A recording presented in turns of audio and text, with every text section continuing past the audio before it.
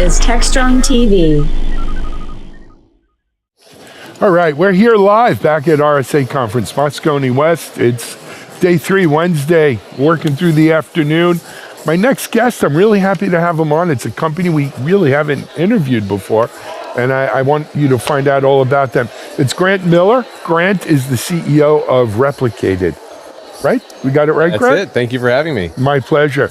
So, Grant, I guess we got to start with the obvious question, which is, hey, man, share what's Replicated about? Yeah, sure. So we started Replicated about 7.5 years ago, and the whole vision of the company was to change the way that enterprise software was actually packaged and delivered. And so my co-founder and I had started a separate company previously. It was acquired by a publicly traded SaaS company called LivePerson. We ran a lot of the infrastructure projects there.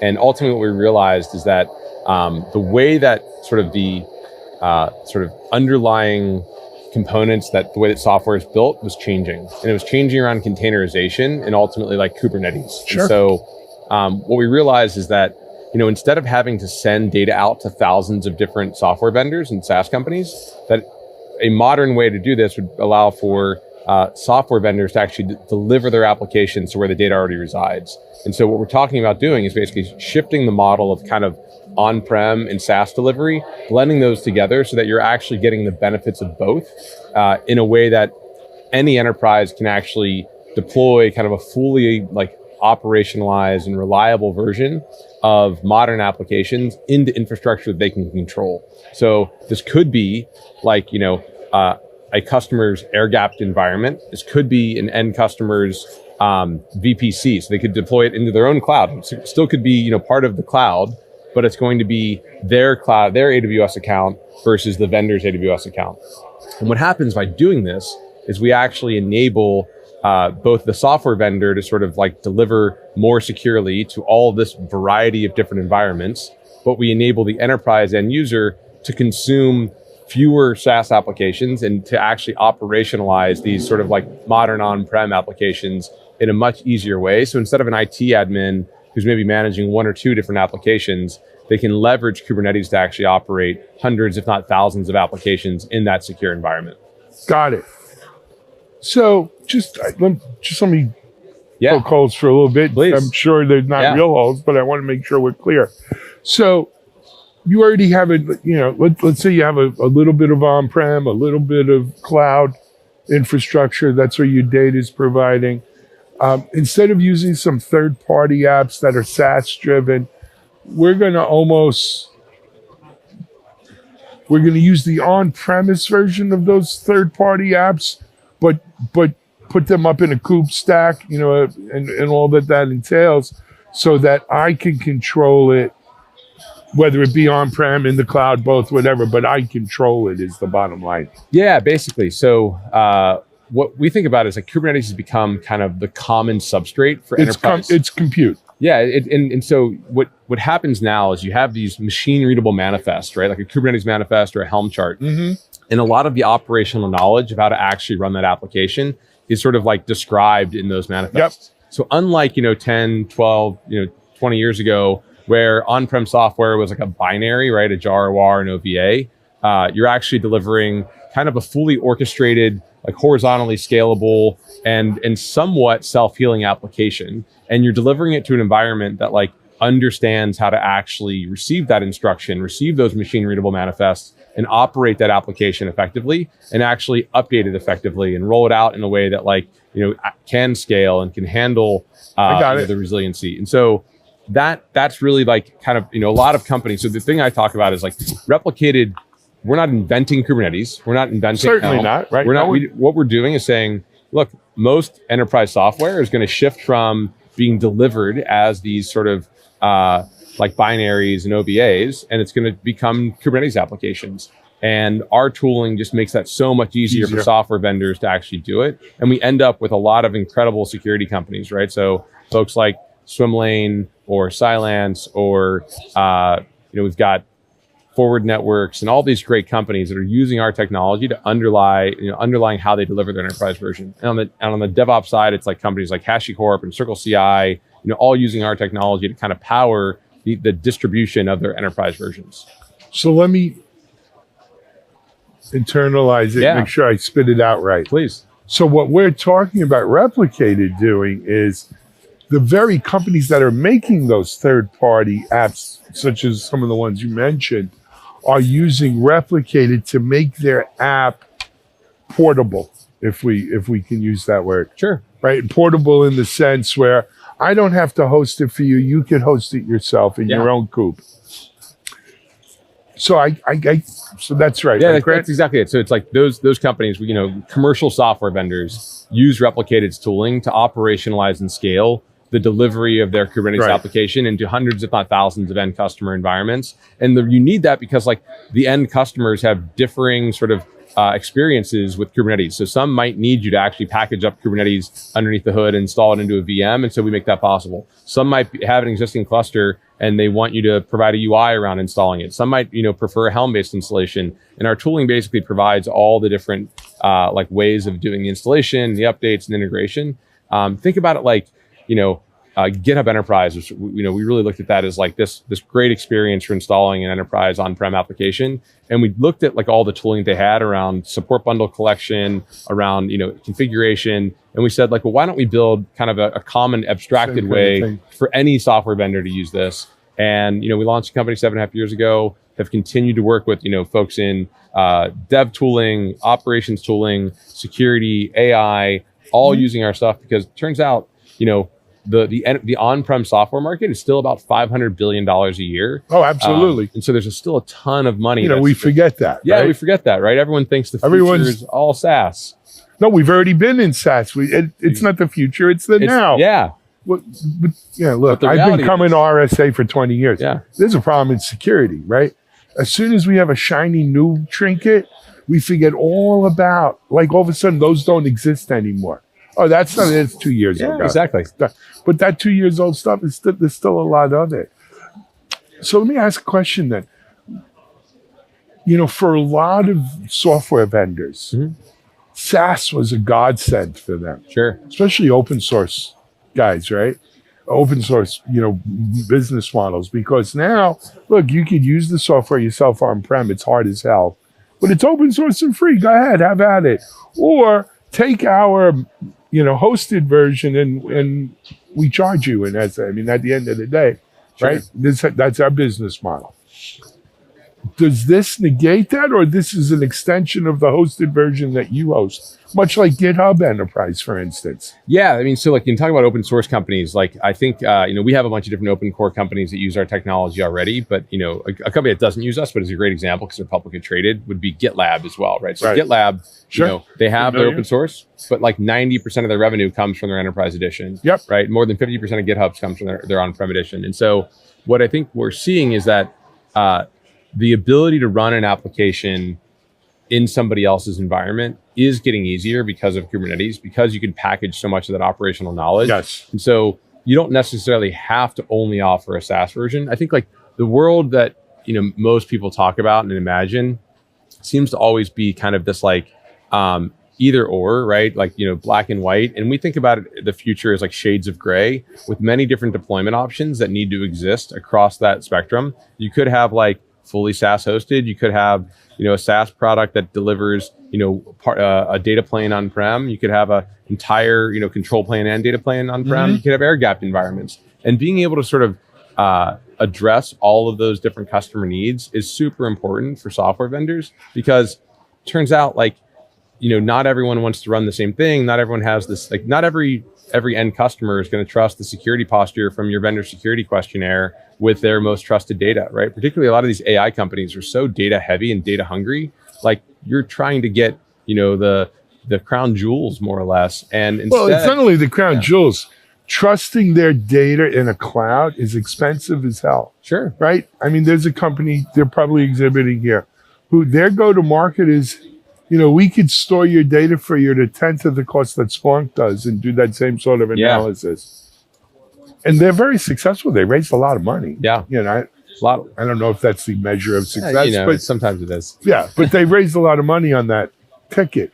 I think the other thing you have going for you, though, too, is, look, Kubernetes is still fairly hard, right? If you're doing vanilla Kubernetes, it's hard.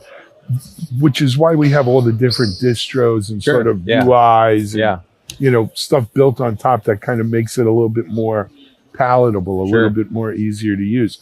So if you have an app that can't be SaaS for whatever reason, or you don't want it to be, something that'll make it easier to be portable in a Kube environment is a godsend. Yeah, I mean, I think, for us, right, we think about, one of our vendors, right, HashiCorp or Circle CI. These are really talented, DevOps companies that understand Kubernetes in and out, but ultimately they don't want to deliver the tooling that allows, their software to get installed. They don't want to be Kubernetes supporters either. Yeah, exactly, right? And so we do provide that tier 2 and 3 support. We have 24/7 follow the sun support for our end customers. Like, we just think the future, again, is these shades of gray, and customers deserve different, optionality on how they might want to deploy it, because not every security program is looking at, data security the exact same way. And so, we think the companies that win are the ones that actually honor those customer needs and don't try to, have some type of religion around it has to all be SaaS or it has to all be one way or the other. And so being flexible for customers, we think is just that's how you win. So I'm older than you, obviously. I remember when when SaaS first started, there was a lot of pushback. I'll give you, for instance, a good friend of mine who unfortunately passed away last year was Philippe Cortel from Qualys. Oh, sure.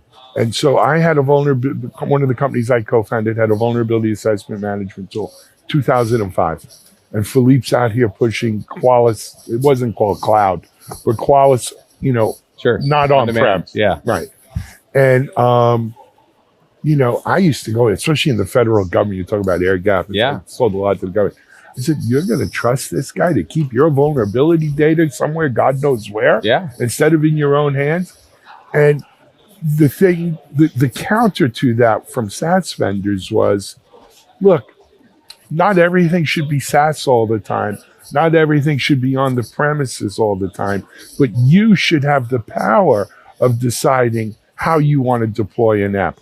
I want it on-prem. I want it SaaS. Back then, those were your two choices. Yeah. Now you're saying, well, no, now you have more choices. Yeah. I could be partially SaaS and partially on-prem. I could pick and choose what parts of this I want to do. And when you mix in the VPCs, that option, it kind of, makes it even cloudier, right? Absolutely. And especially when you're talking about microservice-based applications that you can really distribute them in different parts, different places. That's the sort of data plane, control plane model that you see a lot of times. All right, it took me 15 minutes, but I got it. You got there. You got there. Thank you.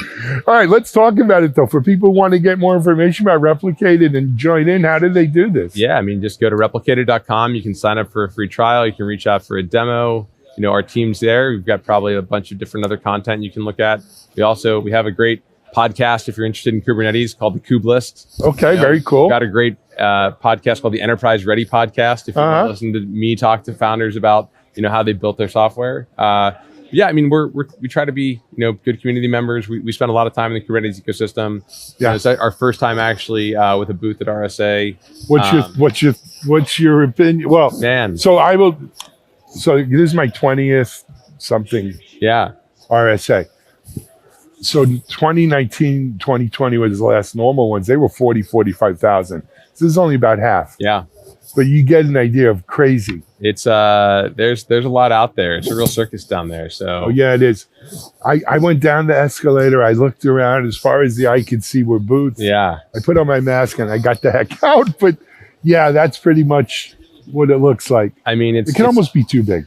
It's pretty big. I had to walk around down there for a while. It takes you some time. But for me, every one of those vendors, I'm like, hey, I got to help them all. This is what they call a target-rich environment. It very much is. Everyone needs better ways to deliver their software. Absolutely. Well, I think that could be in the multiverse. Mm-hmm. I think that's one possible outcome is that software, whether it's hosted, deployed locally, various combinations thereof, becomes, an individual's choice. That's very much our goal, right? Yep. Give the. This is TechstrongTV. Hey everyone, We're back here live at RSA. Last day coverage. We're coming up around noon, I guess, or a little before. It's still kind of quiet in West today. I'm wondering if a lot of people have gone home already or they're all on the expo floor, which seems to go on forever. Anyway, our next guest is from Orca Security. Orca is a company, of course, we cover extensively on TechstrongTV, Security Boulevard, DevOps.com. We usually have Avi Schuler, their CEO, with us. Avi's a friend. But today we're very happy to have Gil Yaron with us. Gil, I didn't even ask you what your title was. I'm the Chief Product Officer and co-founder of Orca Security. There we go, CPO co-founder. Gil, this is your first time. It's usually Avi, as I said. So welcome. Thank you. Thank you for coming in. Look, most of our audience does know Orca. Right? We cover them a lot. But we may be, there's a lot of people just coming in for the RSA coverage, and maybe they don't. So why don't we talk a little bit about Orca, if you don't mind? Sure. So for those that are not familiar with Orca, Orca is a cloud security platform. We've created an agentless approach to provide full visibility into your cloud. Yep. It means that you can get full coverage of vulnerabilities, malware, PII, misconfiguration, lateral movement risk, and basically anything that you need in terms of understanding what you have in the cloud and what are the risks that poses that. Excellent. And I just want to mention that also my good friend Andy Ellis is an advisor to Orca and talked to, I saw Andy actually last night, and we spoke a little bit about Orca. But anyway, so Gil, RSA is where the world comes to meet security. Orca is here. Well, actually, I'm trying to think. I think I interviewed Avi about a month ago, not even less, about some new features coming out that were pretty exciting. But what new news here at RSA have you come up with? So during RSA, we've showed our customers or prospects, we've showed them our new approach for shift left, and basically how we are able to combine what's being built as part of the pipeline and what will be the impact in production when it is deployed. But the cool thing is it also allows attribution from production to the shift left, to the CI/CD. So let's say, for example, if you have an issue in production and you want to know who should fix it, because you have that visibility into that pipeline, you can understand which team is responsible, how it will affect them. In addition to that, we've released additional features in our attack path. For those who doesn't know, Orca has the ability to simulate and to calculate attack path into your organization. Yep. It means that when you'll be able to understand what is the potential path and what are the risks that an attacker might use in order to reach and breach your crown jewels. Yeah. So let's talk about this a little, right? I've been in security 25 years, right?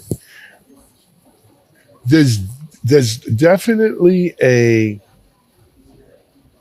demarcation zone, a DMZ. Yeah, DMZ is a bad word because it has other uses, but there's a line, kind of like the blood-brain barrier between security post-deployment and shift left security pre-deployment. And up until kind of like the advent of DevSecOps and these kinds of things, they were very different, right? Even in AppSec. AppSec was about WAF, right? Which was after you deployed, you had your web app firewall, and then you would do your external pen testing, right? Using, one of the open source tools or a white hat or something like that, right? With DevSecOps and Shift Left, we started doing not pen testing, but we started doing security testing prior to deployment. From what you're describing now, Orca's kind of crossed that barrier and is doing not just post-deployment security, but pre-deployment security as well. I think one of the major concerns of most security teams is whether they will be able to compete with the amount of tasks, the amount of risks they have in the organization. So prioritization is one factor in being able to do that. Yep. Automation and orchestration is another factor. And obviously, shift left is another factor in the fact that you can alleviate some of the work that you have towards the DevOps, towards the engineers. But the thing is that as we see it, it's still not enough, meaning you still need, when you are asking engineers to do something, you need to have enough context of what will be that impact in production. Yes. And so instead of just looking, for example, on the CVSS core, you can look, I have a Docker that is going to be deployed in production. In production, it's going to be internet facing. So I have a policy for that. I have a policy that... Just for internal facing. Yes. Now, one of the things that, and this is kind of bread and butter DevOps, is the concept of feedback loops, which is saying, okay, I've got this in deployment. Here are things I'm seeing. Here are things I've discovered. And I need to feedback that into the development, the DevOps teams, so that we could fix it in the next iteration, in the next release. Sounds a little bit you're doing that here, right? And this is, strengthening that feedback loops, which is really, again, that's one of the core principles of this. So, good to hear that. You're the second cloud native cloud security company I've spoken to just today. When you're out there, in the masses of humanity here at RSA, how many companies are really truly cloud first versus companies that are still talking about it but not really moved into the cloud? So I think that that obviously the tech companies that were born in the last decades are They're mostly cloud right? first. Cloud. I am in terms of every other company, the vast majority, I would say at least 80%, have hybrid environments, have still on-prem, have a bit on cloud. I just had an interesting conversation yesterday with one of our prospects, and he said, "I'm here because I discovered I have cloud and I don't know what to do." And I asked him how that happened. He said, "We got a message from AWS saying that we have a breached machine in our cloud." And I said, "We don't have a cloud." And then he went and found out that they have not one but several environments in the cloud that were born as part of what happened during COVID, because during that time people were not in the office, some policies were not enforced as strictly as they were prior to COVID, and then people were pushed to the cloud. And now when you have business in the cloud, it's very difficult to get out of it because it's so much more effective and so much easier to use. Well, no one ever goes out of the cloud once they're in, right? But this is a perfect example, right? I remember, this reminds me when I was selling, I co-founded a security company in 2001. We used to sell a lot to the government, U.S. Army, Navy, Marines. I'm in an Army base, and on U.S. Army bases, their CISO is like I think it's called a Duma or something like that. I forgot what they call it. Anyway, there's a name. But I'm walking with this guy in his base, and I said, "What are you doing about wireless security?" He said, "Wireless security?" He said, "Sir, we are very secure against wireless because we don't allow any wireless." I said, "Oh." And as he's telling me that, I'm watching people at their desk throw their WAPs under their desk so the guy doesn't see. And as we walk by, they take them back out. And the whole place is wireless. If someone would have walked around with a scanner, they would have picked up wireless all over the place. So it's the same thing with cloud now, right? We used to call it shadow IT, all that. I think during COVID, we've seen this happen, right? I think many of these companies move to the cloud regardless as part of their process, but there were also some that official thing. And it's actually tools like Orca, which are agentless, easy to deploy, are actually a perfect tool for these cases, because When you talk, for example, with a large bank, if you ask them what's their strategy 5 years from now, they will still tell you that 80 or 90% of their environment is going to be on-prem. And so Not true, right? But it's not the truth. They're all moving to cloud. They have to because their customers demand it. yes. So anyway, Gil, what else? Anything else we could share with the audience? Yeah, so as you started mentioning, as part of remediation, as part of moving items from production to fix as part of the shift left, we've also released quite a few tools for automatic remediation. The way we segment it is proactive and reactive. Right. If you'll think about it, when you have something that is wrong in your cloud and you want to remediate, then you'll have a reactive remediation. You will change the configuration. You will automatically try to fix the problem in production. But in many cases, you cannot do it, but you need to have a proactive approach, meaning that you have, let's say, an S3 bucket open to the internet. So it's not great, but at least I don't want any more Absolutely. of these next time. And so I can apply a shift left policy or infrastructure policy that will deny additional changes in S3 buckets, or to deploy additional S3 buckets which are open to the internet, and then start enforcing from now on and have a more proactive approach of how to secure the future. Excellent, man. Gil, we didn't mention most people walkersecurity.com. So please go visit our website. We have at orca.security.com. We have a free trial as well. You can onboard, you can scan and see the results for yourselves. It helped a lot of organizations, especially during Log4j and other incidents. Yeah. So feel free to use it and try it out. Thank you so much. Thank you, Gil. Say hello to Avi and to everyone at Orca, and best of luck to you. Thank you. It was a pleasure. All right. We're here live. We're at RSA. We are going to get our next guest mic'd up, and we'll be back in just a little bit.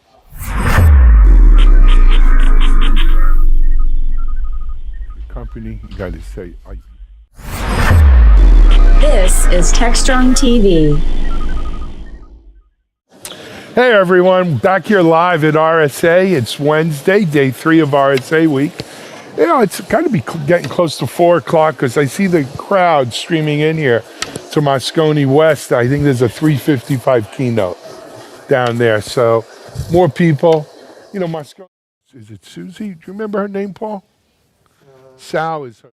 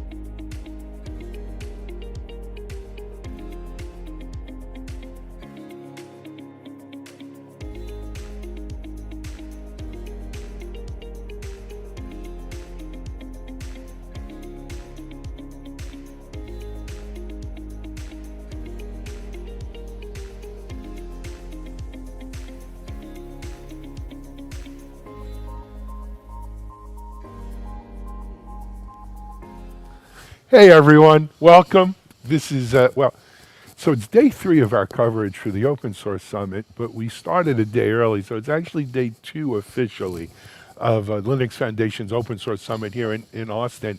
And I'm really happy to be joined by 2 friends of mine. Well, one's a new friend, one's an old friend. It's not that he's old, but I know him a long time. Let me first of all introduce you to my friend Liam Randall from Cosmonic. Liam, welcome, man. It's great to have you. So great to be back on TechStrong. I love coming on. It's always a great conversation. I'm so excited about today. Absolutely. Well, this is the first time we're doing an in-person. That's right. We've done a few virtual the last few years, but it's great to be back Good together. to be back, yeah. Just real quickly before we jump into things, we are in person. We were in person at RSA, and we had a lot of folks, unfortunately, contract COVID. I will tell you that I think overall, the Linux Foundation's done a really nice job here. I mean, we're not wearing masks right now, but I have masks in my pocket. I'm sure the both of you do. When you're walking here, you're wearing masks. They're checking temperatures. I mean, look, nothing's perfect, but I was Yeah, happy. look, I think the Linux Foundation truly embraces their mission of being community first. Yep. It's an open source company. It's built together. And I think that I know that they work very closely with major stakeholders in their ecosystem to craft policies that put the safety and health of all the attendees first. Yep. So kudos to them for that. So we've got Liam, Carl. I'm blanking your list. Murphy. Colin Murphy, and Colin is with Adobe. Actually, why don't you introduce yourself, So Colin? I'm Go ahead. Colin Murphy. I'm a senior software engineer at Adobe on the CC Web team. So some upcoming creative products. But before that, I was in Document Cloud for a number of years. Excellent. And of course, CC Web is the Creative Cloud, Right. web team. Yeah. I'm a customer. But anyway, the reason we have two folks here is I want to discuss something that's, we've seen it kind of percolating here at Open Source Summit this year.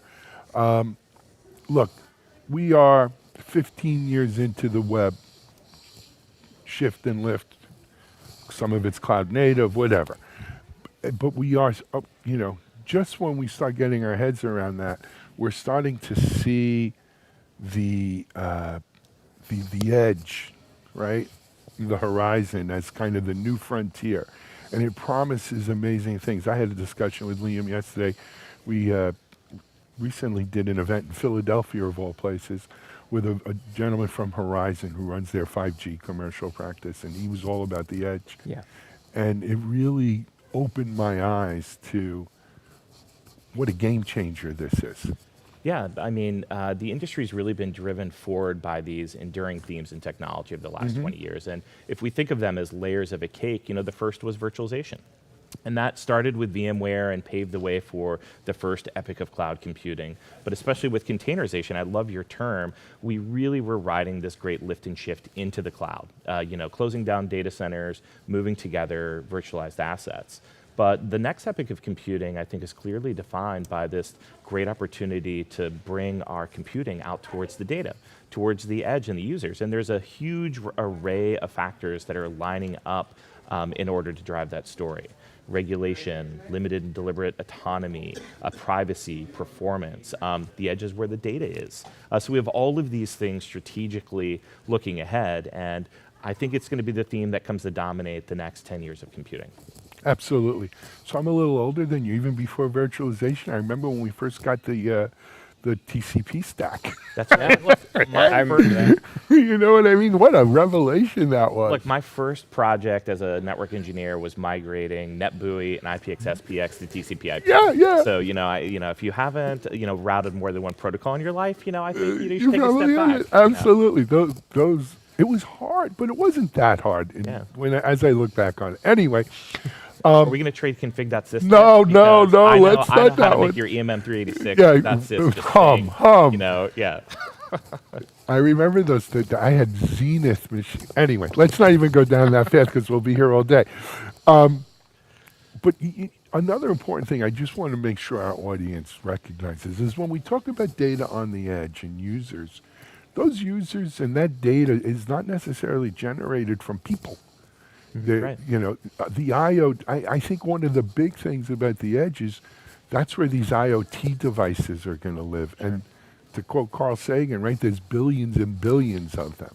Absolutely. And that's going to generate mind-boggling amounts of data. It Yeah. does generate mind-boggling amounts of data. And where are we going to process that, store it, analyze it, work with it? Or yeah, exactly. So that's the big thing, and I'm actually going to give a talk in about a half an hour about this. Is one of the main use cases that we're looking forward to at Adobe is around collaborative editing and machine learning at the edge. And you don't need to send everything back to the data center because that's expensive, right? That's one of if you're at scale, every megabyte coming into your data center Costs money. It costs money and the compute. And so if we can take advantage of edge where network is cheap, right, and low latency, and then we can kind of send what we need back to the data center is the idea.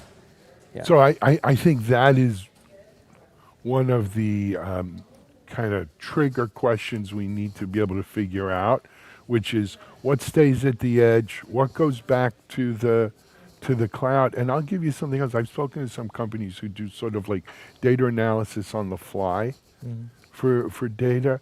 There may be a thing where maybe do we need to keep every byte of data, Well, whether it's on the edge in the cloud or on someone's machine, right? right. Are we kind of wearing belts and suspenders by keeping the amounts of data we have? Well, I think it looks like a set of bandpass filters or sieves that you're passing data through. When you think about like your Nest doorbell, for example, you're not streaming 100% of the video bandwidth back.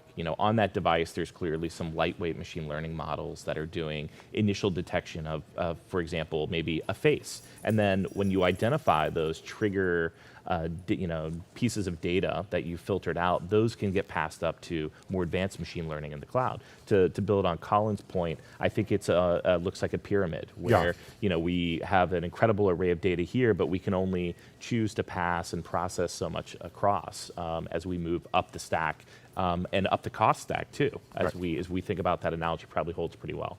Absolutely. So, Colin spoke a little bit about the Adobe's interest in this. What about Cosmonic?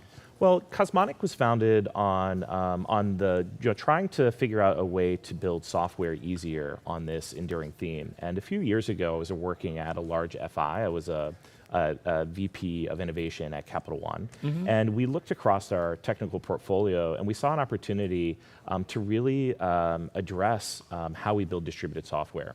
So we open sourced and started to build a real community around what's now called Wasm Cloud. And Wasm Cloud is in the Cloud Native Computing Foundation. It's an incredibly fast-growing open source project whose users include Adobe, BMW. We've got huge contributions from Capital One, Deutsche Telekom, and a huge array of companies that transcend industry. And as a framework, what it does is it takes this distributed edge and it gives you the ability to write software that can seamlessly move across it.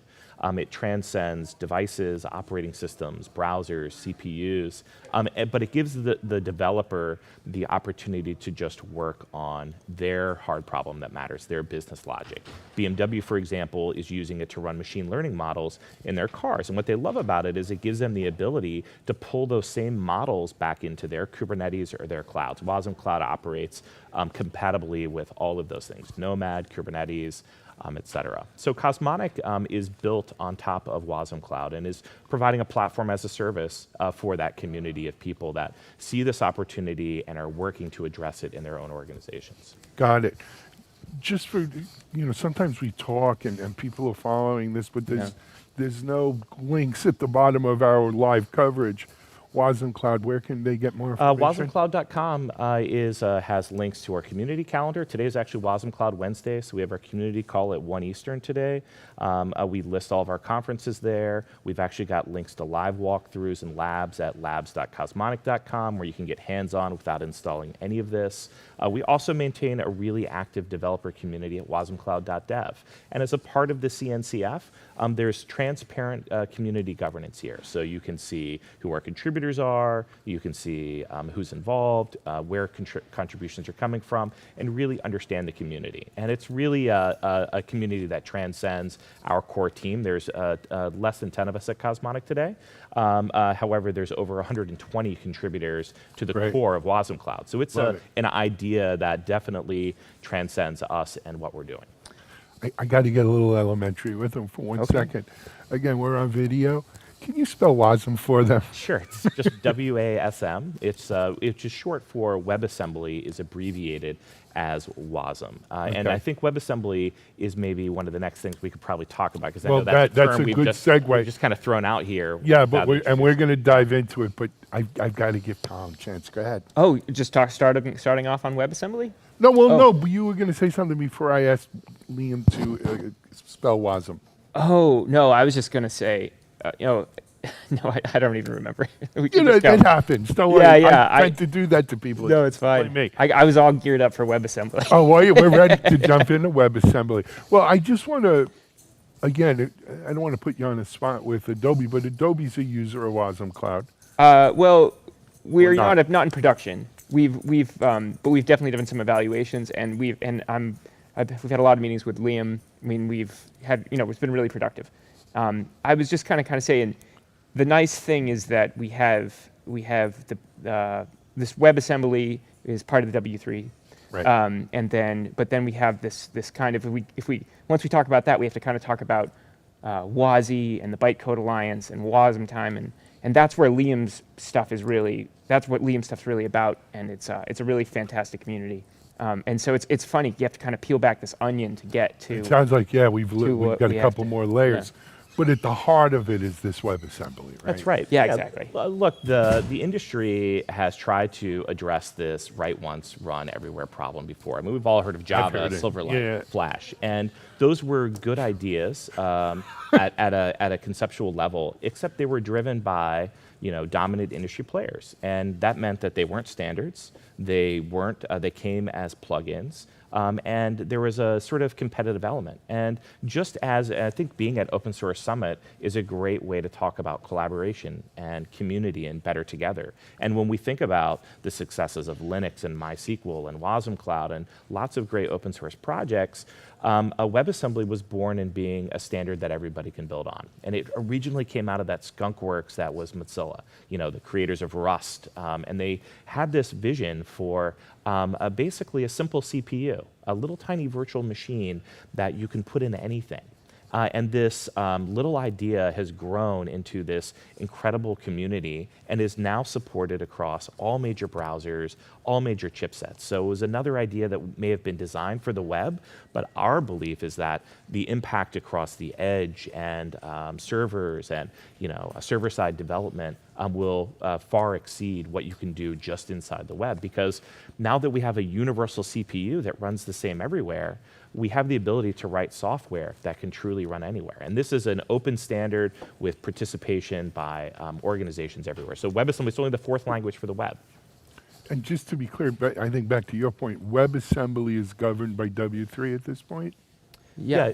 It's there's a governing body that's called the Bytecode Alliance. That's the sort of steward leader of the community. They pull together organizations such as Cosmonic, Microsoft, and lots of other orgs pulled together to sort of strategize. However, the standard, just like HTML, CSS, and JavaScript, is run by the W3C, and that gives Chrome and Safari and Firefox and Edge the ability to have a common building point for building this. And this is not, science fiction. This is fact. This is here today. This was proposed years ago, and Right. now we live in this world where industry suddenly has a universal open source virtual machine that's already running everywhere. Yeah, I mean, it's really, you think of it like an OS. It's because we're starting right at the beginning, right?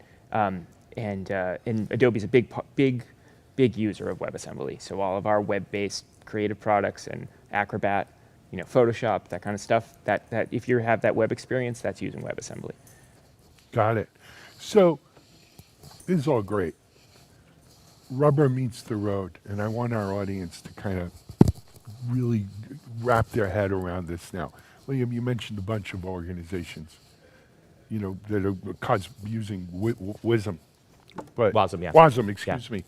But explain to the audience now, where does Rubber, what are the applications they're using with this where it really Look, let's the talk killer about app, if you will. Well, let's talk about WebAssembly in a couple different ways. Because first, it's the technology that you don't need a strategy to adopt. Right. Because it's become so ubiquitous already. For example, if you're using any of Adobe's incredible products that they've moved to the edge for performance, for security, for ease of use, you're already using WebAssembly. If you're using things like Google Earth, or if you're using design tools like Figma, all of those amazing experiences are built on this. And WebAssembly is even being embedded into other software platforms. Yeah, so a big example, Amazon Prime Video, right? That they had a great blog post, and that's why Amazon's actually part of the Bytecode Alliance. I believe one of the reasons they're part of it. But when they update their apps on embedded, it's really an embedded play, right? Right.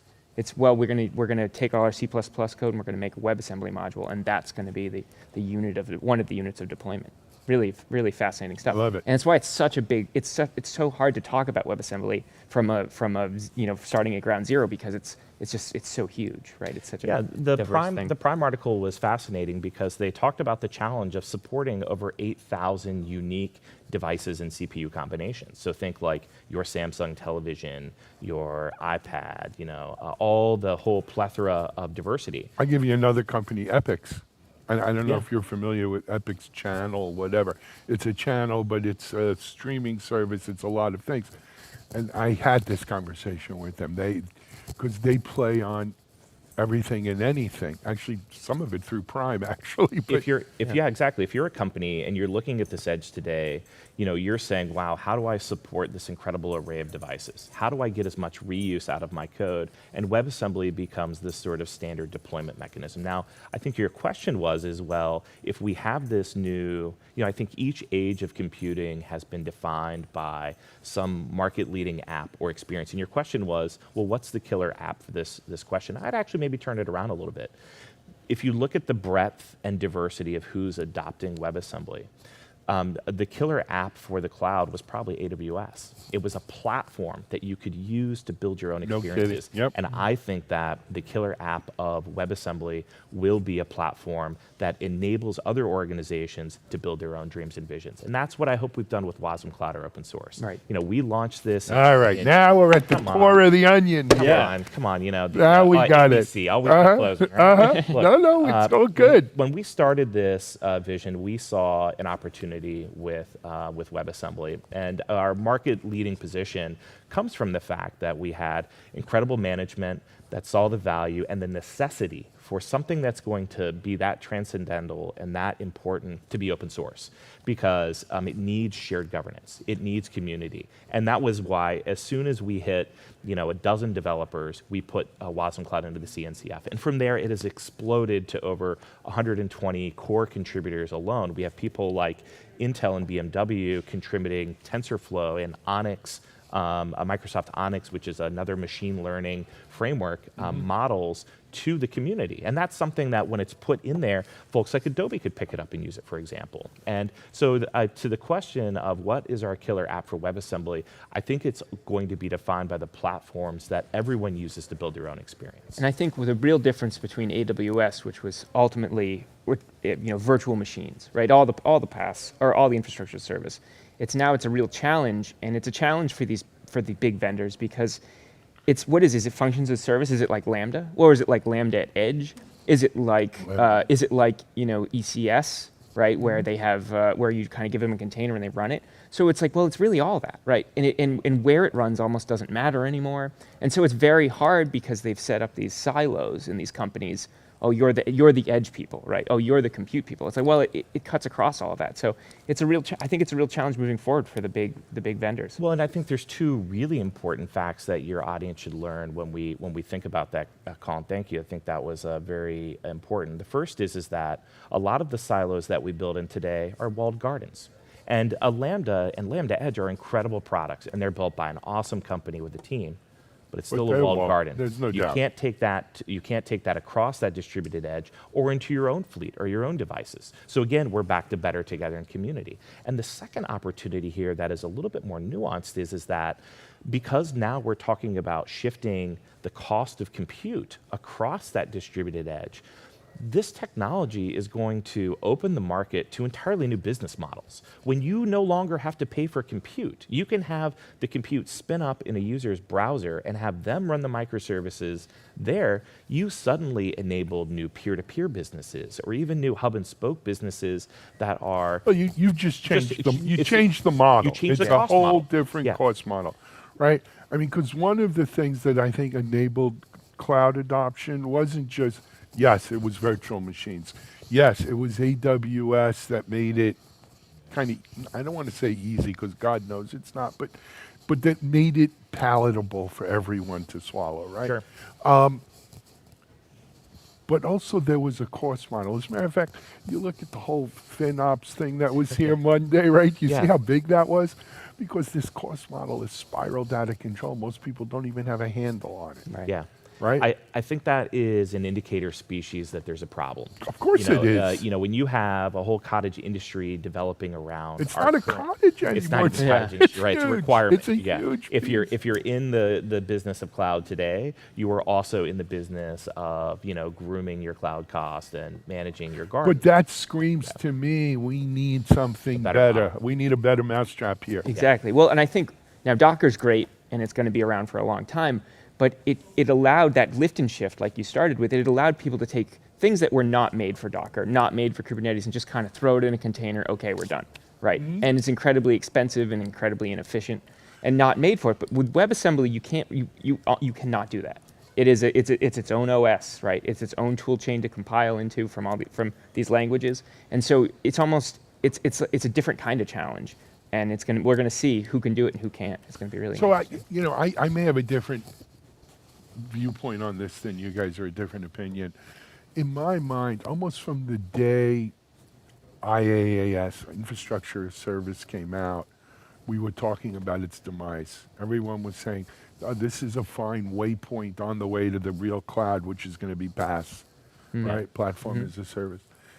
And we had Heroku and some really good early, tries at this. Sure. I think the fact of the matter is Docker and containers became the PaaS that our grandfather told us, not our grandfather, but our uncle told us about, right? That became the de facto PaaS built on top of infrastructure as a service. And it's great. It served us. I mean, look, there's a whole big industry around this and Kubernetes and all that. But with the advent of the edge and these other kind of places besides cloud, it may very well be that this translates to that, right? You can have Kubernetes on the edge and all of these things, but it's kind of like reshuffling the deck a little bit, right? And let's see what comes out this time. The deck's been reshuffled, and what I would observe if we go up to the 50,000 foot view is that with each epoch of computing, we've had dominant vendors. Let's come back to the 90s and think about Microsoft. Dell and Microsoft, and think about the early rise of the edge or of virtualization with VMware. Their dominance giving way to AWS. The next epoch of computing around containers and Kubernetes, opening the aperture to Microsoft, Google, and this broader set of And the core- other cloud. yeah, the broader Those are set the of big clouds three. around the world. But this next epoch of computing will also have titans that rise and titans that fall. It always is. And look, people still run AS400s. IBM's still a thing. Those people will get to an epoch and they will stay there. Mainframe still keeps that Right. stock price where it is. Yeah, Don't yeah. kid yourself. Look, But they will they will get there, but we will also see a rise of whole new companies, whole new absolutely. applications And here's something else based I've on this learned, new reality. Yeah. right? So I grew up in the Wintel, empire, right? It was an evil empire to some, not evil to others, but it was Wintel, Yeah. right? The advent of virtualization. When we first started, let's be honest, right? I don't know how old you are, but him and I are of an age. When we first started talking about VMs, it wasn't necessarily VMware. There were some other Sure there were. hypervisors that were really good. Yeah, Zen and They were open source Yeah. hypervisors. Well, VMware wasn't even open, Yeah. right? But it became the dominant player. At least, a lot of the public clouds didn't go VMware by default, No. right? They went open. But Anyway, VMware would not probably have been the odds-on favorite in the race for which hypervisor rules. Yeah. Amazon Web Service probably wouldn't have been the odds-on favorite for which public cloud becomes the 800-pound gorilla. A bookstore of all things, right? A bookstore, right? Yeah. And he I does would have that. bet Google. Yeah. I mean, but this is why I'm still doing this. Anyway, I think as we look now at WebAssembly Edge, and you're right, there are going to be winners and losers. There'll be some big winners if this thing really becomes the new frontier, the new place where we live. Yeah. You know, in the metasphere, I guess is the word now, right? They're going to be winners. And as we sit here today, we can make bets, but companies are going to arise, applications are going to arise, usages are going to arise that maybe we haven't even really thought about yet. Right? It may be with Wasm Cloud, but man, put it in some person out here's hands, You're absolutely right. and they come up with something that, Well, game changing. look, I think that I love the analogy of a closed company like VMware, which is a phenomenal, successful business. Absolutely, Great and business. not independent again. and still traded around.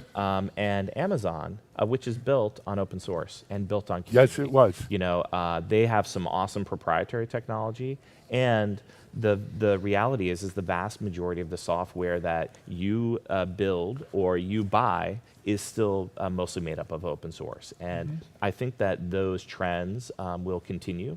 So I think that when we're looking for the seeds of the revolution, we should start with the big open source players and the movements because that's going to germinate. Now it may be picked up by some proprietary player and manifest itself as a PaaS that's closed, but it's still going to be built together with the community. So I'm going to disagree with you with all due respect. Absolutely. I think the open source train has left the station, and to overtake that train, you're going to need some kind of hyper missile or something. I mean, because there's so much momentum. There's so much. Yeah, I mean, I think think we're on of the same page then. right. Yeah. Yeah. I think it will be open source. So bleeding. there are. Oh, I'm sorry. Yeah, you No, look no, good. I cut myself this morning, and I'm worried that I'm bleeding, but it's It's okay. okay. I don't think it's getting Okay. picked up. So anyway, but I think that's. I mean, all so Wasm Cloud is definitely the leader here. There's a lot of companies that have that are that entered the space. Every single one of them, first thing they do, an open source project. You have to today. Yeah. It is the de facto business model today. It builds better software, right? If you want, when we think about that, this is diversity is our strength. When you think about the reasons why open source builds better software, it's because you have more opinions, more perspectives. It's tested against broader use cases. It's transparent. So, everybody knows where the bodies are buried. You know where things are strong and where things are weak. And it gives you the ability to collaborate. And I think what's awesome about, we're at essentially a Linux Foundation event here, which is a foundation machine that creates incredible properties such as the Cloud Native Computing Foundation. Open source with transparent community and governance really is the accelerant that wins. And you look at Kubernetes, you look at Istio, Wasm Cloud, you look at all of these projects, there is a broad theme there of collaboration. I'm going to tell you what else is important. And this is me, right? So 30 years in this, 30 plus years in the business. I think one of the unspoken strengths of this model is the lack of salespeople. Look, I'm a salesperson at heart. You'll always be closing too. But here's the thing. I spent the first 15 or 20 years, 25 years of my career hiring salespeople. I paid them a lot of money. Yeah. And they worked like hell to sell technology. Today, I don't know if I would hire, quote unquote salespeople if I'm selling technology solutions. Yeah. Because today, and the real power, or one of the real powers behind the open source revolution is get the software into people's hands, let them use it, deliver delight, show them it works, they'll buy it. Yeah. I don't need some guy hawking you. And also the nice thing is that WebAssembly in the browser is already a big thing. It's already an That's established what I'm thing. saying. You So don't what need they a say, sales guy right. for that. So they're just going to say, well, why can't I run this in the data center too? I made this great WebAssembly module. Why this code, not? And now baked in. And that is one of the important things, right? You don't have to mothball your data center. Nope. That's right. It's Yeah. part of this. You want to call it a mesh, you want to call it a web, you want to whatever your infrastructure, Yeah. right? It's kind of Borg-like. No pun intended to our friends at Google and Borg and Kubernetes, but it is kind of, we will assimilate you. Absolutely. Yeah. Well, look, I think your motion on the bottoms up go to market, developer to developer. Let's just emulate our inner bombers here. There's three people that matter in software choices. It's developers, Yeah. right? It's true, but that's the world today. It is, and it's a persona that's building and communicating software to themselves, to other developer personas, and that's even the way that Colin and I met. I mean, I had no idea that Adobe was even using Wasm Cloud until we get this, inbound email to hop on a call, and you blew my mind in the first call with what you guys were doing internally. It was incredible, and the whole team was just like, wow, that's awesome. And we've had that same experience with our community to talk about the strategic choices for us to start open, to start building together with BMW, as another example. BMW just came to KubeCon EU and they talked about how they're putting Wasm Cloud into their cars early in production and running machine learning models that can transcend boundaries, that can run across their proprietary OpenStack or data centers or Kubernetes, their cloud instances, but also directly in the vehicles themselves. And that's a real power that continues to build better models there. I get it. Guys, it may not, you're not going we're over 30 minutes for our 15-minute interview. But so I've got to wrap up. But in wrapping up, I'd like to bring this up. First of all, WASM is WASM Cloud, and the website is wasmcloud.com. wasmcloud.com, that's the main site. And then cosmonic.com, where Can we've you got... spell that for us, Sure. too, Liam? We thought, why be stuck in the clouds when you come to space? Right, okay. So a Cosmonic is just like the cosmos, COSMONIC, cosmonic.com. I love it. Adobe. That's an easy yeah. one. Yeah. But we would love to hear more about what Adobe's doing with WebAssembly. That is, and I'm going to look. We're here now, but we do TechstrongTV 3 times a week, guys. Sure, Anytime. great. Be great. Maybe we need a WebAssembly regular. I'll talk to you about this. Yeah, let's do that. Anyway, we're going to wrap up. I hope you enjoyed this extended interview. Do check out Cosmonic, Wasm Cloud. I think it could really, if in your career going forward, you're going to need to know that. All right, we're going to take a break. We'll be back with another guest here. We're live in Austin at the Open Source Summit. CISO Talk, to hear how real-world CISOs are dealing with today's real-world issues. From enabling secure remote workers to accelerating secure cloud adoption, defending against a pandemic of security attacks and beyond. CISO Talk covers the cyber topics you want to learn about. With your hosts, Unisys CISO Matt Newfield and MediaOps CEO Alan Schimmel, featuring a revolving panel of CISO cyber experts. This is where CISOs talk. Join us on digitalanarchist.com and techstrong.tv. CISO Talk. ContainerJournal.com is the leading online destination for centralized computing-related content. ContainerJournal.com covers all aspects of software containers, from container management, data management for containers, container security, networking for containers, to the entire container ecosystem, Kubernetes, microservices, serverless, and more. ContainerJournal.com has the largest selection of container-related news, featuring breaking news, blog posts, podcasts, and more. Visit www.containerjournal.com to learn more.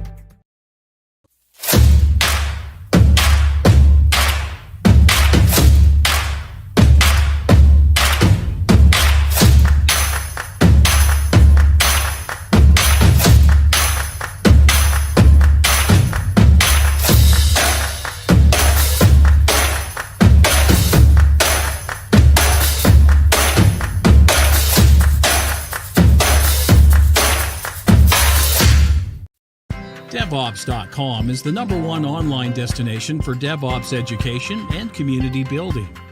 DevOps.com covers all aspects of DevOps, including DevOps best practices and tools, DevOps culture, DevSecOps, business impact, continuous testing, continuous delivery, and more.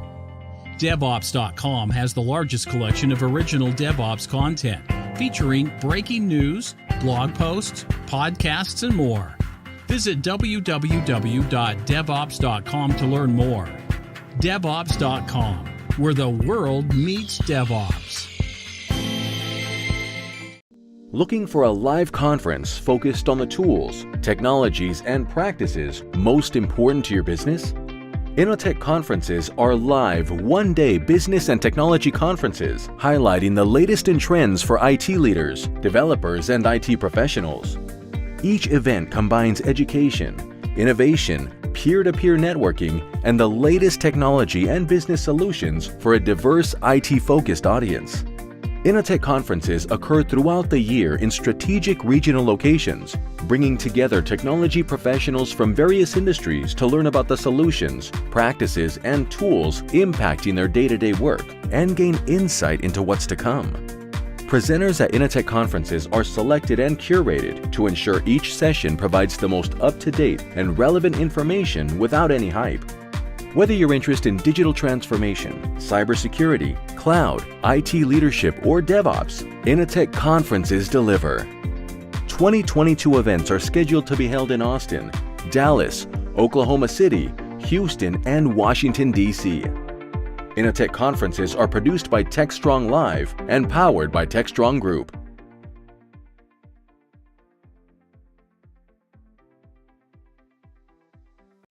SecurityBoulevard.com is the leading resource for news, analysis, and education on challenges facing the cybersecurity industry. SecurityBoulevard.com covers all aspects of cybersecurity, including data security, DevSecOps, cloud security, application security, network security, security threats, and more. SecurityBoulevard.com has the largest selection of security content, featuring breaking news, blog posts, podcasts, and more. Visit www.securityboulevard.com to learn more. SecurityBoulevard.com, home of Security Bloggers Network.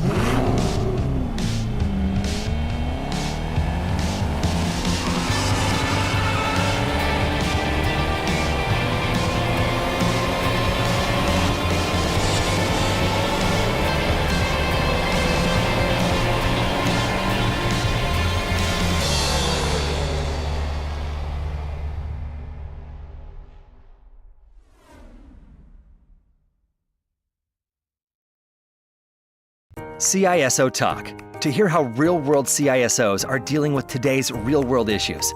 From enabling secure remote workers to accelerating secure cloud adoption, defending against a pandemic of security attacks and beyond, CISO Talk covers the cyber topics you want to learn about. With your hosts, Unisys CISO Matt Newfield and MediaOps CEO Alan Schimmel, featuring a revolving panel of CISO cyber experts. This is where CISOs talk. Join us on digitalanarchist.com and techstrong.tv. ContainerJournal.com is the leading online destination for centralized computing-related content. ContainerJournal.com covers all aspects of software containers, from container management, data management for containers, container security, networking for containers, to the entire container ecosystem, Kubernetes, microservices, serverless, and more. ContainerJournal.com has the largest selection of container-related news, featuring breaking news, blog posts, podcasts, and more. Visit www.containerjournal.com to learn more.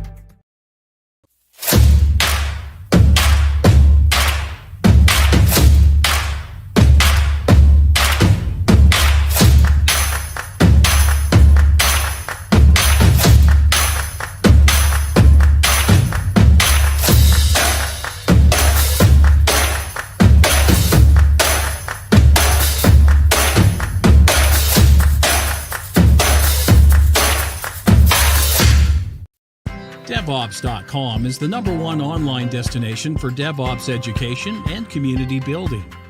DevOps.com covers all aspects of DevOps, including DevOps best practices and tools, DevOps culture, DevSecOps, business impact, continuous testing, continuous delivery, and more. DevOps.com has the largest collection of original DevOps content, featuring breaking news, blog posts, podcasts, and more. Visit www.devops.com to learn more. DevOps.com, where the world meets DevOps. Looking for a live conference focused on the tools, technologies, and practices most important to your business? Innotech conferences are live one-day business and technology conferences highlighting the latest in trends for IT leaders, developers.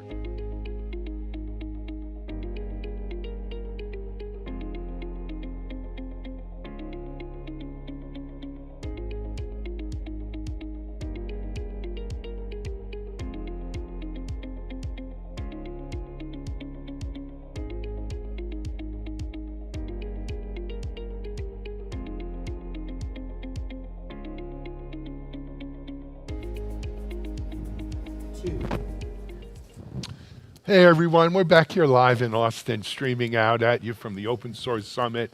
We're having a great time. This is our third day of coverage here, though technically it's only day 2 of the event. It's a long story, but we'll talk about it later. Let me introduce you to our next 2 guests, because this is a conversation I was really looking forward to. To my left here is a gentleman who's been on TechstrongTV a few times with us. You can talk to him in person. Great person. He's the VP of Research for Linux Foundation, Stephen Hendrick. And Stephen, welcome. Thanks. Thanks, Alan. And joining Stephen and I from our friends at Sneak, Matt Jarvis. And Matt, if I'm not mistaken, you're head of Director of Developer Relations. Director of Developer Relations. Welcome. Thank you. So, Stephen and Matt presented, was it yesterday? Yeah, yesterday, yeah. On a new survey that you guys recently announced and revealed and report. Why don't you, if you don't mind, share with our audience? Sure, I'd love to. So, OpenSSF is a very big project inside of Linux Foundation. We've seen. Brian Bellendorf, yeah. Yep. And so at his request, we went out and did a survey into sort of what's happening in the open source space as far as secure software development. So we put together a survey in March, we fielded it in April, we wrote it up, analyzed it, wrote it up in May, and had it produced in June, and so it's being released here at the event. I think that happened yesterday morning. Yeah, I believe it did. We did it in partnership with Sneak. Great. So that's why we've been working together with the messaging on all this. And it was not a surprise from the standpoint of what the results were, but it wasn't, I was a little disappointed in kind of where we are at this point from the standpoint of the uptake of the attention to security when it comes to open source. So anyway, so we've got information that talk a little bit about, where we are, how sort of to understand the context of the problem, and then we have information about what people are doing about it. And that's more exciting in many respects because good things are happening. Oh, I agree. So first of all, look, I think we're always disappointed when we do these surveys and we find out,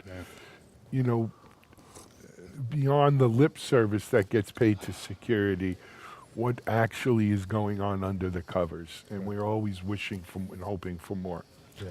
That being said, I don't want to be pessimistic. I am of the glass half full opinion that we are doing better and more security now than we probably ever have done. Yeah, I agree. Yeah. That being said, before we dive into it, I just want to really just quickly, so OpenSSF is OpenSSF.org is, I believe, the website. Yeah. And I'm going to assume that the report is there for anyone who wants to download it. That's right. So let's say that up front for people at home following along. Yep. Whether it's live or you're watching this recorded. It's on the Sneak site, it's on the Sneak Linux site. Foundation site, and it's on OpenSSF. Yeah, there's a whole If I'm not It's mistaken, everywhere. I think we might have covered it via Sneak. over on Security Boulevard? I think I did some press interviews on Probably it before flying out here. So Yeah. we may have So discussed it may it, very yeah. well be on our Security Boulevard site. Yeah. But nevertheless, it's out there for people. Yeah. Let's dive in now, though. What was some of the findings, Stephen? Sure. Well, let's see. What we'll start with is this whole issue of, do organizations have an open source security policy? And what we found was 49% said they had one. That's good. That's good. 34% did not, and 17% So we don't use said- open source. No, I'm just only kidding. no. Everybody uses open. Well, 98% of I know. organizations use it. So, and 17% said they don't know. So They we don't obviously- even know. They don't know if they have one or not. So if you put aside the don't knows at this point, you got about a 60-40 split between don't have a policy and don't have a policy. I mean, and if you look at a little more deeply into that, what you find is that small companies are more likely to not have a policy. And that's not surprising. They are resource constrained. So it's harder for them to have CISOs and OSPOs and policies, be it for either just software development or open source software development. So I can understand the challenges there. But the idea of even if you look at company size, we still ended up with about 30% of large and very large organizations that don't have a policy for open source software development. So a couple of thoughts. First of all, I empathize with small SMB businesses. We're an SMB business. But in today's day and age, and maybe it's when you're a hammer, everything looks like a nail. But in today's day and age, how do you not have security policies? How do you not have, Yeah, I mean, I think that there's a couple of different things at play there. I mean, addressing open source security, is more complex than it Yes. seems, because it's not just about the code itself. You've kind of got to understand how open source is created, how projects are governed, because governance can have a big play into, whether if we look at some of those recent things around the sort of protestware movement, where we've seen maintainers kind of going rogue, and this comes down to single maintainer governance projects, and you need to take those things like governance into account if you're going to base your business on something, right? So, but you just said, and that's a complex, a loaded question. I would bet, if I was a betting man, right, that at the large enterprise level, you're 100% correct. At the SMB level, if you ask most of these people a threshold question of where is your open source software? It's 10 o'clock. Where's your open source software? A lot of them don't know because they're SaaS ops companies, right? They don't have a server closet. Their cloud installation, they're running on SaaS. That's right. And so the beautiful part about SaaS is, well, one of the nice things about SaaS is you don't know what's behind the curtain. You just know. You log in on the website and it's got all your information there that you need. Are they using an open source database? Are they using, what are they using behind the curtain? A lot of smaller companies don't know, and as part of their due diligence, they don't dig that deep. So I can empathize. The larger ones, the larger enterprises, though, that's a problem. That is. But I think you in a lot of those larger enterprises, you've got that kind of ingrained culture over a long time in terms of security and about how you consume software. And the hardest problem in security isn't really about technology at all, right? It's always about people and culture. And I think probably in a lot of larger organizations, you've got a kind of that sort of friction of, well, we've always done it like that.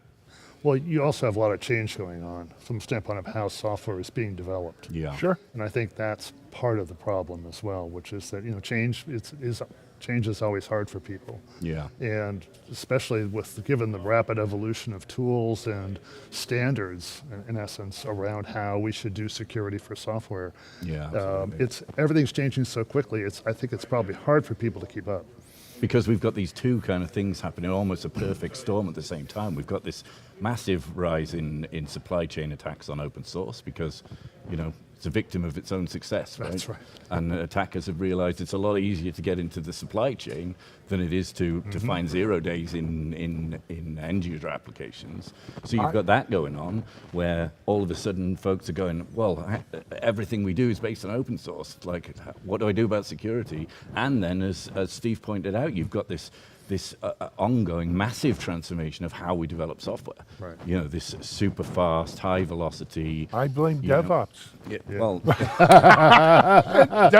but I mean, unless you can transform, someone's going to eat your lunch, right? Because there's some hungry competitor behind you who's disruptive and who does have a super fast software delivery pipeline. They can deliver new features. They know how to analyze the data, and so for a lot of big organizations, they've got these two big problems happening right at the same time because that change in software development requires a completely different approach to security. The space that it's the thing that Sneak talk about all the time, about developer first. Yeah. I mean, you look at, let's say, the Phoenix Project by Gene Kim, right? And that's based on a book called The Goal. Yeah. Right? And the thing about, so the goal is about manufacturing, but really the principle behind the goal, and I think Gene tried to capture that in the Phoenix Project, is that, look, as soon as we kind of erase one bottleneck, we see that next bottleneck right behind it. And don't think that once you get rid of that bottleneck, it's smooth sailing. It's not. We have massively, revolutionarily speeded up the pace of software development. We did it in large part by creating this software factory with pipeline, CI/CD, DevOps kind of things. That the enabler of that was having this massive library of open source indeed. That's right. pieces that we can assemble into a very apps. high quality software that's So man, we blew through that roadblock at 150 miles an hour. And the wall we hit right after is, wait a second, now that's become a huge security problem, right? So for companies that are developing their own code, this is a major thing. Right. Knowing that, though, and still telling me that 30% of the companies don't have a policy around it, scary. Yeah, it is. Well, we should talk Go about what more. people are doing about Go ahead. trying to deal with this issue. All right, here's the good news. Yeah. So we asked a question, which was, okay, so how do you intend to improve on the situation? What are you doing? And we had quite a long list of responses. Top of the list was organizations were looking for more intelligent tools that had a security focus. So we're talking SCA, SAST, DAST, IAC, all the usual suspects, and looking really to those tools to be able to help them improve their security posture. So that was top of the list. That was 59%. And then right behind that at 52% was a strong desire to understand and essentially codify best practices for how to do secure software development. That was really encouraging because we know all about best practices. Yep. Know exactly, what they all are. In fact, David Wheeler at LF. Actually, we had David A. Wheeler. Yeah, David A. Wheeler. Okay. We interviewed David yesterday, and I have a follow-up. My with him mistake. as well, I learned that. Okay, you want to see the marks? I'm kidding. But okay. But yes, David is working on that. He and I had lunch yesterday, and we were talking about this because I said, how many best practices do you have? So, counted them all up. He's got like 150, 160. So that's kind of daunting. And he said, like, the last 25 to get to the highest level can take, in some cases, years to master. So this is, despite understanding what these best practices are, it's still very challenging to wrap your head around what is necessary to be successful there.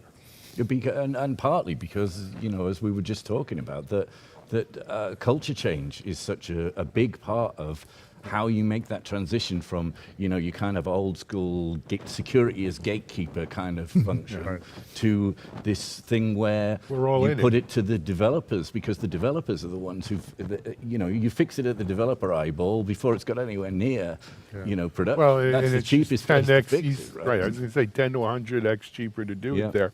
And I mean, we look at the other interesting thing here that's slightly tangential to this, but it is like how many developers there are in the world, right? And how many we anticipate there being. You know, there's something like, I think the anticipation is something like 30 million developers in the world, and there's only like a tiny proportion of security folk. So I go by GitHub accounts, right? Okay. There's about 70 plus million GitHub accounts right now. So let's assume it's not one-to-one. Right. But I think it's safe to say there's 40 to 45 million developers, probably growing at somewhere in the area of 10% a year. I would agree. And security professionals aren't growing at that rate. So security professionals are growing because we're starting to see, look, when I came up, you didn't have a cybersecurity major in college. We're seeing schools churn out cybersecurity majors. Are they security professionals? I'll leave it to you. But there are people coming out here who want to work in security, but not anywhere near. I mean, you're talking here and here. Here's an interesting thing, though, and I think it's what's turning up the heat on all of this, is that this is getting major focus from the White House, from the federal government. The whole world is saying, hey, this is a problem. This is a big problem. Well, you know, we got to do something. You know, I did a report last year, a survey on S-bombs. Yep. And I got to tell you, that factors right into this narrative. Oh, of course.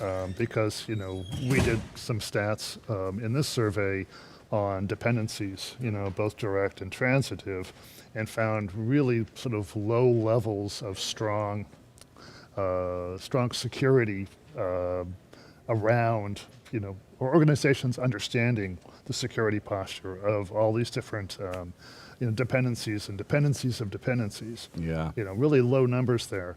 S-bombs would go so far in helping sort all that out.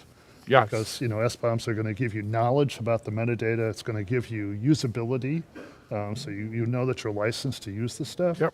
And it's going to give you trust that not only what you're looking at for metadata is non-falsified, but also understanding quite clearly, you know, what's been fixed, what hasn't been fixed from a vulnerability standpoint. So I'll tell you, over the last 2 days here, we've done a lot of interviews, but no shortage of people talking about SBOM and SBOM solutions. I think we're going to see, just like everything else in technology, we're going to see sort of a Cambrian explosion of SBOM solutions out there, and then the market will figure out which ones make sense, which ones don't. Sure. My fear is that we think SBOMs are a magic bullet for software supply chain security, because we have a tendency of doing that in security. You know, I mean, ultimately, when we, I think the real challenge here is going to be the chain of trust part of that, right? Yes. Because what's an SBOM at the end of the day? It's a text file with some stuff in Well, it. no, but You they're building some elaborate text files in this thing. It's a lot of good metadata. But one more point I want to touch on, though, is that the number 3 issue from the standpoint of doing improvements to your software security posture was more automation. So IAC tools ended up ranking very highly from the standpoint of helping you address that particular need. And just for our audience, IAC? Infrastructure as code. Right, okay. So that one actually surprised me, because this whole idea of, you know, developers manual activities, not only that is a great way to invite in problems, and so more automation ultimately is better. We did some work last year as part of our Cloud Native Application Security report, and what was really interesting there was, you know, we kind of use high levels of development automation, i.e. automated CI/CD pipelines and all that stuff as a proxy for how far along your cloud native journey you are, right? I think it's a pretty reasonable proxy to take. And in organizations with those high levels of deployment automation, for a start, we see much higher levels of adoption of security tooling, because automation gives you lots of places where you can hook in other automation. But most importantly, we see a massive reduction in the time to fix of vulnerabilities, because through a direct correlation to. Look, I've been in security a long time. We had a vulnerability a solution in a company I founded back in 2005. And back then, there was a company called Hercules. Citadel was the company. Hercules was the product, right? They were doing, they were pushing automated remediation. There's several companies today that have automated remediation. For whatever reason, up until now, organizations have been hesitant to adopt automated remediation because they're afraid it's going to break something else in a totally automated situation. Now, doing this further left in the development pipeline, if it's broken, supposedly that should come up in testing. Exactly. Right? I mean, and we could fix this is again what we see when companies adopt Sneak. It's like the automated remediation part of it in terms of automated fix PRs. Is probably not where people start, but very quickly they go. Right. Oh, I actually, think this they've got to is overcome their hesitancy and say, look, this is a no-brainer. Yeah, absolutely. Because it goes back to what I said before, blame DevOps, right? if we are going to automate the CI/CD pipeline, we're going to automate building software, the answer cannot be that we're going to manually do security. That's right, correct. Yeah. That's right. It doesn't work. It's a disconnect. Yeah, I mean, and it's an anti-pattern in terms of velocity, right? I mean, velocity is the key differentiator for whether businesses in the cloud era are going to survive. Absolutely. Because and if you don't have velocity, but a lesson you're we've probably learned done. in security, and we should have learned over the last 25 years, is if we are going to drag our heels and dig our heels in and say, no, you know what? The train leaves the station without you. Yeah. So either get on board and figure out, yes, we can, and here's how, or get out of the way, right? Lead, follow, get out of the way. Security cannot be the drag on this because velocity is too important. And where we see folks who've successfully made this transition to developer first, you see this sort of this change in security teams from kind of being gatekeepers to being enablers of the paved road. I agree. Right? I sort agree. of toolsmiths. That's and trusted DevSecOps advisors. right there. You just the gist, the heart of it. That's it. Stephen, anything else? So what's the answer to this issue of not having a security policy? I mean, is it, do you need to start with a CISO? Do you need to start with an OSPO? Do you need, or at least part-time roles in people in organizations, in those functions if you were small? I mean, is that I think I'm not sure what the answer is, but I mean, we need one. I think when people think about policies, they think, oh, this needs to be like 100-page document of some kind. And it becomes overwhelming. But really, a policy can be a one-liner, right? Amen. Right. Amen. And I mean, we have this conversation a lot when people start to adopt security scanning, right? They've done no security scanning before, and they scan their software, and they go, oh my God, I've got like 500 vulnerabilities. What do I do? But you've got to just pick a starting point, right? And I mean, usually, a sensible place would be no critical vulnerabilities that have got to fix in production. Well, there's a policy right there, right? Yep. And it's 3 lines. And it's better than having he's zero. 100% right, Stephen. I've run into this firsthand. People, they hear, oh, we need a security policy. They think I need the employee handbook, right? That comes from your PEO that's this thick. Yeah. You don't. It could be one page of 5 bullet points. Anything that's critical is worthy to stop production. Anything not critical doesn't stop production, but has to get fixed within 30 days. That's a policy. Right. And I mean, there's plenty of great templated stuff There out certainly there in terms of usage of open source. The stuff. And by the way, I'd love to group see the OSSF have a library of that kind of thing. Yeah. Yep. So you never really need to start from a blank sheet of paper. Right, and actually the good news is once you have policy, then automation can follow pretty quickly. So that's the right path, you're right. Guys, we've got our next guest here in the wings. We could talk about this all day. I'm sure I'd love to, but it wouldn't be fair to them. Yeah. Again, you can get this survey over on the Sneak site, which is snyk.com. .io. .io, excuse me. Or on the OpenSSF, I think it's openssf.org is the website there. Stephen, good work again. Hey. I love your surveys, man. Very good. Thank Pleasure you, Alan. meeting Thanks so you. much, Alan. Pleasure. We are going to take a quick break. We're going to mic up our next guest, and we'll be right back here. We're live in Austin.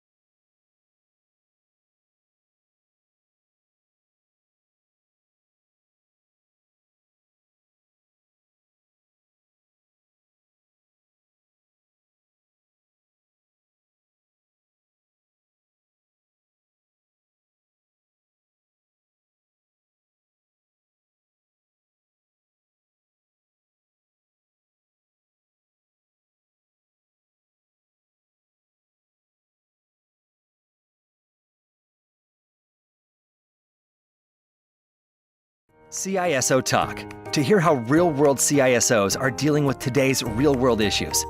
From enabling secure remote workers to accelerating secure cloud adoption, defending against a pandemic of security attacks and beyond, CISO Talk covers the cyber topics you want to learn about. With your hosts, Unisys CISO Matt Newfield and MediaOps CEO Alan Schimmel, featuring a revolving panel of CISO cyber experts. This is where CISOs talk. Join us on digitalanarchist.com and TechstrongTV. ContainerJournal.com is the leading online destination for centralized computing-related content. ContainerJournal.com covers all aspects of software containers, from container management, data management for containers, container security, networking for containers, to the entire container ecosystem, Kubernetes, microservices, serverless, and more. ContainerJournal.com has the largest selection of container-related news, featuring breaking news, blog posts, podcasts, and more.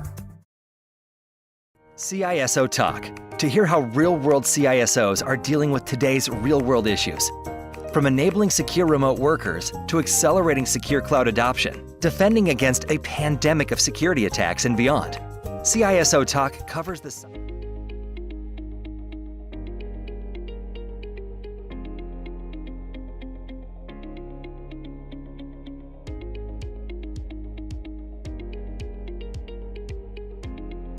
CISO Talk, to hear how real-world...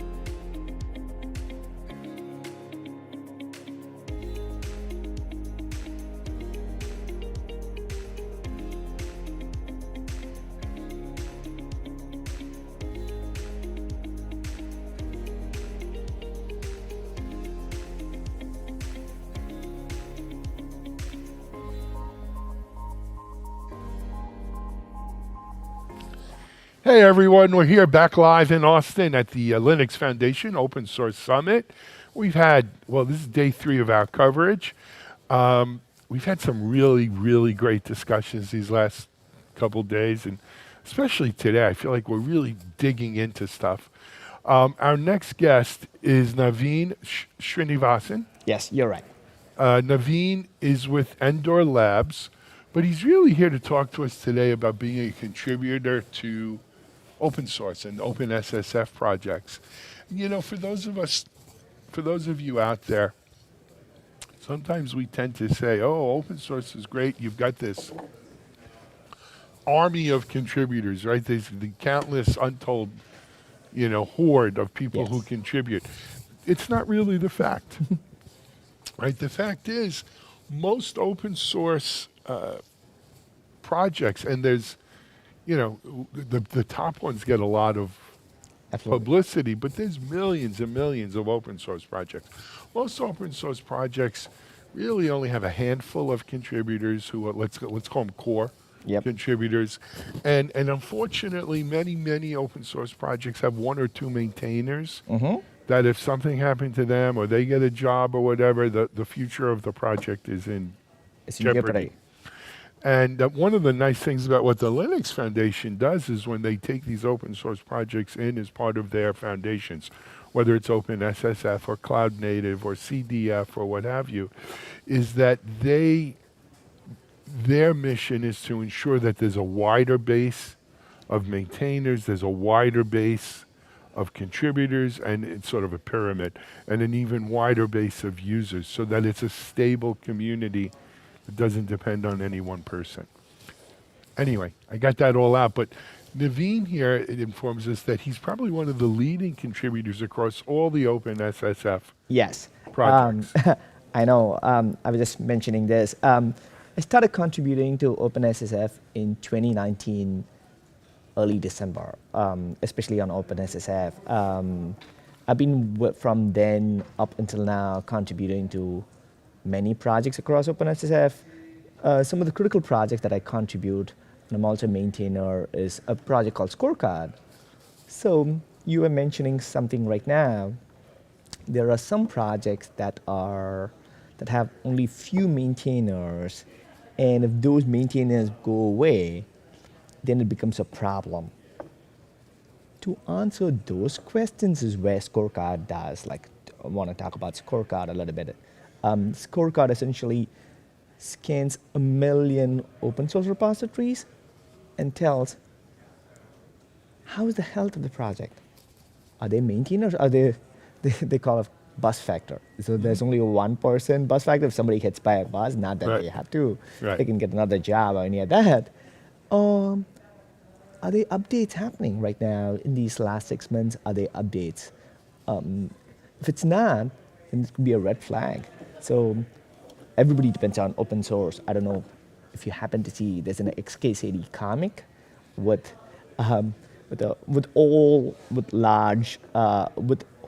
large infrastructure with one stick at the bottom. I'm sure people have seen that. But somebody from Nebraska maintaining that. Right, the Nebraska bus factor. Right. We've actually discussed this here in the last couple of days. But it's not just a comic. Unfortunately, it's all too true. Absolutely. So that's where I've been doing, and it's been a fun journey. There's been ups and downs with everything, but we in OpenSSF have been able to give this data out to everyone. That's great. So essentially, OpenSSF is helping answer those questions that people don't know. Should I trust this? Right. So if I could put it in my own words, Scorecard is sort of a health check for the vitality of an open source project. Absolutely. Not talking about the code, whether the code is secure, the code is good or not. We're talking more about the community around this project. Is it viable? It's both. Oh, it's both. It's both. It has 18 checks right now. From do they follow good practices? Do they not follow bad practices? And well, what kind of good and bad practices? Okay, so take example. Do they have code reviews? If it's YOLO commits, then probably what Linus Torvalds says is many eyes looked at a code, you're likely to reduce the number of bugs. So same way, if I have commit, I'm the one who opens the commit and I'm the one who pushes the commit, then it becomes kind of a red flag to people are looking at it. That's to make sure that, and bad practices. Essentially, I am not securing, I'm not updating my dependencies. I depend on everything else, but I'm not updating my dependencies. So those are something like, is it fuzzing? The large critical projects have to be fuzzing. So those are different things that Scorecard does, just to give you a general overview of what it is. Yeah, no, I love it.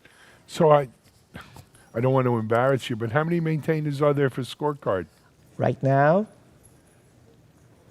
there are 4. 4? Yeah. Okay.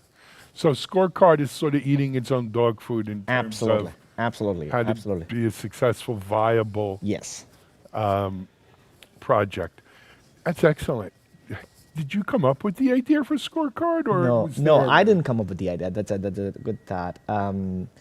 Scorecard was initially a weekend project like anything else by one of the Googlers.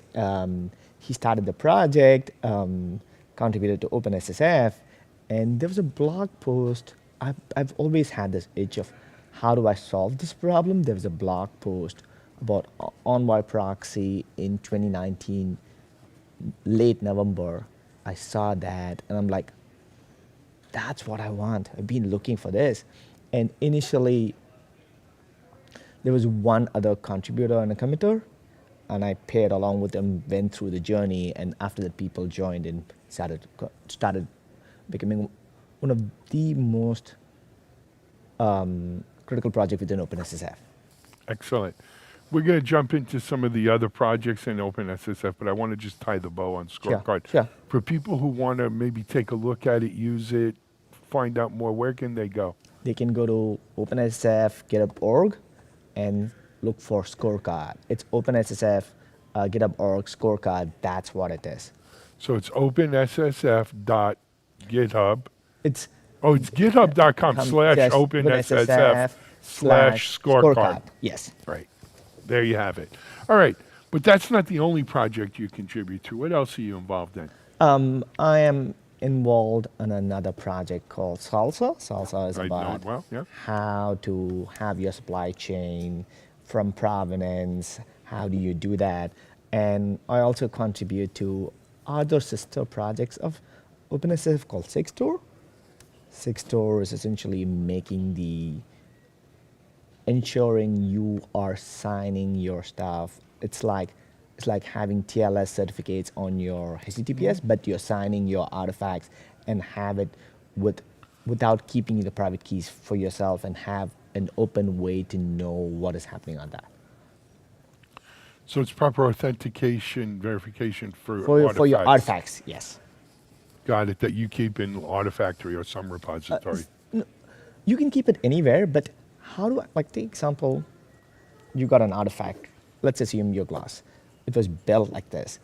How do I ensure that's the artifact that I am looking for? Some way to sign that and put it in an open registry so that people can be like, is that the artifact? Is that the SHA that I can trust? Was it built like that? So that way it helps everybody trust the artifact, what I'm getting is what it was intended. Nobody did a man in the middle, change things, and upload something. There have been multiple of those like code carve and all those things. That's what it is trying to avoid. I got it. Excellent. So here's another good question that I'm sure our audience is going to be interested in. We have a lot of people out here who love open source that would love to be more involved in open source. Unfortunately, they have day jobs. Sure, I understand.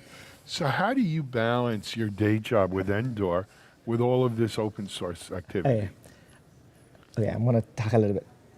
My wife is not pretty happy about me doing someone's paying the piper here. Yeah. So I've got 2 kids. So anytime I drive them around, I'm in a gas station with my with my iPhone hooked up and have my MacBook opening and trying to do that. So trying to balance. This has been. It's like people love building cars. People love. It's a hobby. It's a hobby. Of love. So I love what you do. So I said last year, can I have a day? Can I have in GitHub? You get a green bar for every day you commit. I said I wanted last year not to have a single day without committing. So from 2020 Jan 1 onwards up until now, I've managed to keep that streak That's up. amazing. It's just a hobby. And it's like any other habit in your life. You just pick up a habit and you want to keep doing that.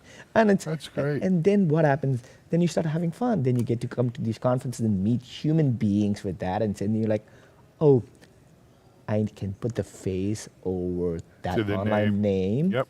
And I thought they're different, but when I met them in person, I get a vibe. Surprised, yeah. Surprised how much more nicer. Well, not always. Some people are exactly what you thought they are. I've been doing this a long time. Sure.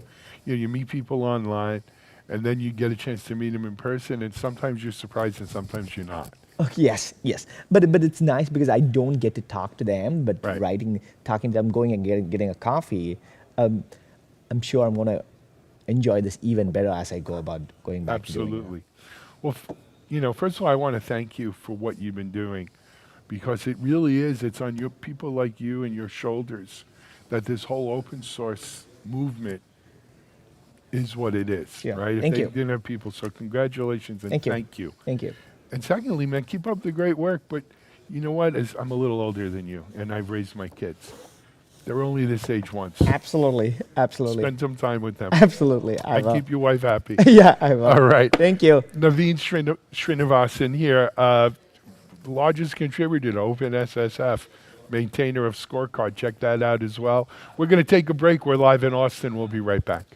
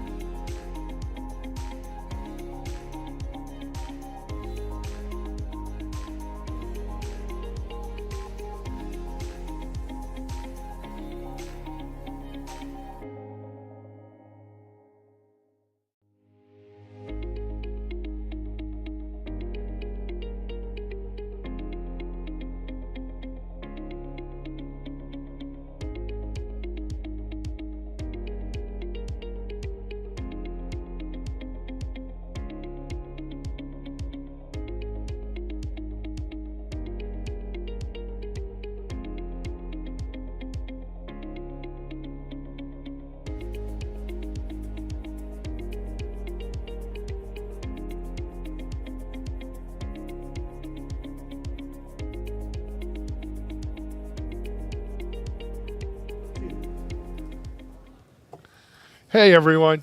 Wow, what a morning! I lost count, but we did a lot of great interviews, great conversations this morning. A lot of it, as we've been doing all week, has been around security. I think we're going to continue talking a little bit about security with our next guest here. Let me introduce you, and if I mess up his name, he'll correct me. Amir Montazari. Am I That's right, close? Amir Montazeri, yes. Montazeri, okay. Yeah, I've got that New York accent. But anyway, Amir, man, welcome. Welcome to Thank you. TechstrongTV. Thank you, so happy to be here. Yep. So, I guess we'll start with the obvious question of what brings you here.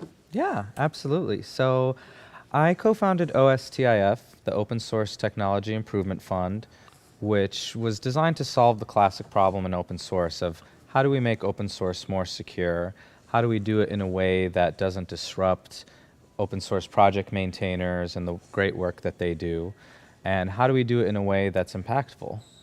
And so we started exploring this problem, and So when? When did you it would have start? been over 7 years ago now. Wow. Yeah, so it was about 7 years ago. Some of the inspiration came from the CII, the Core Infrastructure Initiative, Yep. that was also attempting to solve this problem as well.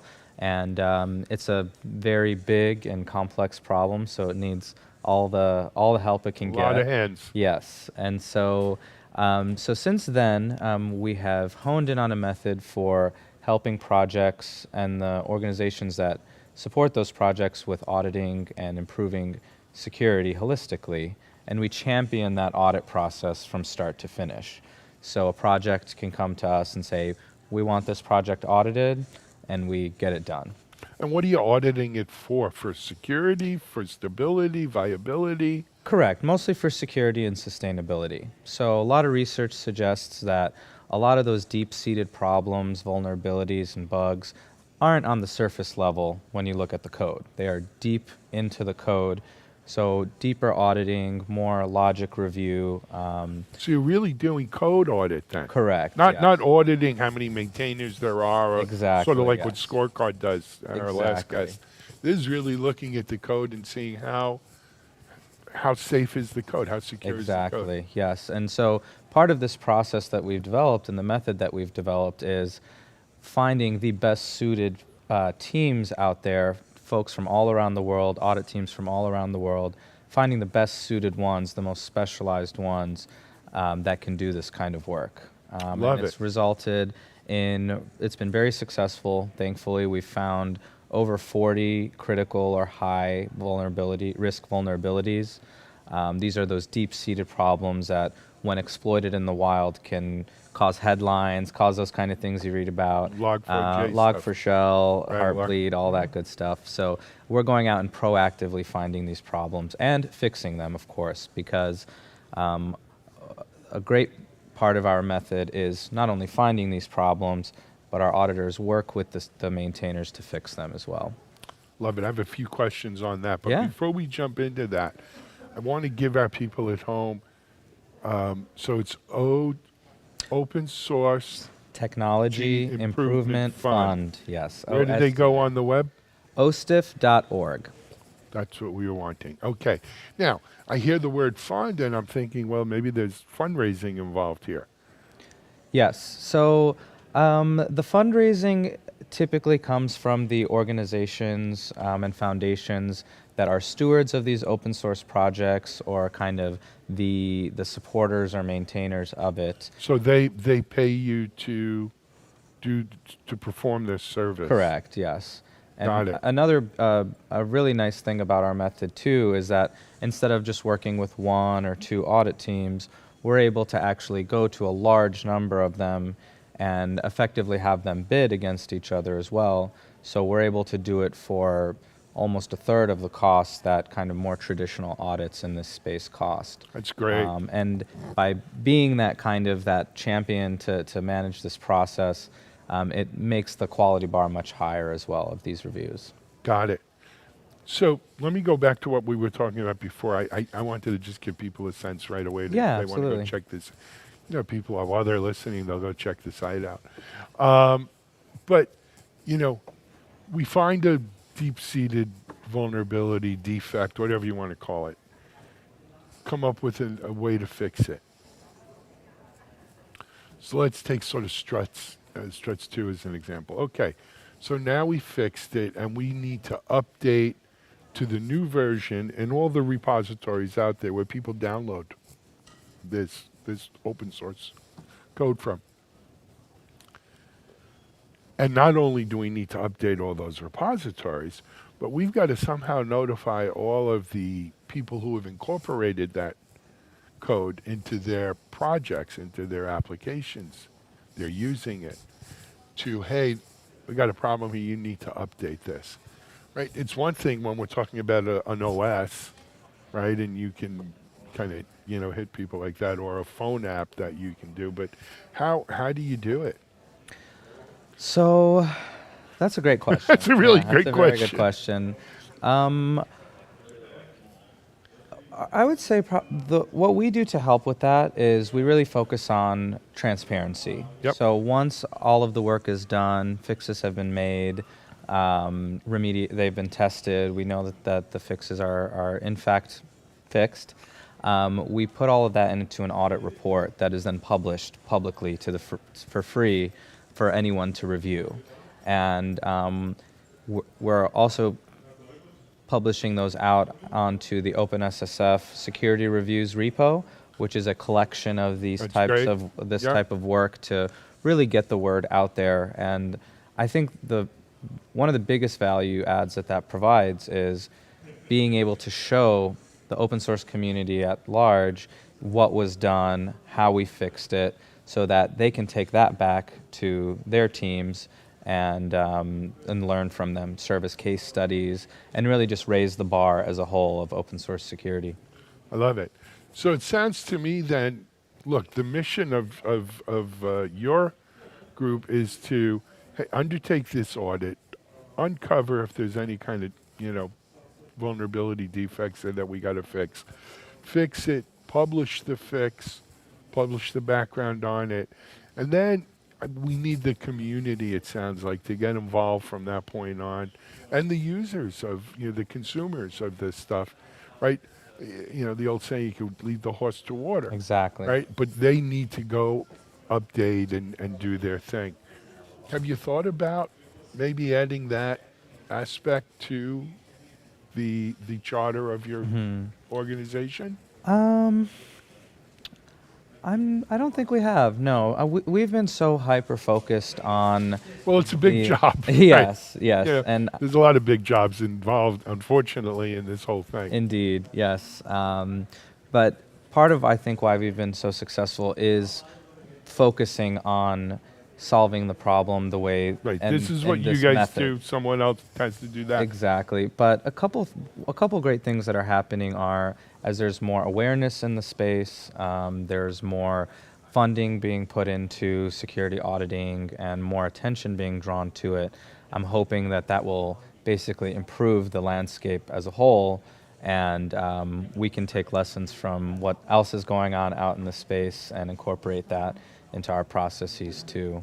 Sure. But I think by focusing, our focus really, I think, has led to our success in that, we'd had lots of folks early on say, hey, why don't you do this? Why don't you do that? Why don't you try this? Why don't you try that? And while, we'll gladly take any feedback and advice, I think just being really hyper-focused on facilitating, executing on these audits, improving the software or the security posture, rather, of these projects, we've been able to be pretty successful. Excellent. I want to pivot a little bit and ask you, look, you started this 7 years ago. There wasn't an open SSF then. Over the last, I guess it's been about 2 years now, a year and a half, we open SSF, from the Linux Foundation.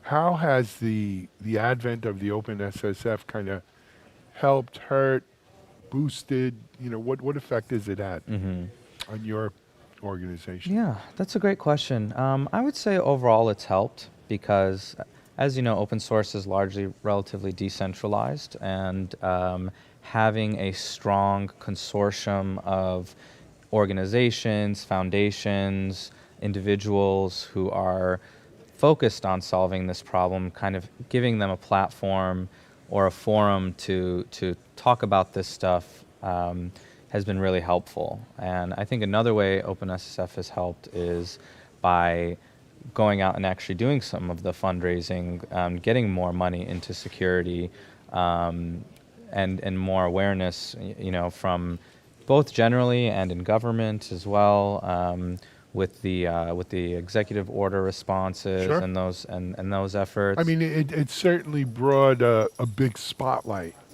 Yeah. to the whole area. And, we're a lot stronger together than we are individually. So, I think that obvious. Yes. But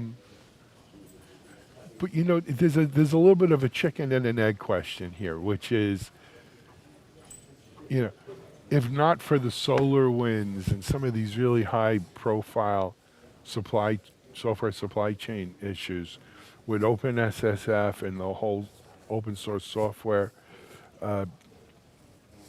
market gotten the attention that it has, unfortunately, because of these things. Right. I mean, you obviously believe this was a problem 7 years ago, right? And you went out and did this.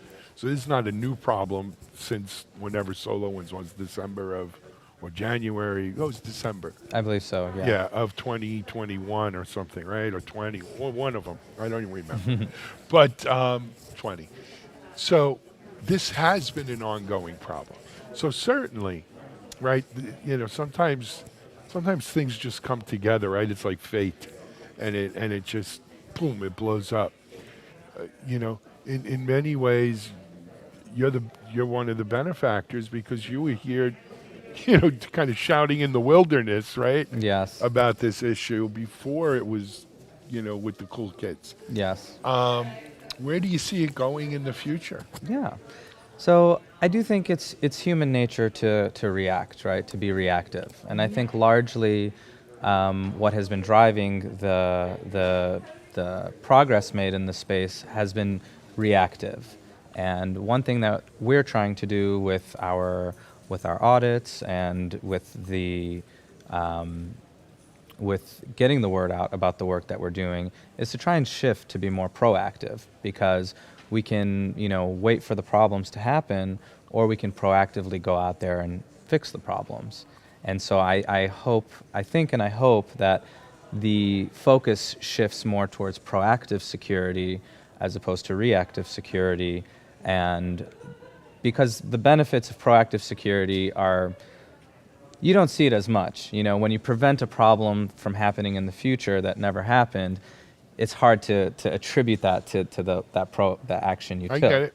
But when something happens, like you scrape your knee or something, you have something very real that happens, you can react to it, much stronger. So in general, I'd like the shift to focus more towards proactive security, which definitely seems to be where the OpenSSF and the organizations that are a part of OpenSSF seem to be going.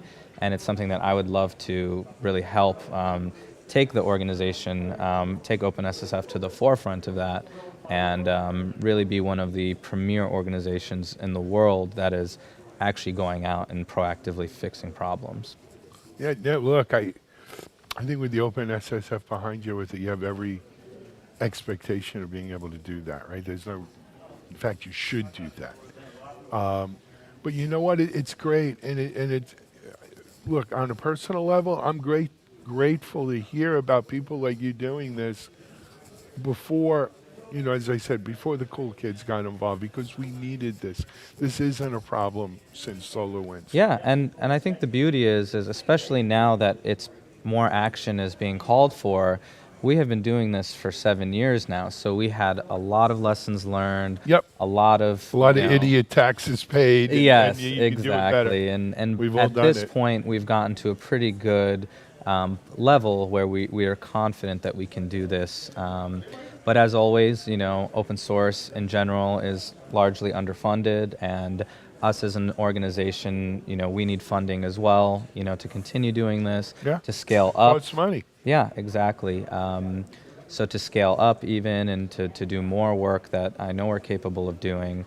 So hopefully, again, as more funding goes into the space as a whole, more funding goes into OpenSSF and other foundations doing this work, and us supporting those goals, I'm hoping more funding will come our way as well. I hope so too. Hey man, thank you so much. My I'm pleasure. Good. Keep up the great work. Doing We're our going to best. take a break here for lunch in Austin. I think we'll be back in about an hour. Great. Stay tuned. We are live here at Open Source Summit. Thank you, everyone. Thank you, Alan. This is TechstrongTV. Hey everybody, happy Tuesday and welcome to TechstrongTV Live at RSA. I'm Charlene O'Hanlon and I am just thrilled beyond belief to be here in San Francisco to be having the conversations that we're going to be having today with all folks in the IT sector. The energy here is low right now because we're just getting started, but I have a feeling by the end of the day we are all going to be buzzing.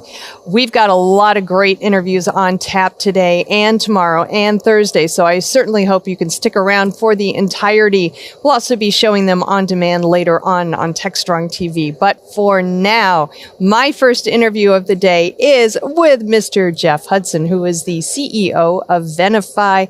Jeff, thank you so much for joining me today. I do appreciate it. It's great to see you. Charlene, it's great seeing you. And you said there's low energy today. There was walking in here, and then I sat down and you started talking. And I go, whoa, where'd all this energy come from? Well, first thing in there the day? we go. That's 2 cups of tea and a scone. So that's what you get, I guess. It's a book, isn't it? That's right. That's right.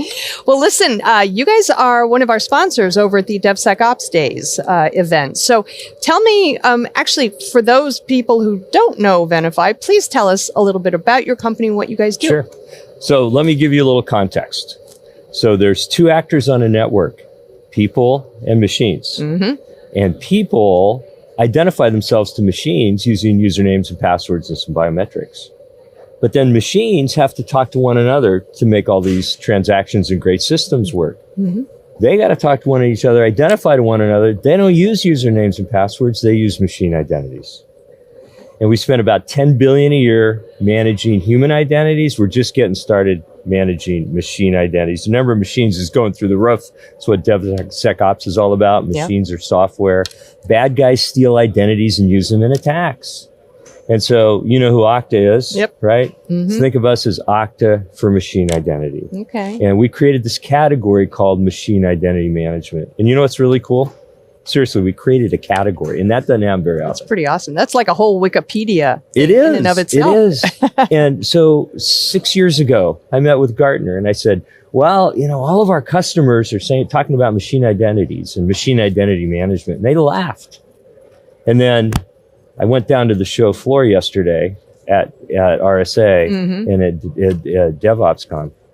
There's like 10 or 12 different companies that are saying machine identities. Yeah.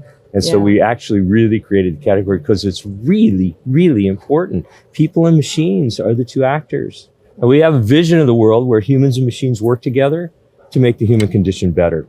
So we better trust those machines, and it starts with their identity. Yeah. That makes sense? It makes total sense. And I've actually had conversations with a number of folks lately about machine identity management. And so obviously you hit something early on, and that's a really, really strong thing to think about because especially with everything happening over the last 2 or 3 years with the pandemic, you know, we've had a lot of cybersecurity incidents that have cropped up a lot because we haven't had a real kind of handle on machine identity. And to your point earlier, you know, cyber threat actors, they're breaking into the network and they're assuming the identities and they're wreaking havoc. So where do you kind of see the space moving forward? I mean, obviously popularity, it's going to become even more popular, but where do you see, you know, the majority of kind of movement in the space? So little factoid, 11 years ago, I joined the company. We were 17 people. We were like 5 customers and we're doing a tiny amount of revenue. Fast forward today, we've got 600 customers, the world's biggest, most security conscious, digitally transformed customers in the world, 500 people worldwide, 3,200 customers that use our open source project that we'll talk about. And it's been really fun to watch things grow and go and change. But all digital transformation happened in the data center. Yeah. Remember? Do you remember? Do you remember servers? You remember what a server was? I remember servers. Do you remember yes. Linux? Oh, yes. And do you remember the monolithic apps that were built on those? Yes. That was all digital transformation Yep. up until about 5 years ago. And then this thing called the cloud shows up as a platform. Mm-hmm. And now what's happened is digital transformation is happening at cloud native speeds. Right. So all digital transformation now, all the new apps is happening in a modern way on the cloud. And it's really fascinating to watch it because software is eating the world. We used to laugh, right? Remember when Andreessen said that? Yeah. And I used to tease him about that a little bit, but it was software was eating the world. But now that was about 1,000 miles an hour. Now it's going at 1,000,000 miles an hour. And so that's a big change. So we kind of created this category in the data center, you know, server, Linux, et cetera. And we are now leading, we lead there, and now we're leading also in cloud native, which is different. It's Kubernetes. It's there. You can't find a server in the cloud. I mean, seriously, right? It starts with Kubernetes and then Istio and some of the things that do the cross cloud management. Right. And that's brand new. And so this is exciting. So this is where it's all going. And this is what we can talk about a little bit as we passed a milestone. yesterday. Yeah. So, you know, let's kind of double back just a second. Do you see the cloud native space actually being kind of usurping, you know, that traditional digital transformation, like to the point where it's completely obliterating the kind of the standard digital transformation? Are we past that point? Or are we still going to be doing, or is it going to be kind of? It's all layers. Okay. I mean, All right. Seriously, the mainframe is still actually there. And a lot of the very large corporations is still there. And we build wrappers, we put layers on it. And if anybody tells me we're going to lift and shift and we're going to get rid of that, and there's no business case to do it. Right. Right. So what you do is you wrap it, you leave it there, and then the new things, they make calls as they need to. But you're not going to go recreate some of the stuff that took years to recreate and get right. And why There's would no you? They're right. There's no business value. Yeah. So, all right. Well, let's talk about this this open source project that you guys have. Right. Tell me what's the name of it? It's called Cert Manager. Okay. And we're about 2 million downloads a day now. That's Last amazing. year we got 500 million downloads in 2021, which was amazing in and of itself. Right. And if we think about machines, software, machine identities, TLS certificates, SSH keys, API keys.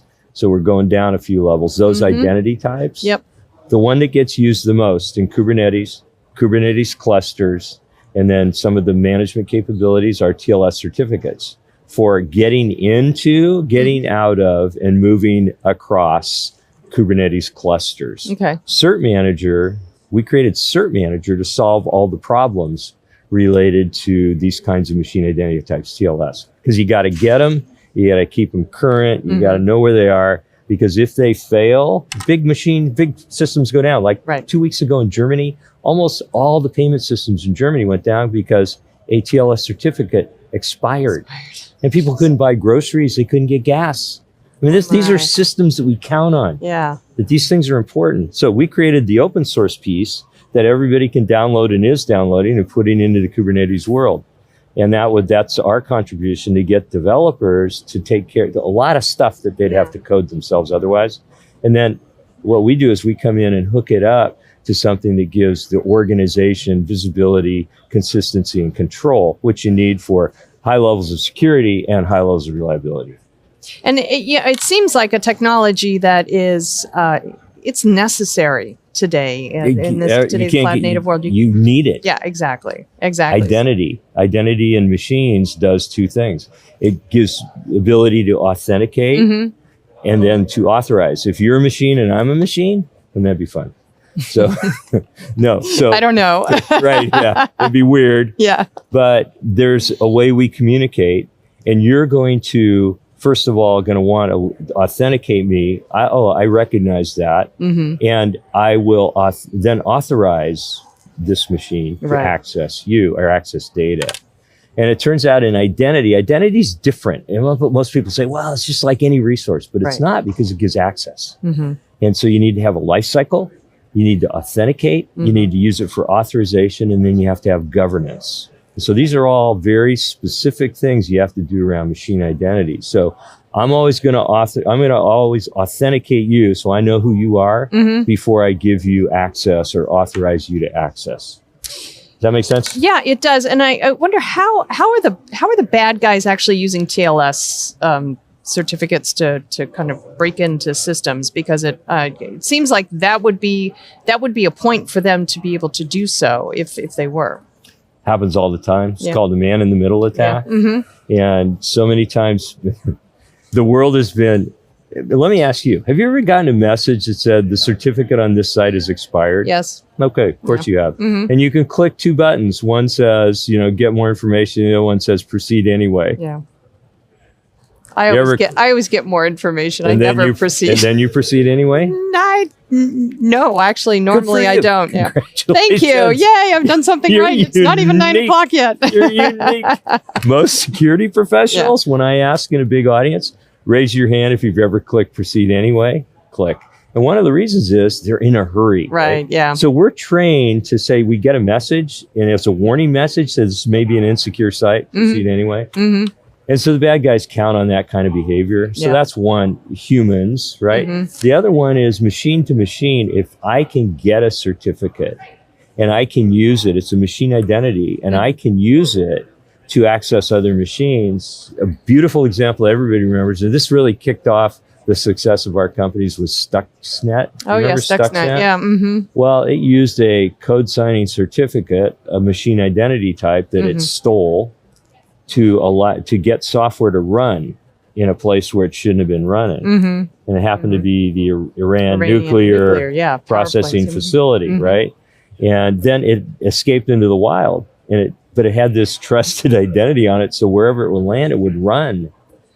And so companies, organizations have to be able to keep track of that stuff, make sure they don't get used. Yeah. And so then there's a lot of other attacks, but it's like somebody gets a certificate, somebody gets an SSH key, somebody gets an API key, and all bets are off because you can't tell, are they good or are they bad? Yeah, it's one of those areas, I think, that when we're talking about machine identities and machines talking to machines, sometimes I feel like we really do still need to have the humans involved, because we're kind of vetting, if you will, because sometimes the machines don't actually recognize if something is off, if that makes sense. No, it totally makes sense. So humans have a role here. Humans and machines have to work together to improve the human condition.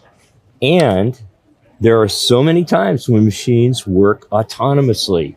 So we'll kick something off and then we won't come back for 6 months, but those machines will be working away together and doing a lot of stuff. And so you can't just say everything that a machine does, there's a human behind it. That's a fallacy. And machines are becoming smarter and smarter, right? Stipulate that. They're becoming more and more autonomous. We will give them agendas and say, go find this stuff and then do this. And then we'll actually allow it to say, and if you find this, do that. If you find this and this and this, do that. And then it's autonomy. It's they look at a situation, they make an agenda, and then they act on it. Yes, always a human at some point back in the day pushed a button. But then after that, these things work on their own. Ransomware, for example, humans aren't involved with ransomware. Ransomware attacks happen where machines are doing the work. And one of the reasons, humans are noisy.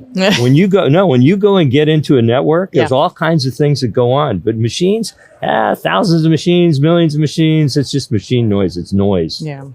Yeah. Well, I get the feeling we could talk about this all day long, because it really is a fascinating conversation, and there are so many nuances, especially with respect to machines and autonomy. We got a long day ahead of us. I know we do. We do. Thank you for what you do. Thank you for your service. Wow. Because you bring to the world information that's necessary for us to participate in the evolution of what's happening here. Wow. And do it mindfully, do it consciously, for God's sake. We just can't say, oh, technology will figure it out, or, oh, we don't have to think about that. We have to think about it. The ethics of AI, the ethics of ML. Absolutely. What are machines? What is our relationship to machines? And people are going to laugh at me just like Gartner laughed at me 6 years ago. But this is from our perch, we see it clearly. We all have to be aware of this. Well, you're very kind to say that, but I do believe it's a very, very important topic, and as we become more comfortable with machines actually running things and becoming more autonomous, I think we need to take a closer eye and really stay on top of it. To fly our planes, drive our cars. Yeah.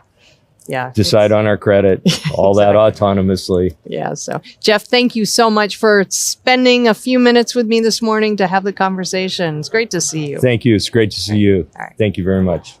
All right, everybody, we've got another interview coming up in a couple minutes, so please stay tuned. But for now, we're going to take a quick break.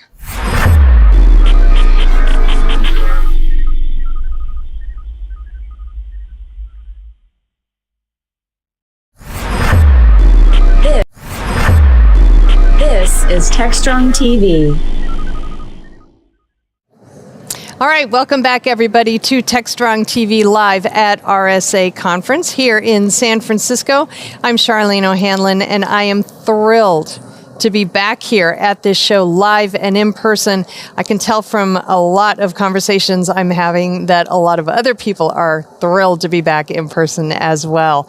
I have a conversation coming up now with Lou Crocker, who is the Director of Customer Engineering. Is that correct? Over at Digital AI? Sales engineering, Sales engineering, okay. Yep. Pre-sales and that type of thing. Excellent, Yep, excellent. Yep. Digital AI. Yes. Tell me a little bit about your company.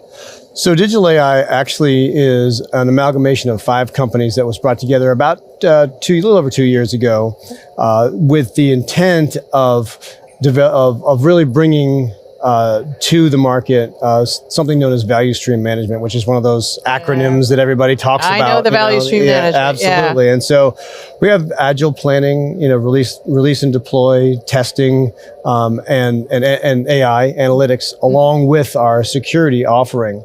The idea being really to overall answer the question to CEOs, CISOs, and all those people in the C-suite.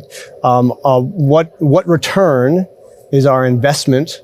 It's been said, as I know you're aware, that every organization these days is a software company. Right. No, it doesn't matter what your actual business, what your actual value proposition is. Every organization is a software company. Mm-hmm. So you are, whether you're a retail store, whether you're something in security, whether you're something in development, no matter what you are a software development company. So how do you respond to the needs of the market, the needs of your customers, with new features and functions, etc.? How do you measure that? Mm-hmm. How do you know if where you're placing your resources, that is to say, money and time and development resources, that type of thing, into delivering, like what you're delivering, what's the feedback?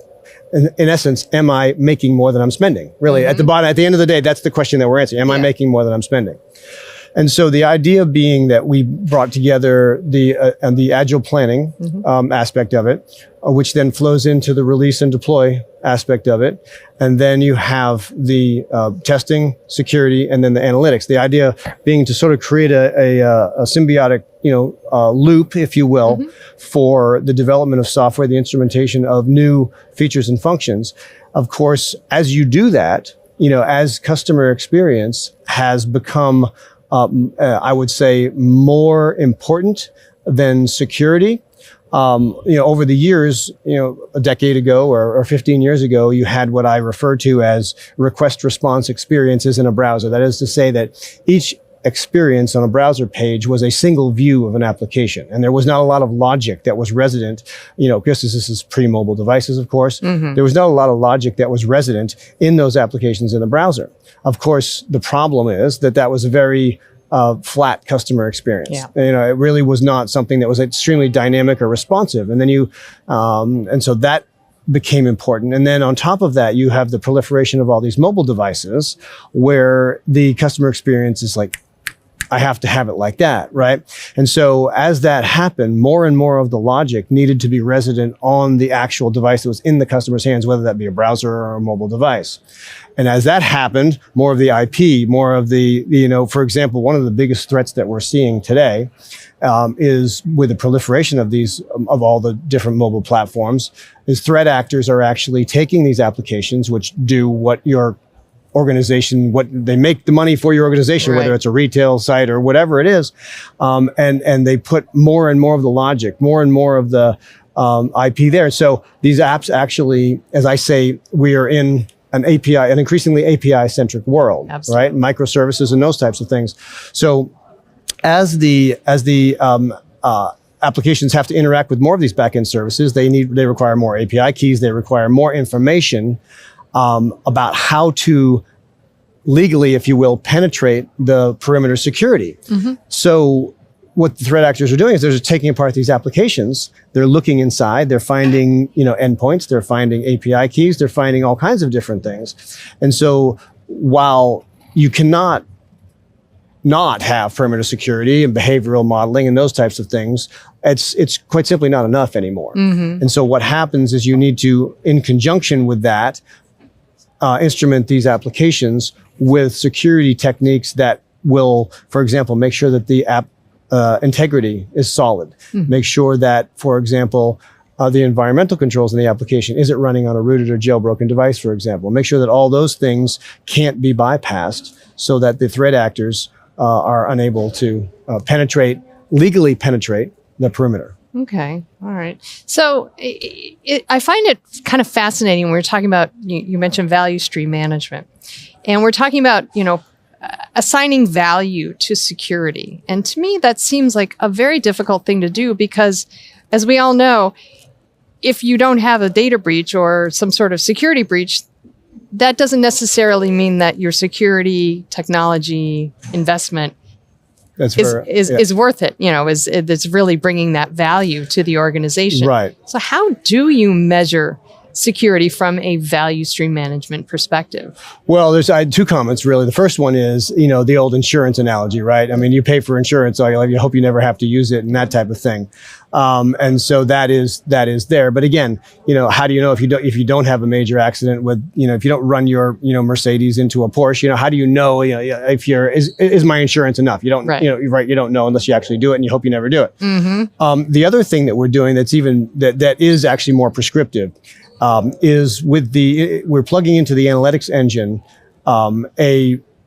monitoring. We have an entire monitoring toolkit, if you will, that will actually live in real time feed to a backend server the health of the application. Okay. And that is to say that if you have an application that sells clothes, for example, whatever, there's different places. There's the payment module, and there's the module that retrieves the type of clothes. There's the module that takes care of your account. They knows who you are, and all these types of different PII, if you will.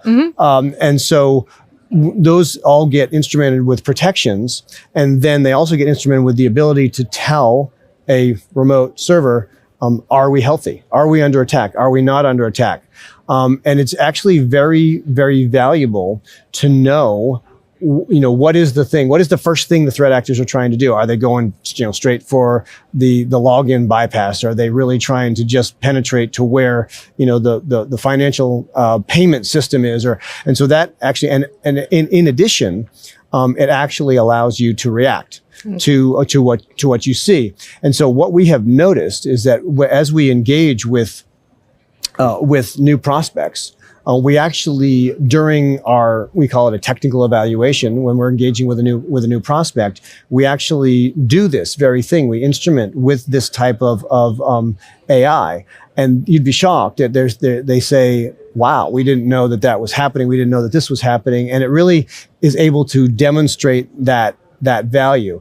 Additionally, it also is able to, quite unintentionally perhaps, let the organizations know what parts of the application are being used. Okay. I mean, if you actually, if you have an organization, we get together as a development team, we think, we get feedback from the market, we think that the customers want the app to do this. Yeah. Then you can actually figure out, are the customers actually using that? Because not only does our tool tell you when the threat actors are attacking, it will tell you when they're not. So, but in telling you when they're not, it also tells you that the customers are using that. So there's a couple of different ways that we approach that. That's great. That's great. And it's certainly a different way of approaching security. Yes. and putting that value to the security. Absolutely. So yeah, that's good stuff. So What are you guys seeing in kind of that whole DevSecOps space right now?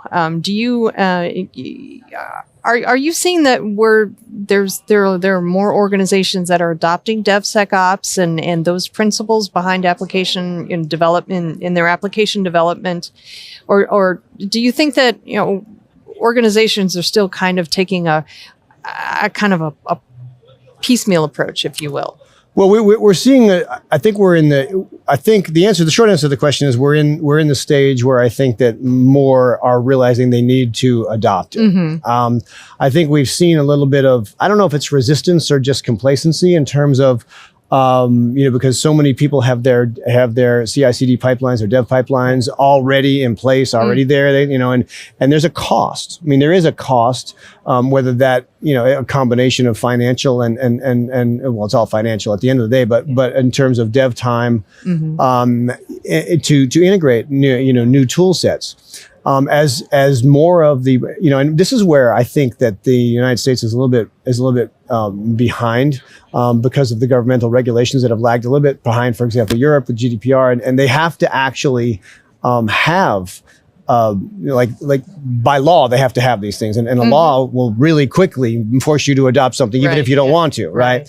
And so I think that we're seeing a little bit of that, but we're also seeing that the value of I really think that the insight that we are able to provide is starting to outweigh the cost of actually adoption, which of course is always the fight when you're talking with the C-levels and what's the cost, what's the value, that type of thing. And so I think that we're starting to see that the insight that we can provide is actually outweighing or value and making the value stronger than what the cost to adopt. So I think that people are doing that.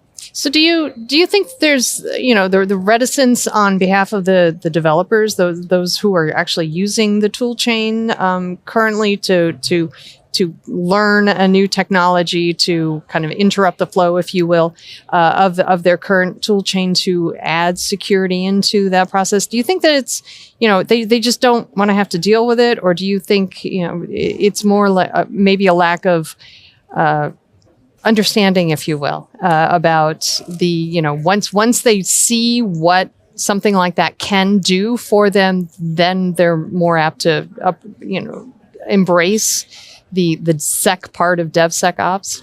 Well, I think I think probably there are as many different views on that as there are developers, but I think that in general, if I were to generalize, I would say that at the development level, and I am a developer, so I know the developers want to develop, right? They just want to, they don't really necessarily want anything that helps them do that. They want to do, and given the, certainly in the last 2 years, the proliferation of the need for pushing more experiences out there, because people are no longer coming into brick and mortar, right? Everything's online. Right. And so there's, in all fairness to all developers, there is a lot of pressure to get that feature function out the door. And it's more than the fact that they just don't see value in it. It's that they've got so much to do that even if they want to do that, how do you do that? How does a program manager get the time to implement that? So we have actually developed a number of ways that make it relatively, our tools are relatively seamless to the actual development process, which is very beneficial.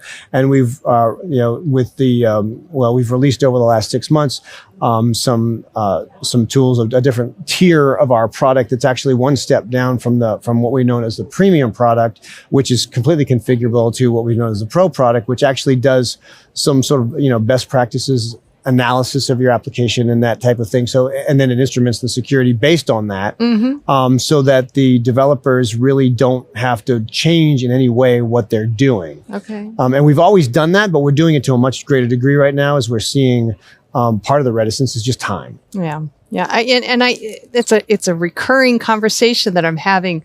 Time is the big roadblock these days. Yep. The big bottleneck is we just don't have enough time to do everything we need to do. So how can we get beyond that? Because obviously, we keep hearing the stats that there aren't enough security people. There'll never really be enough people to fill all of the security positions that are open. Same thing within the developer ranks. We're experiencing a huge dearth of qualified people in these spaces. Automation is helping a little bit, but obviously it is not the panacea because we're still experiencing a lot of these issues. So what do you think is going to be the answer to this? Well, I think and it's probably not a very satisfying answer, but Yeah. but the answer really is value. When the value exceeds the value of something else in the value chain, it gets attention. Mm-hmm. Really, what it is. I mean, we would all love to say that we are getting, that we're getting more developers. We're graduating more developers from college, which is not true. Mm-hmm. We are, we're seeing, more, people take up this or security or this type of thing. And while there are fantastic programs out there, there are fantastic, as you said, there are not enough. There just are not enough.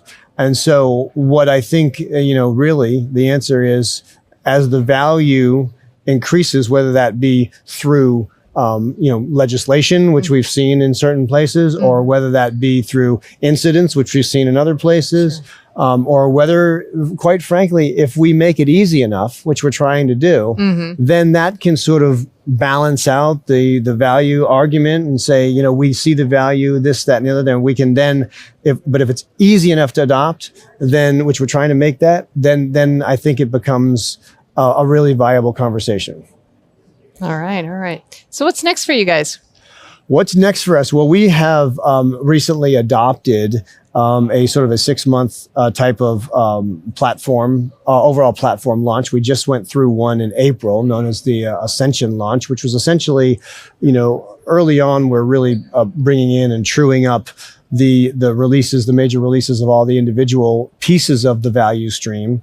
As we go forward, we have another one in October. Okay. And as we go forward, what we're really looking to do is to increase the integration, particularly with with those analytics I was discussing, and not only from a security perspective, but also from, as I was mentioning, the development insights perspective, and really potentially feeding all that information back around into and sort of, if you can picture a loop, really, back around into the Agile side, so that, for example, software defects can, if they're identified, can automatically be reported. We can automatically create features, stories that can then be pushed into the teams and then can be developed. So that's really what we're trying to do. We're trying to overall, attain the true meaning of value stream management, which which is it's kind of a North Star. It's kind of it's the goal that we're trying to go for. It's ambitious, and it does take time. I think we're getting there. We know where we're going. It's just a question of what's the next thing that we can do, and I think we've identified that, and we're working toward that next platform launch. And so some exciting things I think are coming. All right, great. Well, Lou, thank you so much for taking the time, having the conversation with me. Always a pleasure. I appreciate it. Thank you very much. Great. All right, everybody, we have got some lots more conversations, great conversations coming up. We're going to take a quick break, and we will be back in just a few minutes.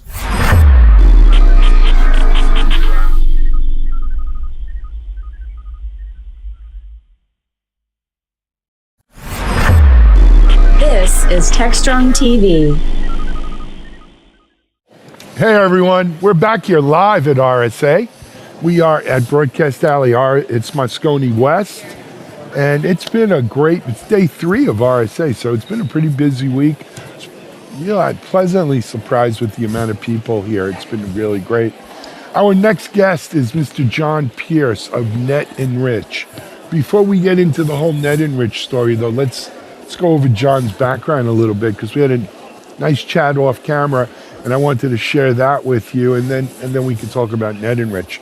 John, why don't you tell them a little bit about yourself? Yeah, so I've been in security for about 22 years. I started off at the CIA, was very thankful and fortunate to work there. Worked for a lot of different security companies in threat research and product management.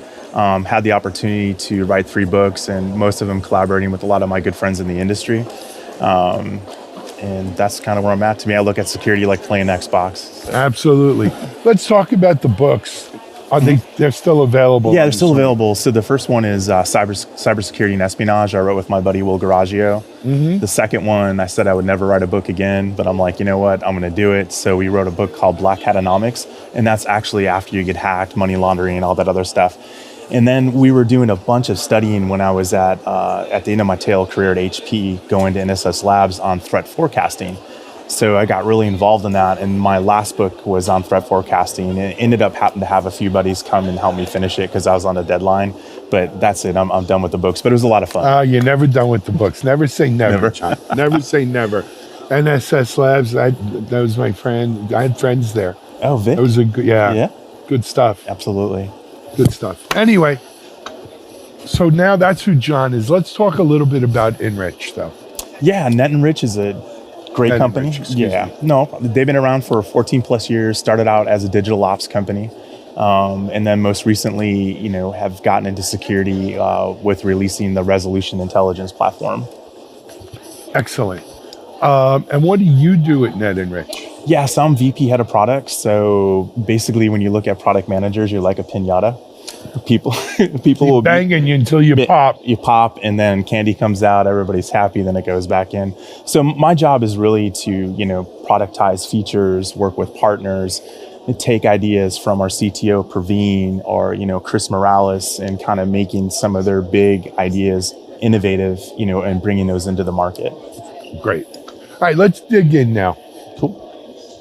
So you gave us the NetEnrich story and where they play. Specifics on the product, can you jump on that a bit? Yeah, absolutely. I mean, so the biggest thing with Resolution Intelligence is basically doing situational analysis. So you have a plethora of threat detection technologies that are out there. So essentially what we do is we have the opportunity to hook into a massive data lake, like Chronicle as an example. And what we're able to do is a lot of sense making from a situational perspective. But what's really good about that is we kind of do scoring, right? So 0 to 100, 100 being the devil, it's bad. But essentially we're looking at likelihood. How likely is this threat, to my organization? Second thing is looking at impact. What type of impact is this going to have? And then, lastly is, the confidence and probability that that's going to happen. So we're able to layer that not only just for one customer, but we work with partners. So it's highly multi-tenant. So you can look at all partners or you can go down. But what I gave you is the situation. So when you have the situation, you don't know what the context is. Is it good? Is it bad? Sure. So that's the biggest thing, is really bringing rich context into that. That helps an analyst really focus and understand what they're doing. In addition to that, using machine learning, we're able to automate a lot of tier 1 analyst tasks, which is great. It saves a lot of time, and it really allows he or she to really dive down into things that matter. So that at the highest level is what we're doing with Resolution Intelligence, and really going inside out. Because, understanding all the businesses that we had to work for, understanding how important assets are, right? And, when you look at assets, you can look at, your your iPad, it's a blast radius, right? Like, what other things can I get from there? And that's, just one aspect of what Resolution Intelligence can provide. And you're doing this all with, what do you want to call it, ML or AI? But I mean, you're bringing together these disparate parts with some automated analysis machine. Correct. Yeah. Call it machine learning. It is all machine learning. Obviously training those models. We have the ability to map it down to MITRE, right? So the tactic and the technique, which is important. And what that does also is you're able to look into these different, the MITRE categories, which there's a whole bunch of them, but you're able to understand, what you have for that specific threat. Do you have that coverage? And I think that's kind of important, because when you look at security as well, you have to look at the economics. It's not cheap. No. Right. Yeah. So what this allows you to do is it paints that picture. So, maybe you can go back to the CFO. I'm missing this security control or that security control. So yeah, a lot of stuff going on there. Absolutely, man. You know what we didn't mention? Where can, for people who are interested in NetEnrich, where do they go? Netenrich.com. Netenrich.com. That's NETENRICH. Correct, yeah. .com. And how's the product kind of distributed, sold, packaged? That's a good product question. Well, for the product manager, I thought it'd be a good question. Yeah. So essentially, our target market is really looking at working with partners. So your MSPs, your global SIs, and helping enable them to really have that visibility, to their customers. So that's the biggest thing. I mean, globally. So, North America, EMEA, APAC, LATAM. I mean, we're focused on wherever our partners are. And the good thing is we partner with Google Chronicle as well, which is a great thing as well. So very cool. John, what do you think about RSA this year? Well, yesterday I probably clocked it in 10 miles walking around, and it keeps getting more and more each time I come back here. This is my 17th time at RSA, and what's funny is I remember over there it was like half of the event center. Right now it's sprawled out all over the place. So you and me both. Yeah. But it's been good just in terms of, you see all these different themes that are playing out, right? Like I've been hearing a lot about zero trust. All right. Jinx. Bing, bing, bing. All right. That was the first time we mentioned it in this interview. Good. All right. Yeah. We made it 10 minutes. Okay. Yeah. That I've seen XDR. Yeah. XDR is hot. Yeah. That's another hot one. Analytics. Software supply chain. That's been a big, and if you look at, I won't mention the companies, but the companies that got hit, that's become mainstream. And that's bombs, baby. Yeah. Yeah. But you do have a lot of customers now that are asking about supply chain, right? And I think it is important. All kidding aside, I was just going to say, all kidding aside, it is important. Yeah. It is, we're DevOps.com. We put on a big DevSecOps event here every year. We did yesterday in Moscone. And it was all about software supply chain. So very interesting stuff. Yeah. Anyway, hey, John, thanks for joining with us, man. I appreciate you coming on. Yeah, thank you. Pleasure to meet you. Check it out. We're going to take a break here at RSA. I think we have some more people coming up right behind. This is John Pierce from NetEnrich. We'll be right back.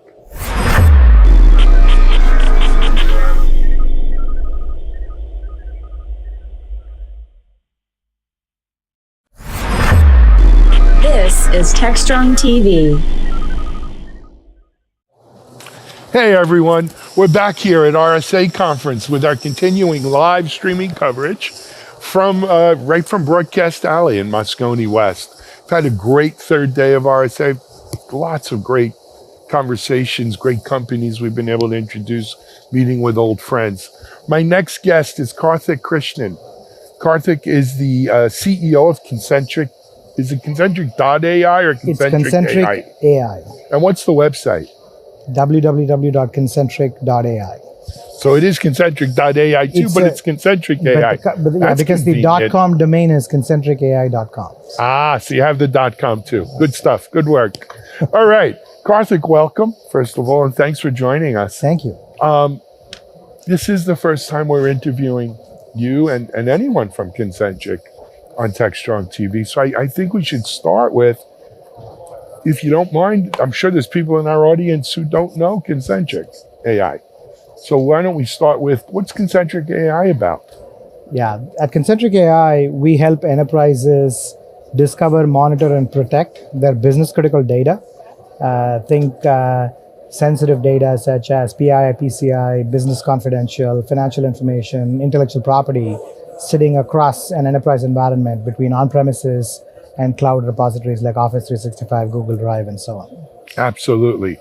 We're going to jump more into that in a moment, but you are the CEO. Share a little bit of your background maybe with our audience. Sure. I've been in the security industry for close to 20 years now, from running security products at Juniper Networks, to data encryption at PGP Corporation through the acquisition to Symantec. And then before this was part of a behavioral analytics startup called Niara, which got acquired by HPE. And the genesis for Concentric was a conversation I had with a chief information security officer back in 2018 when he was asking me, hey, are you guys doing anything in data security? Because if I were to have a data security audit, I'm likely to get fined. I don't know where all my mission critical data is, much less where the risk is to my information. And interestingly, he was mentioning to me, I'm spending $3 on people for every dollar in tool, and yet I'm getting extremely underwhelming results. And so, well, it's hard to scale that because it's an expensive proposition, right? So let's talk a little bit about it, though. There's mission critical data, but mission critical data covers a lot of sins, right? There's mission critical data in that the data is critical to the functioning of our company. It's the crown jewels. It's the IP of our company. Then there's other types of mission critical data that I tend to call it sensitive data, right? HIPAA data, PII data, PCI data, GDPR, whatever compliance mandate you want to be married to. But that data is also, and my experience is critical IP data, I think on the whole, companies are a little bit more careful with that than they are with some of the sensitive data. And that sensitive data is the kind of stuff that when you fail an audit, you could get put out of business, right? Let alone fined or anything. It's enough to shut you down. Here's the other thing, and I'd be interested in your thoughts on it, is there's almost like a Moore's law here, where the bigger the company and the more data they have, the more likely they are not to have a really good handle on where this data is, where it resides, what its permissions are, etc. Is that kind of for you, that's good because that makes for a lot of big customers, but is that the truth? Yeah, I think there's quite a bit of truth to that. What we see enterprises of a certain size, and I'm saying even if you get to about 1,000 employees, customers' consistent complaint is data volumes are growing exponentially. Data is also sprawled everywhere, both on premises and in the cloud. And as you provide end users with the ability to collaborate on data as they are creating, modifying, duplicating content, now a lot of the InfoSec teams tend to have much less of an idea of what's actually happening. And you are correct in that as the company scale grows, the environments get messier and messier. Yeah. And yet your data security and compliance requirements haven't changed. And so that's what's definitely a fundamental driver for companies like Concentric AI. Absolutely. And there's another aspect that I don't know if people at home, if they think about it, it'll be obvious.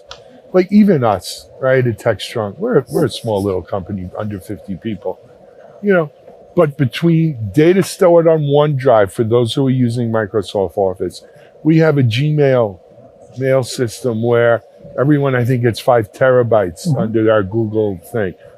So data stored in Google, data stored there, and that's just 2. Then there's the HubSpot stuff, and we use a variety of third-party apps where we're putting data. A lot of it gets duplicated. So if I say, okay, I want to wipe out that list with those people's PII, I may wipe it out of, let's say, Google, right, my Google Drive, but damn, I created that list in Excel and there's a copy of it over in OneDrive. Or I did it on my Mac and I backed everything up, or on my pad, and I backed everything up to iCloud or Dropbox or whatever it is I'm using, right, for data duplication, backup, and things. Or I shared it with him and he had it on his phone or her, right? It's a rat's nest is what it is, right? How do you help with that? Yeah, that's absolutely correct. And I think there's 2 parts to that. First of all, most enterprises don't even know. Like if you have 30 versions of a contract sitting in 5 different enterprise data stores, most customers don't even have a good idea of knowing where all of my sensitive data is and understanding that with context. And so the first thing we do is we nail data discovery. We use deep learning as a form of advanced natural language processing to give customers a view into all of their sensitive data with context. Everything from business critical data such as contracts and stock agreements to financial data to intellectual property to PII, PCI. Now, once we have done that, we're also able to autonomously compare thematically similar documents to give customers views into where the risk might be. For example, here's a contract that has been shared outside the company when it should not have been. Let's stop right here, though, because I want you to dig in here. How do you discover all this data? How do you ascertain, we have a SaaS sensitivity? We have a SaaS platform, right? That very quickly can scan an Office 365 or a OneDrive or a Windows file server. And at that point, we're using deep learning models to develop a semantic understanding of the content then giving customers thematic clusters. So we'll automatically, without the customers having to write a single rule, a single policy up front, we create these thematic clusters of data, tax filings, stock agreements, contracts, trading data, and so on. And then once we do that, we're mining that data for who has access, where it's located, who should have access to that data, to give customers a risk-oriented view into all of their sensitive data. Got to ask a stupid question. When you're doing that, you're not bringing that data out of their data store to you. You're doing it on their data store. So both options are possible. We have customers who are deploying us as a SaaS where we're analyzing the data. We don't duplicate their data store. You don't duplicate. We create a mathematical representation for the data, so you can't reverse engineer the data by accessing our platform. That's what I was asking. If you become part of the problem. Yeah. But we can also deploy within their own premises if that's what they need. Love it. Now, all right, so now we've identified the data, we've tagged, let's say, sensitive or critical data. Then what? Then once we have discovered the data, we're also mining that for risk, such as inappropriate permissions, inaccurate entitlements. Let's say an employee group, a HR group has access to sensitive financial data within an asset management company. We're essentially helping mine for where there may be inappropriate or unauthorized access. And we give customers a risk-oriented view. For example, a tech company is using us to identify design data that employees are sharing with their own personal Gmail. Is an example of an insider risk issue. So we're not only identifying the design data, but we're also finding where scenarios and instances where employees are sharing that data with their own personal email, and then helping remediate those scenarios where we go in and disable those sort of inappropriate permissions or entitlements to ensure that employees can no longer share sensitive data with their own personal email, as an example. Got it. Love it. So let's now, as a business perspective, talking to the audience, they're listening and they say, Karthik, this sounds great. How do I deploy it? What's it going to cost me? Right? What particulars? And don't give out anything you're not comfortable with. Fair enough. So what we recommend to anybody who's interested in our product is to try it out within your own environment. It takes us 15 minutes to stand up our product. And within a few days, the customer can get a representative view into all of their data. All where we see risk within their own environment, without them having to do any work except for us to essentially get access provision to be able to scan and provide these insights. And once we do that, if the customer likes it, which almost all of our customers have, then they can essentially scale that to a production deployment. And how's this priced? It's priced as an annual subscription. It's a subscription model. Correct. And based upon how much data you scan? Based on the data that we monitor. In a sort of a tiered model where we have a discovery module, a risk monitoring module, and a remediation module that customers can choose to buy based off of the capabilities that they care about. Love it. Sounds great. And it's concentric.ai as well as concentricai.com. Correct. You can go check it out there. Let's talk a little bit about RSA for a little bit. What were your impressions so far? Oh, first of all, it's great to be back. Amen. Our last show was RSA 2020, and so wonderful to be able to meet so many people, and so glad to see innovation alive and thriving. And year after year, it just feels like there's just a continuing set of security challenges that enterprises are continuing to face. More complex, and very thrilled and happy to be part of this community. Absolutely. Karthik, I want to thank you for coming on today. Thank you so much. Best of luck with Concentric AI. Actually, we didn't mention, you guys also announced a funding round recently? We did. We announced a $14.5 million funding round, led by Ballistic Ventures. Ballistic is a cybersecurity-focused VC fund, led by Tetchline, Barmac Mafta, Kevin Mandia, and Derek Smith. And City Ventures participated as well. And looking forward to leveraging the funding to accelerate our go-to-market and engineering efforts. I love it. Check them out, Concentric AI. Look, we all have data we probably don't know about and wish we did. Karthik, thank you. Come back, keep us posted on this one. Sounds good. Thank you for having me. Thank you. Hey, we're going to take a break here at RSA Conference. We're live. Things are heating up on the floor here. I guess it's almost keynote time. We'll be back in a moment.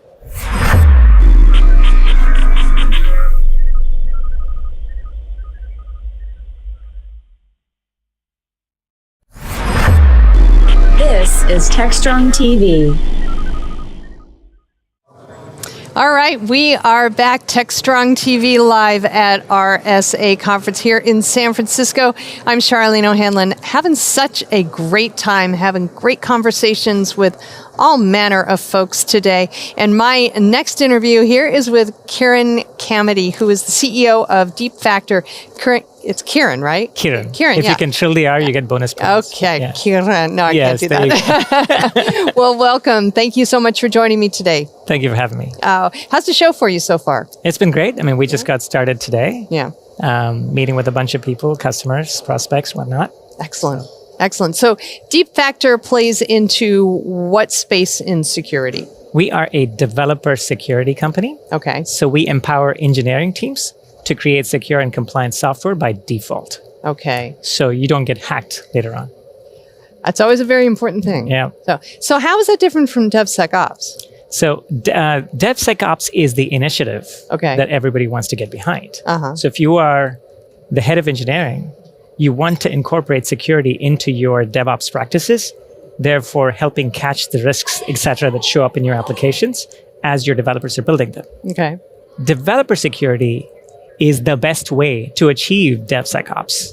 Got it. So there's a couple different ways. You can, for example, oral hygiene example with my daughter. Mm-hmm. Like, I can go check if my daughter has brushed her teeth every night, or I can teach her how to brush properly so that she can do it herself, and I can rest assured that she's doing it right. Mm-hmm.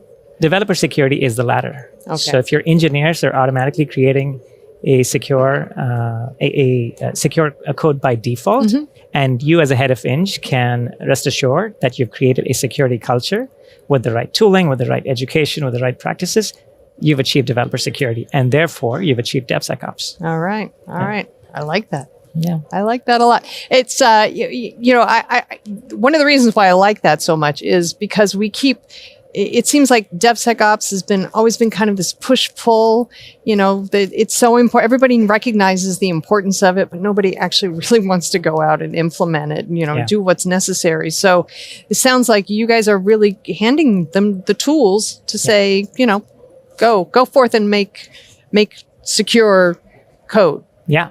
Yeah. And we focus primarily on the modern application development. So if you're creating Docker or Kubernetes type applications, then the older generation or the first generation of AppSec tooling doesn't cut it anymore. You need to rethink how you're creating and identifying all of the areas of security. At the same time, not bogging your developers down with a ton of meaningless alerts and noise. Yeah. And educate the developers at the same time with contextual, like just-in-time learning around what it is that they did that could affect them from a security perspective. So you combine all of them together and you create a cutting-edge developer security platform for modern cloud native world. Okay. So developer security, I mean, it sounds great on the surface, and I totally could get behind it. But I wonder if there's still kind of a misperception, if you will, of what developer security is versus, say, DevSecOps. And so do you think as kind of the confusion is cleared around that distinction, that we'll be seeing more organizations work with more of that developer security mindset rather than we've got to build more secure code, which to me kind of actually sounds like they're still kind of bolting on security rather than starting from the ground up. Yeah. No, I mean, at the end of the day, most heads of engineering are quite clear with respect to what they want. I mean, they don't want to wake up, realizing that they just got breached. So the intent of identifying security risks during the course of development and testing is there, and everybody acknowledges it. It's picking the right way to go about accomplishing it. And I think so far, we've gone about it with the perspective of, let's take the tools that I have that my AppSec team is using and make sure that I put them as, gates for my developers during their development. Okay. And that leaves a few things wanting from doing it the right way. Like, I don't want to go, if I'm the head of Finch, I don't want to wake up every day thinking, am I going to get breached today? And, that's a bad way to kind of wake up. But if I wake up thinking, I've trained my developers enough to, and I've given them the right tools, I've given them the right culture, so that they will automatically create secure software, then I can wake up with a bit more peace of mind, still achieve the same vision. Right? Yeah. Well, that makes sense. So where do you see the space going? I mean, what kind of trends are you seeing in the space right now? It is, we're sitting, I believe, at the intersection of a few very, very interesting trends.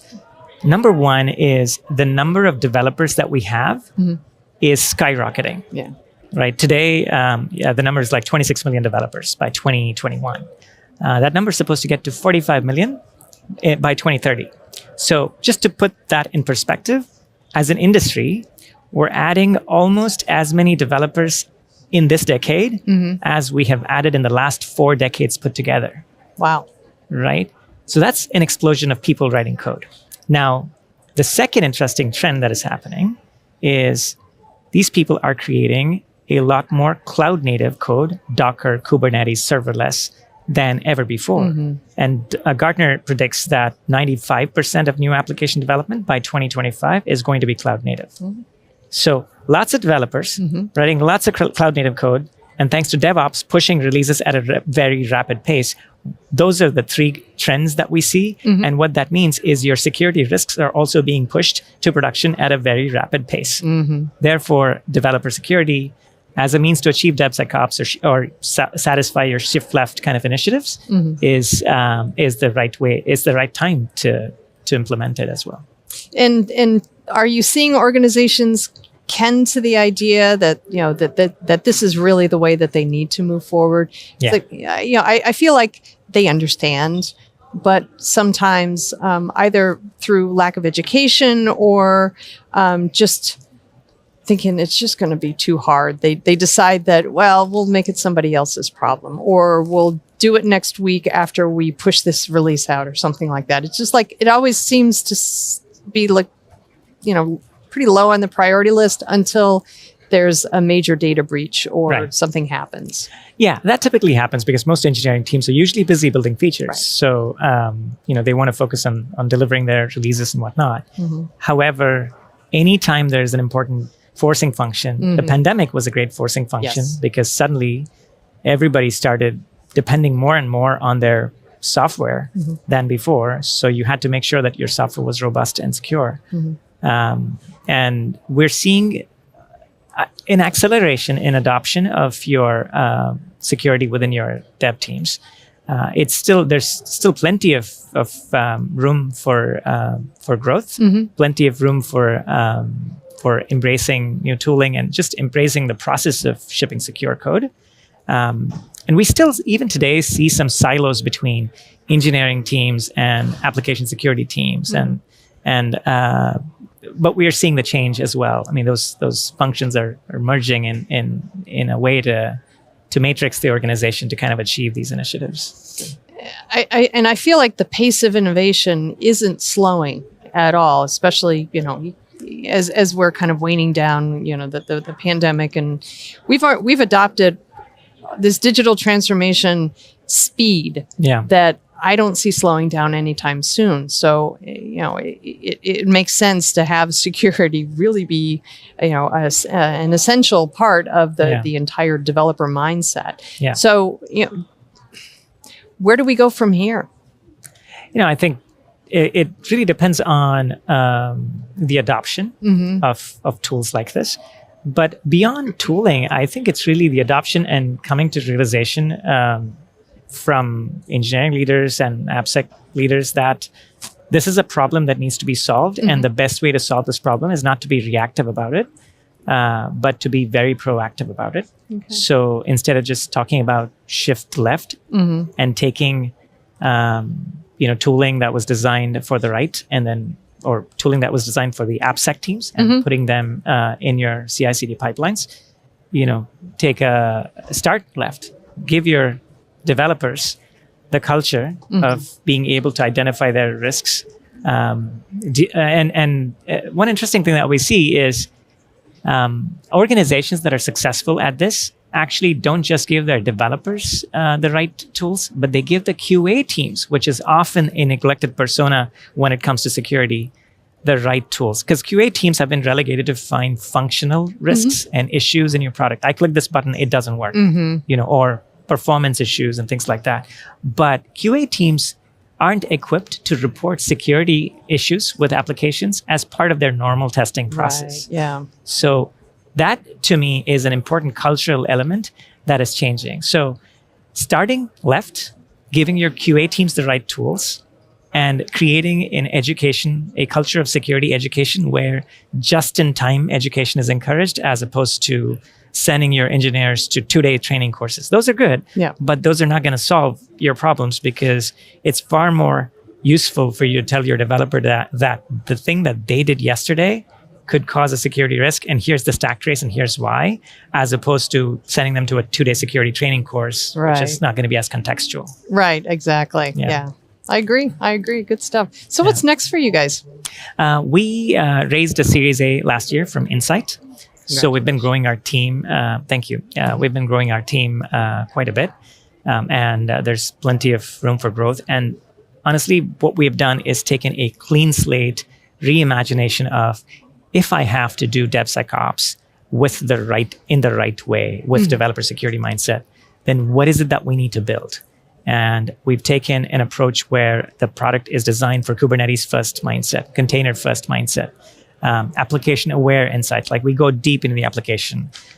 We don't just tell you, here's the problem. We tell you, here's the problem, here's the offending line of code, and here's a library that has a CVE that was actually used and loaded by your application, and here's the details. Most importantly, what we're seeing is people want a unified solution for developer security. They don't want to buy 5 different tools. As the market begins to slow down a little bit, we're beginning to see that already with job cuts and budget cuts and whatnot.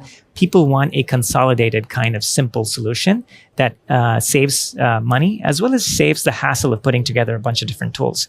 So we've taken the approach of an integrated, simple solution that gives you all of the risks that matter to you, or most of it, in a single pane of glass, whether it's application risks or container risks or, your dependencies or your web API risks, in a simple solution, single pane of glass, integrated with your day-to-day kind of functions. At the same time, give them flexibility to integrate with other tools like Synopsys. We just announced a partnership with Synopsys, Black Duck recently. So yeah, lots of work ahead for us to reimagine the space and lots of innovation to do. So, well, it's definitely a greenfield opportunity, and you guys are right there, and good stuff. Thank you, Kieran, so much for kind of walking me through developer security versus DevSecOps, what that means for the market. Good stuff all the way around. Really do appreciate your being here today. Thank you for having me. All right. All right, everybody, we've got lots more conversations coming, so I hope you'll stick around, but we will be right back after these commercial messages.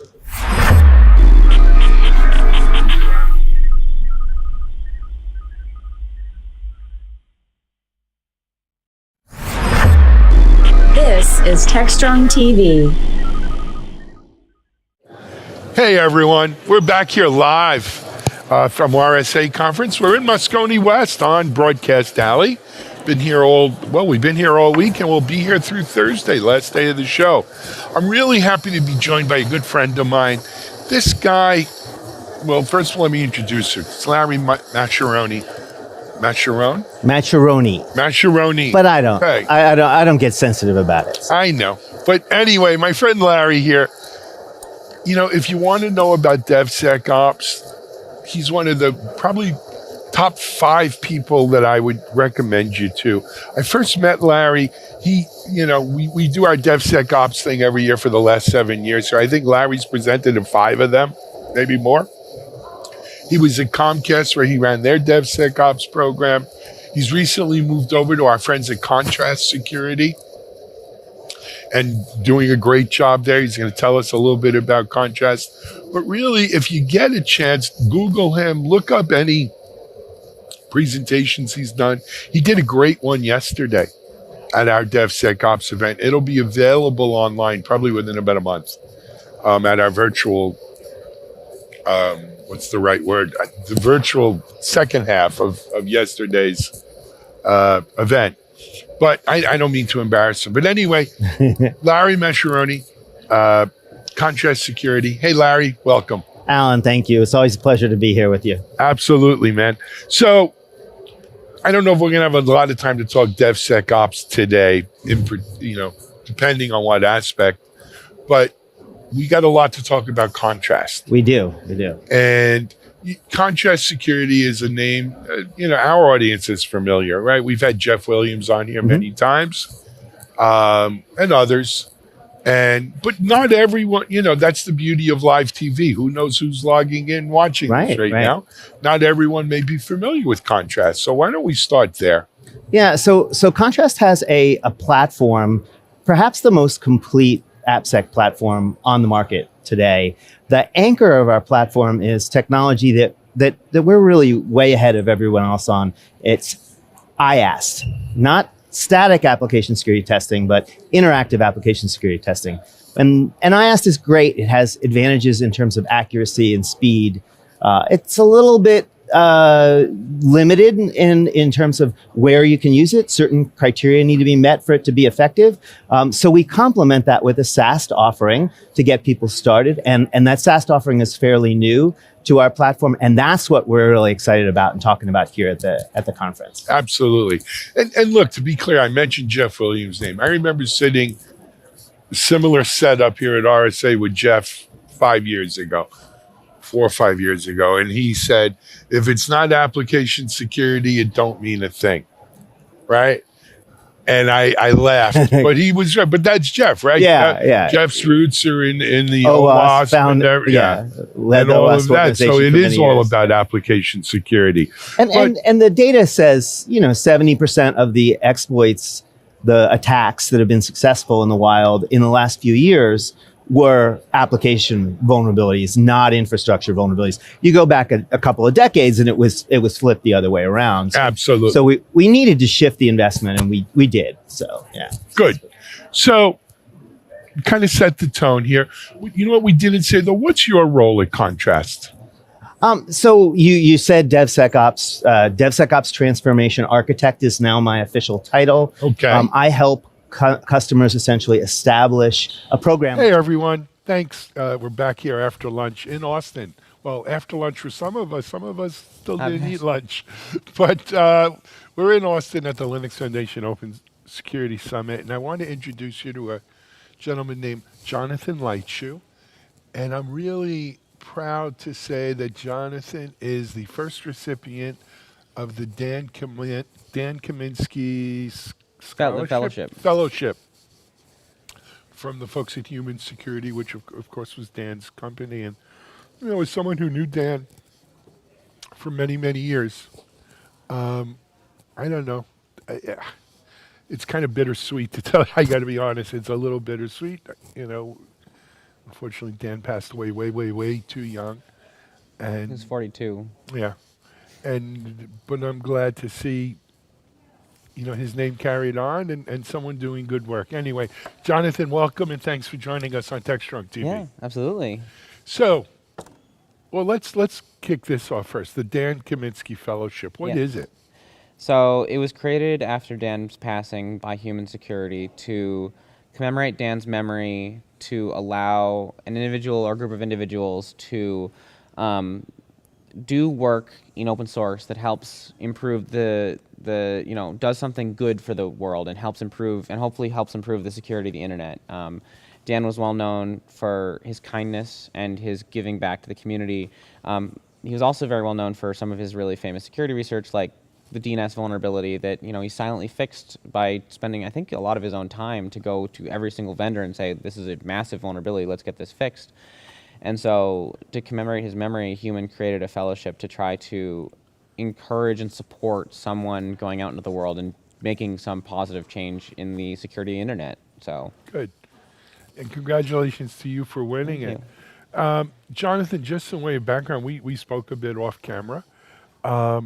You've been doing security research now for about 4 years, 4+ years. 3 or 4 years, yeah. I found some whoppers. One of which was the Zoom vulnerability that came out. It was during COVID, I remember. No. This is the one the year before COVID. Oh, the year before COVID. Yes. Okay. There was another one. There was during another COVID one. Yeah, that was nasty. There was a couple of ones for COVID. No. Look, and no knock on Zoom. It can happen to anyone. Yes. Obviously. During COVID, they experienced 10 years worth of growth and 10 years worth of vulnerabilities in a week. Yeah. Yeah. A lot of people do. Yeah. But anyway. But you're also working with the Linux Foundation a little bit now, and why don't you tell our audience a little bit about that? I've been very passionate about vulnerability disclosure. I do open source security research. I find vulnerabilities. I'm not doing that very actively now. The Dan Kaminsky Fellowship, I've pivoted slightly, and I'm doing more finding widespread common security vulnerabilities and then generating thousands of pull requests to fix those vulnerabilities. But I have, in the past, I have something like, I think 40 is low. I think I have more like CVE numbers that I've had assigned for vulnerabilities that I've worked on. And so I have some experience with getting vulnerabilities found and fixed. And I'm also working with someone named Madison. She works at GitHub. She formerly worked at CERT at Carnegie Mellon. And there's some other people together. We're working as a part of the Vulnerability Disclosure Working Group as part of the Open Source Security Foundation Linux group to come up with a guide for people who have found vulnerabilities either with intention or accidentally to help guide them through, okay, what is vulnerability disclosure? How do you do it? What are the norms? Not like, you must do this, but like these are the norms, and this is maybe some of the history as to why these norms exist. This is what coordinated vulnerability disclosure is. This is what full disclosure is. This is why you might want to use these disclosure methodologies. The suggestion that we're putting forward, at least I'm putting forward, is use coordinated vulnerability disclosure first. If that doesn't work, here are some escalation patterns or escalation paths you can go down. If all else fails, full disclosure, at least it'll get the information out there into the world so that people know that they need to mitigate this vulnerability or remove some vulnerable package or fix it in some way. So look, our audience is pretty sophisticated. Yep. But for those of you who are not familiar with vulnerability disclosure protocol, right? The idea here, and you're an expert, correct me if I'm wrong, but I've been doing this a long time. The idea here is if you find a vulnerability and you want to just, can't wait to tell the world that you, as a researcher, found a vulnerability, you probably compounded that vulnerability by 1,000-fold by just announcing it and putting it out there in the public, because now every bad guy in the world who maybe didn't know about that vulnerability is going to say, oh, there's a vulnerability here. Let's find an exploit before these guys patch it. Yep. So the concept of responsible vulnerability disclosure probably started in the early 2000s, maybe even before.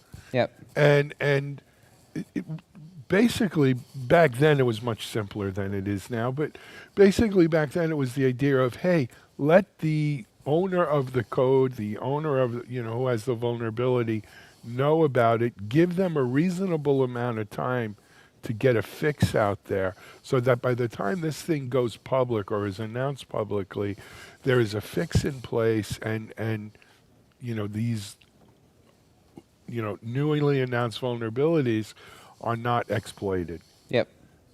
Now, a lot of, funny thing happened on the way to the market, right? A lot of companies, would stick their head in the sand when told about vulnerabilities. Yes. And refuse to do anything. Yeah. And they give 1,000,001 excuses. That's why the term responsible disclosures have been dropped from a lot of the common discourse, and we've turned to the term coordinated vulnerability disclosure, because the researchers are saying, a lot of maintainers are saying, well, it's responsible if you disclose to us, and we're not going to give any information out. And the researchers like, no, that's not responsible. And so there's this whole the word responsibility and ethics. It's semantics. Yeah, absolutely. So coordinated vulnerability disclosure is the idea that researchers will come and say, here's a vulnerability, here's a deadline that I'm going to disclose by. We should have a fix out by then, please. If you don't, okay, it's going to go public. If you want to protect your users, this is you should work with me within this time frame. And that has had a Google Project Zero has a lot of statistics around that when you have a fixed deadline for coordinated vulnerability disclosure, that it actually has a very positive impact around getting fixes done in a very condensed amount of time and actually getting those out to users. But that being said, there are, certain situations where they just can't get the fix done in time, and they'll work with the researcher and say, okay, we're going to wait 120 days instead of 90 or whatever it is, to give them time to get it out and get it out to the channel, so to speak. And then of course there's the announcement of it. And the good news is over the years this has become a little bit more, I don't want to say codified, but normalized, which is more good. Normalized. It's healthy to be normalized. You run into a lot of bug bounty programs and a lot of vulnerability disclosure programs that still have NDAs associated with them, where they say, if you disclose to our program, you're not allowed to disclose unless you get permission from us. And that's been a difficulty, and that's one of the things that I am warning people about in this guide is, if you're engaged in a vulnerability disclosure program or a bug bounty program where you found a vulnerability, like a lot of the times I find vulnerabilities unintentionally or intentionally, but there are a lot of bug bounty researchers or bug bounty hackers that look for programs that have money to do the disclosure, right? Yep. I'm going the other way. I'm looking for vulnerabilities and then saying, I found a vulnerability, here it is, right? But when you run into these programs, a lot of them have non-disclosure agreements, and you have to get agreement from the maintainer to disclose, and you have to be really careful about that, because a lot of the times when I'm looking at vulnerabilities in open source software, you need a CVE number, you need disclosure, and so you have to articulate that potentially beforehand. You have to say to the person, hey, I'm not going to disclose this vulnerability to you under these terms first. You need to waive these terms for me before I'm willing to give you the details of the vulnerability, because you can set yourself up for potential legal issues, or if you're on Bugcrowd or HackerOne, you can potentially get thrown off the platform, which means that you can't make money off of other research that you're doing potentially. So there's a lot of pitfalls, and so communicating those pitfalls in these guides to make sure that people are making an informed decision about how they're doing vulnerability disclosure. Let me just play devil's advocate. Yes. So the flip side of this is, if you speak to many maintainers and you say, hey man, what's the deal? The researcher found the bug, fix it. Yep. You got 90 days, that's an eternity, fix it. Yep. Their comeback to you is, well, he only really gave us, or they only gave us 45 days. Yep. Or they threatened unless we give them an exorbitant amount of money. Or that's extortion. That's not legal. That's called extortion, yes. And that's, in a nice way, what they're saying. Or, this security researcher is so publicity hounded that they just want to get it out there to get their name with it. They don't care about the security implications involved in doing a responsible disclosure or coordinated disclosure. Yep. So, Jonathan's presenting the security researcher side of it. All I'm saying is, how life is. I've lived long enough to know that there's always a million sides to every story. There's the black, the white, and the gray, and there's a lot of gray in between. Yep. But the good news is, as we sit here today, it's a lot better than it was when I was coming up in security. I've heard a lot of the stories from previous companies, and you do any security research and you just get chased by lawyers, right? Microsoft, everybody, they were really, really bad about that in the past, and it has got significantly more normalized now. The DOJ... Well, security researching in general. Security researchers, you were either a black hat, Yep. doing it for nefarious purposes, or you were a white hat. People were saying, "What the hell are you doing for a living?" Yeah. Right? What are you making money at? And so now Now it's you can make a lot more money as a right. doing stuff for the good stuff. Right, Yeah. you could be a white hat security researcher and make a living, and Yeah. and it's thanks to Dan and people like that who made that possible. He had a line. Watching one of his talks, he's like, talking about research and stuff like that. And he's like, "Can my hat be any more white?" Yeah, he's no. like, yeah. Well, he really was one of the good exemplified guys with it. I mean, because back then, like with the DNS thing, he literally had to go out to all these vendors and say, "Please, please, please." He said, I think he said, I went to the DEF CON group held a funeral for him, and somebody told a story about, he's like somebody asked him, like, what would you do if you found another one of those types of vulnerabilities? He said, I know, he said, I hope I never do, because it was so much work, right? Because he did not that he would have done the work again, I think, but he was like, the internet was broke. Well, but yeah, he felt a moral obligation to do that work. Yeah. And so he was like, I just hope I don't find another one like that, because it's a lot of work. It's a lot of work to do that sort of coordination and. Though I think it would be easier today than it was. Oh, absolutely. I think so. did it. Yeah. I mean, I don't think that I could be wrong, but it was back in 2008. There was still CERT and a lot of those things were either didn't exist or were very early in their maturity and stuff like that. Was it 08? I think it might have been earlier. It was around 08. I want to feel all right. Yeah. I'm still secure. Yeah, that was when 07, 08. DEF CON, I think that was the year, I could be completely wrong. I think it was around 08, yeah. It's around, Still Secure is a company I co-founded. I left in 08, 09, after DEF CON that summer. Yeah. So it was around then. Yeah. Anyway, I wanted to go back to what you're doing with Linux Foundation. Yes. That you're working with a bunch of folks and orgs. Yeah. Tell a little bit. So primarily the work that I'm attending a lot of the different meetings. The other interesting discussions that are going on, I've been particularly passionate about security of repositories, the repository security. I formerly worked for Gradle, and Gradle is a build tool used to build 50% of all Java applications and 99% of all Android applications. So if you have an Android device, you're not running Gradle, but your apps the app that's running on your phone got there because Gradle was used to build it. So and so I've been very passionate about the security of the supply chain and vulnerabilities in that area. And I've been kind of hoping for a group to come together to discuss the security and the risks and the hopefully long-term sharing threat intel around these things in this space. And so I'm really glad to see that there's finally a grounding rod, a place for a community circle for these conversations to finally come together and have discussions around, what are the things that we're doing to secure these things? What are the controls that we can put into place to protect our end users and protect the supply chain that is feeding, multi-billion-dollar companies and small projects, right? How do we protect this stuff, right? And Gradle is used to build Signal, right, which is a very important security app, right? Absolutely. How do we protect all these things? And so I'm really glad to see that these conversations are finally happening. Yeah, no, it's a long time coming. Yeah. Anyway, hey Jonathan, we're probably way over time, and I know you're supposed to get lunch. So lunch, yeah. I'm gonna let you go eat. Man, congratulations. Thank you Dan very would much. be proud. Thank you. Keep up the great work and stay in touch. Will do. Thank you so much. All right, we're taking a break. We're live in Austin. We'll be back in a moment.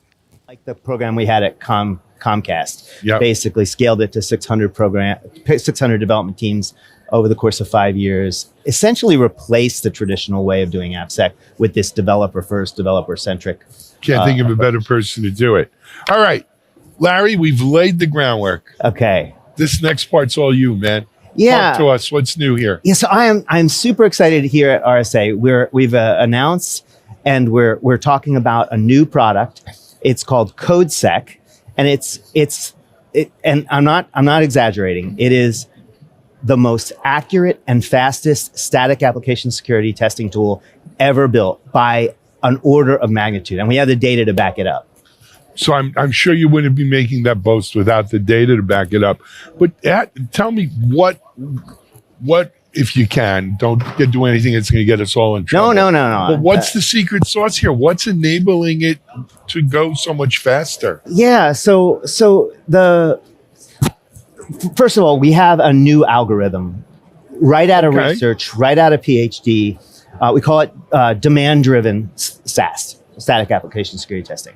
And it's a next generation leap forward. So let me explain how it's a next generation leap forward. So every other SaaS tool on the market starts by trying to build what's called a data flow graph to see how your data flows through the application. And this is very time consuming to explore perfectly and deeply. So they make trade-offs with speed by simplifying and approximating the data flow model. This introduces inaccuracies. So the SaaS vendors are constantly trying to make this trade-off between speed and accuracy by turning this dial of how many approximations they make with their data flow model.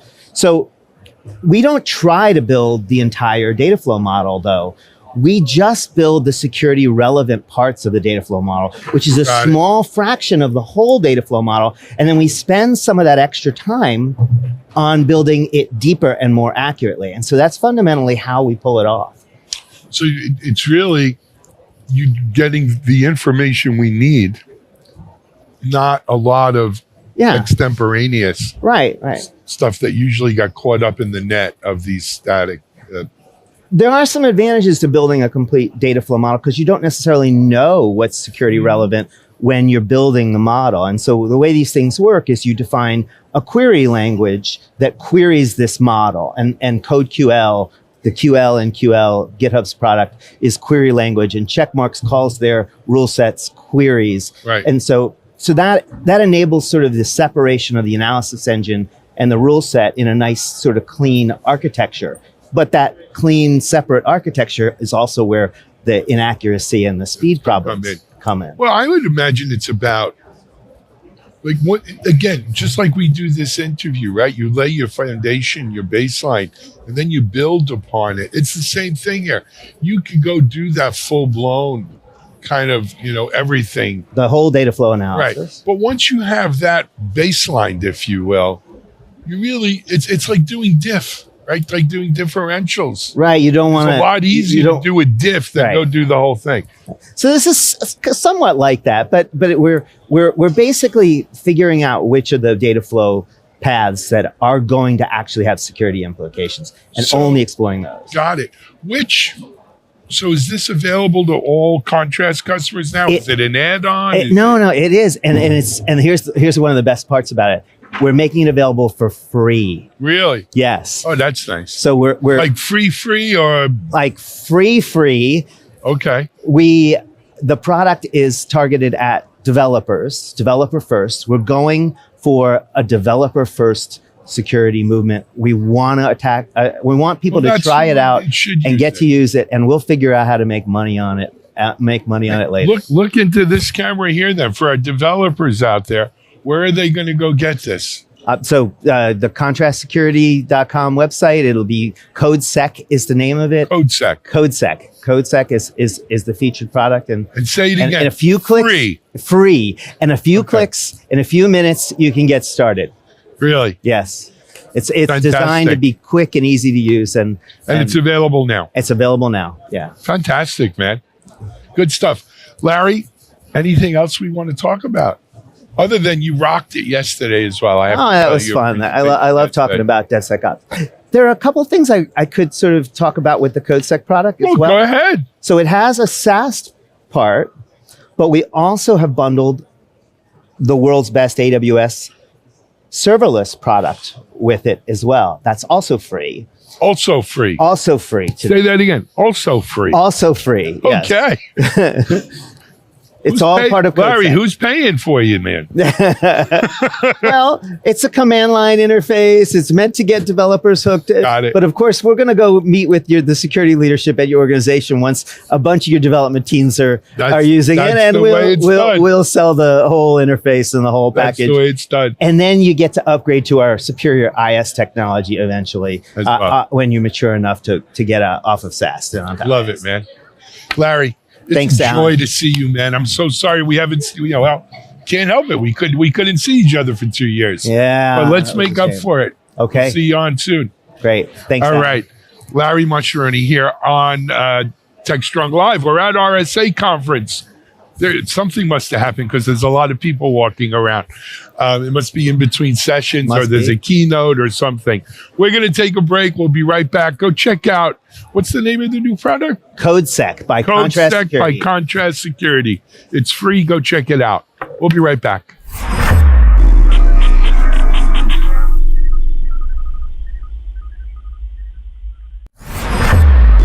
This is TechstrongTV. All right, welcome back to TechstrongTV Live at RSA Conference here in San Francisco. I'm Charlene O'Hanlon, and I've been having so many great conversations today. I wish you were here to hear these conversations, but I'm glad you're tuning in to see them virtually. We have another great conversation coming up. This one is with Loris Dejiani. I got it. Very good. So excited. Loris is the CTO and co-founder over at Sysdig, and you guys are firmly in the cloud native Kubernetes containers space, correct? Correct. So Sysdig offers a full feature security platform, which is essentially the leading platform for security for modern applications that run in the cloud. In particular, we focus on cloud infrastructure security, container and Kubernetes security, and everything that has to do with the life cycle and securing the life cycle of modern applications that are running on the cloud. Excellent, excellent. And I've been having so many conversations with folks about cloud native technologies, and it's really fascinating to me because the collective cloud native community, seem to be focusing a lot on the application development, not so much on the application security of cloud native applications. So where do you see the space right now? I think it's changing. It's changing quickly.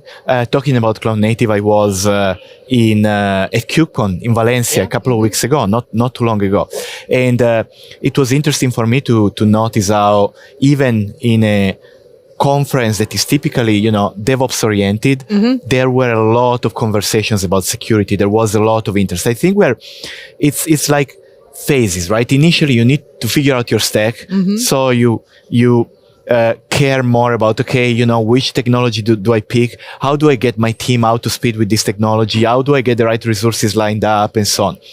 And then, when people start actually using this and maybe using it in production, it's like, oh, okay, my sensitive data is relying on this. My applications and the health of these applications and the security of the applications relies on this. So there's a second way when people sort of, realize how important this is and they start making true investment. And that's what I'm seeing it's happening around this phase. Well, that's good. I mean, that to me, that shows that there's a real maturation happening.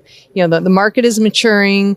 The whole cloud native community is really coming into its own, if you will, and recognizing that it's not just about the units, if you will, the containers or Kubernetes or service mesh or all of the different cloud native technologies. Really have to look at it holistically, and security needs to be a larger part of that conversation. So, and as part of that, I imagine you guys are talking a little bit more, maybe hopefully, about API security as part of that as well. So, I mean, where do you kind of see that coming into the conversation? Yeah, API security, and I mean, it's really like a chain that is made of many rings, right? Sure. And you need to make sure if only one of these rings is weak, then your whole posture is weak. So, really, especially in the cloud, because very often, at least for what I'm exposed to, Sysdig tends to talk to users, both open source and commercial users. They tend to be typically either at the beginning or in the middle of a digital transformation. And the transformation is the transformation to the cloud, right? Using cloud native technologies is essentially a tool to transition applications that were living in the data center traditionally, and now they're living in the cloud. And there are many aspects to that. There's API security, there's shiftless security, and like code security and container image security. There's vulnerability management. There's runtime security, which is very important. There's security postures. There's forensics, and what's interesting is that the transition to the cloud is radical enough that all of this changes in a quite dramatic way, in a way that not only typically what you are doing in the past doesn't work anymore because the paradigm is so different, but also that if you approach this too much vertically, then you are not really covered. So for sure, API security and many other things are sort of, like converging, and we're seeing even just in terms of community, the cloud native foundation, becoming a little bit like the certifier for what the proper stack should be for this.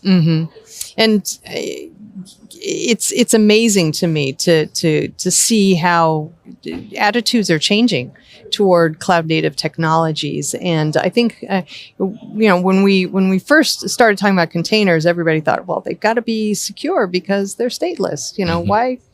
Why wouldn't they be secure? Nothing is happening inside them. And that has been the biggest fallacy. We've all learned that is so incorrect. That and I think a lot of companies maybe learned a hard lesson that way. But we are, the more we understand the technology and the way that the components all work together, I think the better we understand that security really does need to be a very large part of the conversation.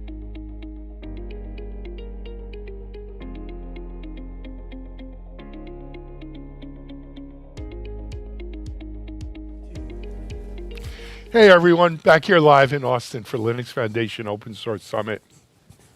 We haven't really spoken about it, but there's a large expo floor up on floor 4. We're on floor 2. Some great companies exhibiting up there, talking to people, joining in the conversation. I wanted to introduce you to a company we haven't covered before on TechStrong, on any of our brands, and that is Layer 5, and I'm here with Lee Calicote from Layer 5.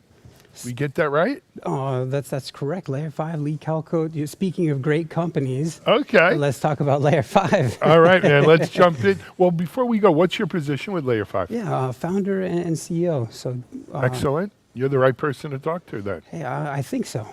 All right, so talk to me. What's Layer 5 about? Yeah, well, we've been around for a couple of years now. Been focused on open source community first. We built a couple of open source projects from scratch. They're cloud native centric. They're actually service mesh centric in nature. There's about 3 of them. 2 of them have recently landed into the CNCF. Actually, now that I think of it, there's an annual review of one of them coming up. To step back for a moment and say, like, Layer 5 sort of mission and vision in general is a recognition that the infrastructure is quite capable these days, and we aim to enable service teams to expect more from their infrastructure, to help them extract more value than maybe they recognize that's there. Okay. We really think that we've had an initial focus and start toward service mesh as an intelligent layer that you can program and tell it to do various things. We think that there's a lot of untapped power in the network, and that's really important to microservices and lots of requests transiting the network. And so we're here to help people wield that power in a self-service way. Excellent. So, look, when we look at service mesh, right? So I've been going to KubeCons and everything, before COVID and all, and before COVID, it really seemed like service mesh was where the action was, right? People were using Kubernetes, but now as we layered on security and network and all these services, we needed a way for them to communicate, talk to each other, interact, and that service mesh became the sort of the API hub, if you will, for lack of a better word. Yeah. Where all that action was taking place. And then we saw several different kind of service mesh, right? Istio, which only recently became part of CNCF, right? It was Google. Was it Linkerd is another one, right? Yeah. And you mentioned a couple that your company have. Yeah, there's, actually it's kind of interesting. Just within the CNCF, as actually one of the roles that I play is the chair for the technical advisory group for network for the CNCF. And so with Istio's recent donation, or it being donated as a recent project rather, is Well, if I get the count right, I think that's depends on how you count, but it's either 5 or 6 service meshes just in the CNCF. Right. And that excludes service mesh implementations that are outside of the CNCF. And so, yeah. It's a crowd. Now, one may look at that and say, well, obviously that is or not justification, but proof that the service mesh area is a really big area that's very important to people, and you know, it's going to need a good solution.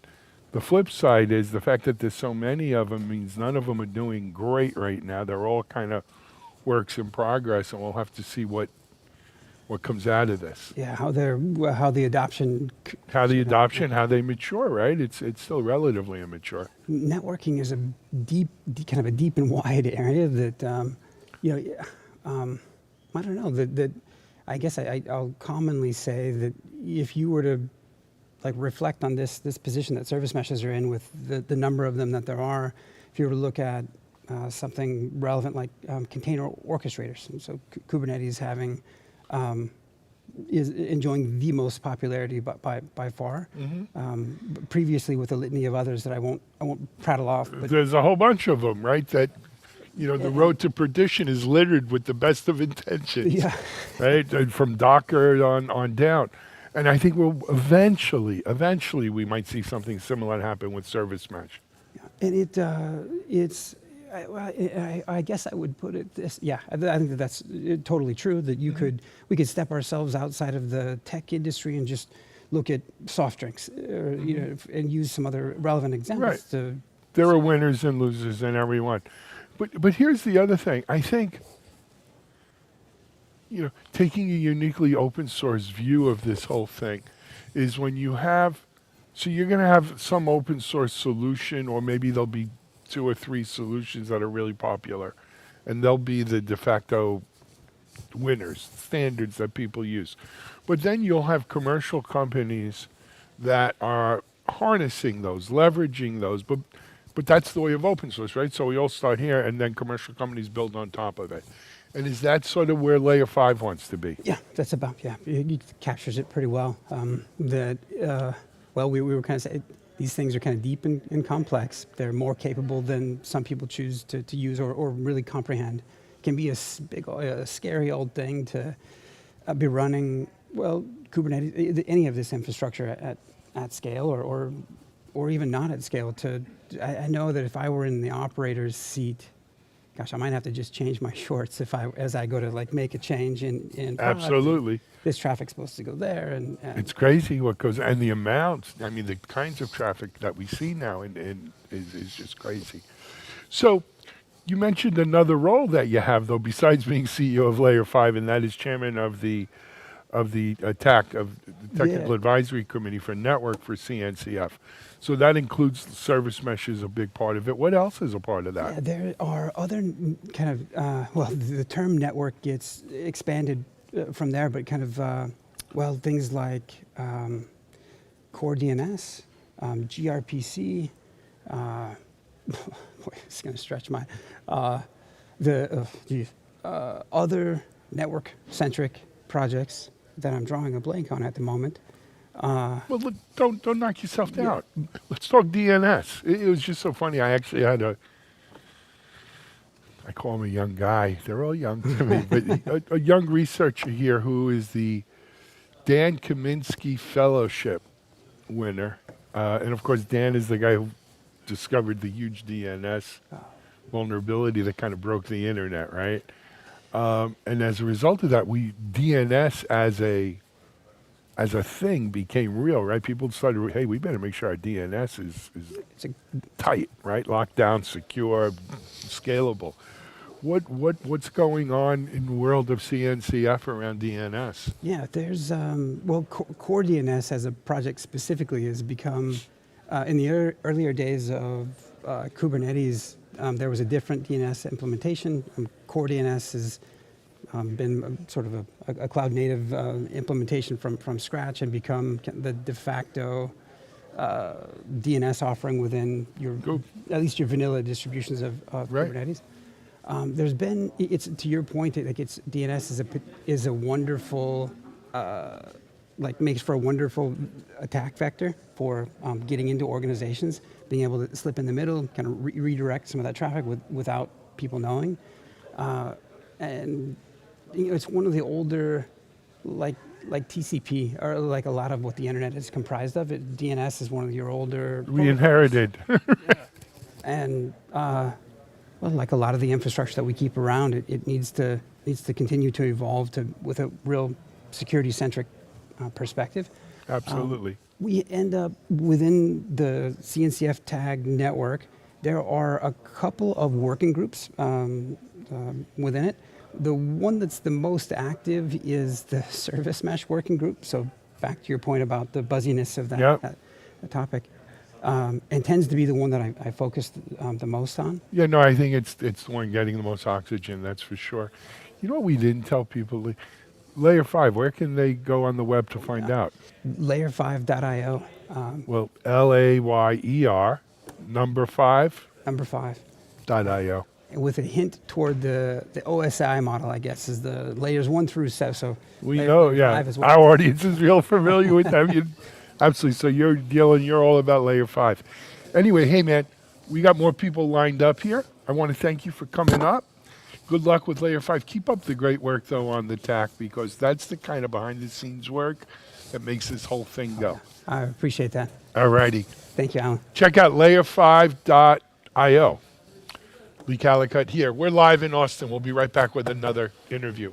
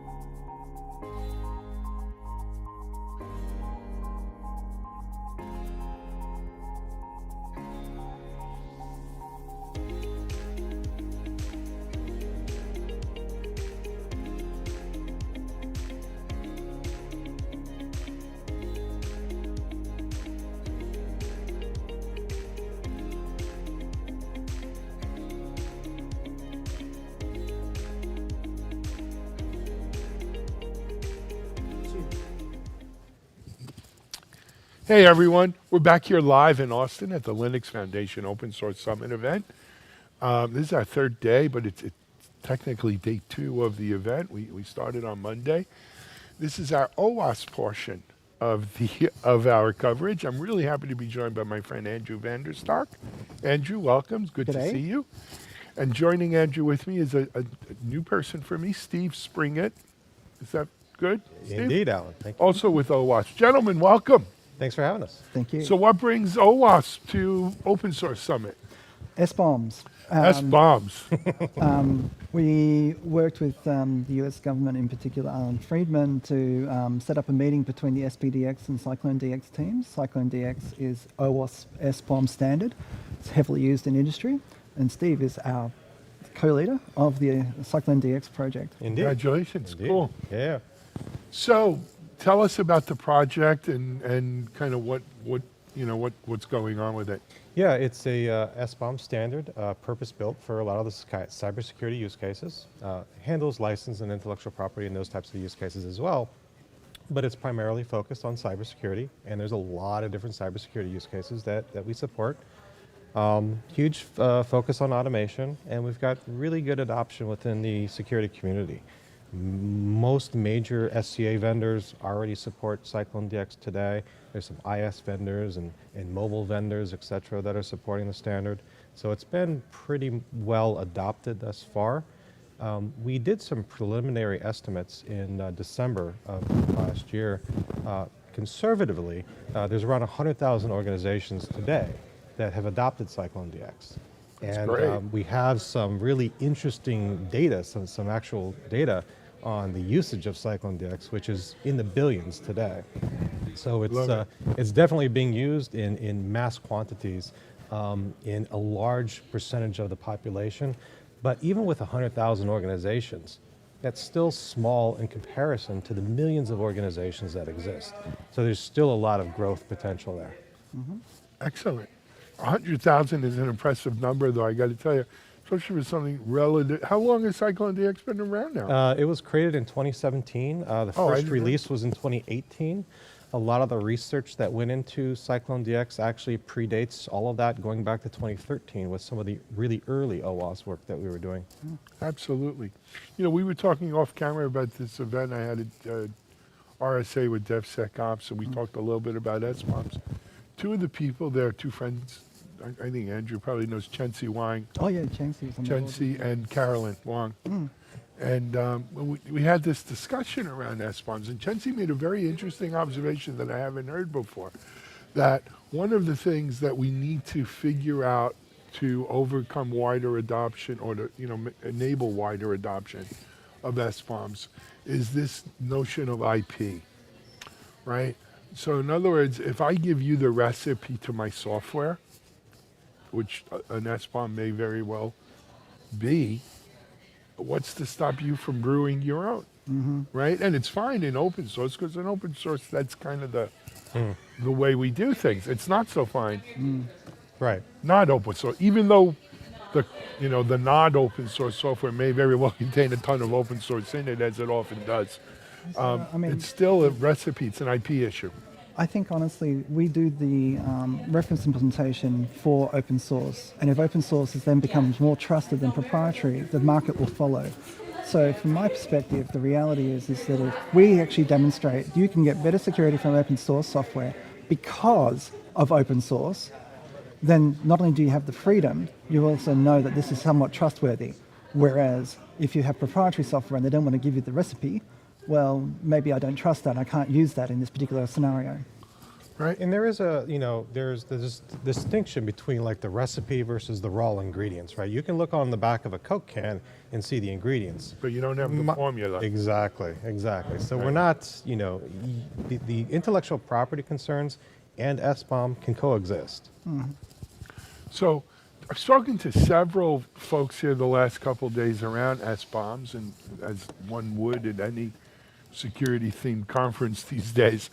And I what I'm afraid of is the Unixation of SBOMs, right? If we have too many standards, too many flavors of SBOMs that aren't necessarily compatible, are we going to have a Unix situation, right, where you need a different application spun up? You know, it's if you look at SBOM, I kind of equate it to like an automobile, right? Well, you can have an F-150 and you can have a Maserati, right? Is one better than the other? It really depends on what you want to use it for, right? And I think SBOM formats today are kind of that way. You can use both formats simultaneously. They both bring something, you know, good to the table. We believe at OWASP that we bring a lot of the security use cases to the table. That's kind of our main focus. But SPDX brings its strengths to the table as well. And you know, organizations can adopt both, and many security vendors can adopt both, and they have adopted both. Now, there are security vendors that can either do one format or the other. Now, in the security space, it's typically Cyclone, because we support a lot of the use cases that, you know, the other format may not. But organizations are free to adopt both of these formats, and there is a certain amount of interop between the two. There is. There is, to an extent. But if you care about a lot of the other things that are not necessarily common in between the formats, they will in fact be lossy. So let's do some table setting, if you don't mind, for our audience. So Cyclone DX is the OWASP standard. Correct. SPDX, right? Who that's the Linux Foundation. Linux Foundation OpenSSF. OpenSSF. Yeah. I was afraid I gave an extra S in there somehow. But OpenSSF, that's their standard. You know, I'm reminded in the early days of RSS feeds, we had RSS1, RSS2, Atom, you know, and it was a real pain in the butt, right? Because you wanted to get an RSS reader to read all of your blogs or whatever, and depending what RSS version they used, it didn't work till FeedBurner came along, and it kind of normalized RSS feeds for everyone. Wound up selling to Google for like $100 million with no revenue. And Dick Koslow was the founder of that. He went on to be Twitter CEO for a while. But do we need a feed burner? There are translation tools. I mean, I hate to hear that we lose stuff in the source stuff. Yeah. I mean, we're not ready to announce much about this meeting, but that was the reason for the meeting. The reason why the meeting existed is to have a frank and open discussion between the two teams, and we really thank the Linux Foundation for inviting us here. That's good. Yeah. So you heard it right here first. Stay tuned. I think we're going to see something, hopefully, come out of this that'll help us all as we kind of rally behind maybe one standard or more interoperability, depending on whichever standard it is you want to pick for your SBOM needs. Now, you mentioned 100,000, which boggles my mind. 100,000 organizations using it already. What do you think the actual addressable market is, though? How many? I don't know. I mean, it's going to be in the millions. Out of the 100,000 organizations that we know have adopted it, we know that around 202 million components are represented in Cyclone DX every single month. And the way one tool specifically that was measured that analyzes and consumes these, that equates to about 20 billion checks for components with known vulnerabilities every single month. That's just the data that we know about. And again, it's a substantial number. It's big enough to know that this stuff works. It works en masse, and we can operationalize this without a lot of effort. But it's still small in comparison to the millions of organizations that exist. And the interesting part about the folks that are adopting a lot of this, you know, the early adopters in this space, what I find in the OWASP community is that the majority of them are using it for internal best practices. They're not necessarily sharing these things outward. Well, it's only maybe, certainly within the last year with the White House and everything, that we've seen this light where, you know, it's become a thing, right? I think before it was basically for internal practice and internal teams. I think it'll really become commonplace and you know, de facto when end user organizations, when I go to buy software from you, or I go to consume software from you, I say, I need an SBOM, even if it's for my compliance, governance and stuff. I need I think your honestly SBOM. that's exactly right, and I think the US government here has a huge role. FedRAMP improved the cloud security for so many people. Absolutely. And it didn't say you have to buy AWS. It didn't say you have to buy Azure. No, it just had to be FedRAMP certified. Yeah, and that's why I think SBOMs need to go. And I think honestly the driving factor here is the EO, and that's what we're working on. Is how do we get the features we don't have in Cyclone DX? How do we get the interop so people who use both don't lose data? And that's, I think, a really good thing. I agree. Agree 100%. No pressure. But when do you think we might see some kinds of announcements or moving on this? Well, I'm hoping that we'll have a joint announcement by the beginning of next week. We've made Beautiful. some really good commitments, and I think, honestly, the next part is to actually do the work. Well, that's always the easy part. Well, you know. Yeah, I know. Well, I'll tell you this. I am back in our offices next week. I'd love to see an announcement, or maybe we can grab someone from Linux Foundation and one or both of you on to discuss this further. We'll reach out to grab Alan Friedman too. That would be a great panel on SBOMs. Oh, I think so. I mean, Kate Stewart is the lady you need to talk to. All right, I'll reach out to her. Hey, beyond SBOMs, Andrew, what else happening with OWASP? Well, we have invalid bylaws, and we're going to need all of our members to vote for it. And so we're actually working on a replacement bylaw package at the moment that gives the members what they want, because we need the members to actually approve it. That's exciting. So if you're a member out there, go vote for this. You know, I see this in my homeowners association. No one goes to the meetings, but no one will even fill out the proxy forms so that you have a quorum to get things done, So don't let that happen here. Get the OWASP bylaws passed. Yep. So we're hoping to do that in conjunction with our next director's election. Very cool. Hey, guys, thank you both for people don't realize it's a lot of work working for an OWASP, a Linux Foundation. And just because they have the nonprofit name on there doesn't mean everyone, A, works for free, or B, that people don't really bust their butts working on these things. So thank you both for what you're doing. And, I know how hard you are on it, Andrew. And Steve, it sounds like you're doing a bang-up job, so thank you. Trying. All right. No worries. All right, we're live here in Austin. We'll be back in a moment with our next guest. Thank you. Thanks, Alan. You're welcome.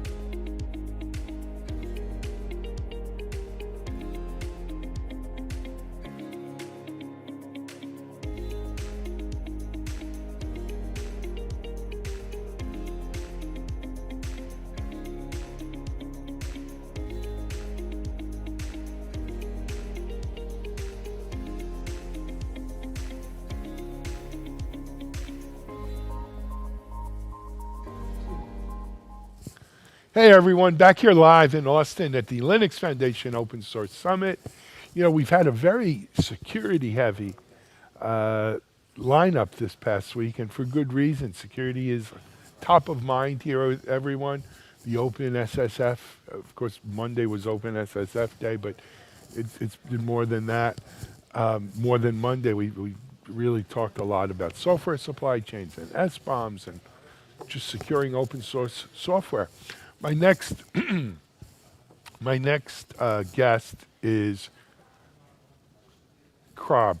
Krob. Or C-Rob, whatever. No, you know, I had C-Rob in my mind, and that's what messed me up. Let's go back to Krob. Excuse me. I'm not sick, just had a little thing in my throat. So Krob was actually the MC of Open SSF Day on Monday. I had an amazing hat. You did, and you didn't wear it here. I came from outside with tacos, and it was all sweaty. So now we just have two bald guys here. Anyway. Safety in numbers. Yeah, that's true. That's true. Wear the hat next time. But anyway, first of all, Krob, welcome, man. Thank you. It's wonderful to be here. I'm excited to have this little chat. We are excited to have you on here. So before we jump into Monday and Open SSF Day and that whole thing, you're with Intel. I am. Full disclosure. What do you do in your day job? So my day job, I am the Director of Security Communications. So primarily our function is as incidents happen, so there's a new vulnerability discovered or researchers find some report on our portfolio, I help kind of evaluate that and kind of determine how we're going to communicate it. Love it. And your role within OpenSSF? So I've been with the OpenSSF for over 2 years, almost from the beginning. And currently I am the working group lead for the Developer Best Practices Working Group. Love it. And the Vulnerability Disclosures Working Group. I sit on the Technical Advisory Committee, so we help kind of steer the strategy for the foundation. I'm on the Public Policy and Government Affairs Committee, and I'm just now the owner of 2 brand new SIGs, special interest groups underneath the working groups. So I'm in charge of the Education SIG and the Open Source CERT SIG. So we're going to create a P-Cert for open source. That's beautiful, man. That is really, and let's talk about that CERT. Yeah. That'll be through Linux Foundation? Yeah, we are still, back in May, the foundation and some contributors created the mobilization plan. I'm sure people have talked about it this week. 10-point plan addressing, trying to help respond to things like the White House executive order. And it's a plan that says these 10 different work streams we feel we can improve the security posture of open source software.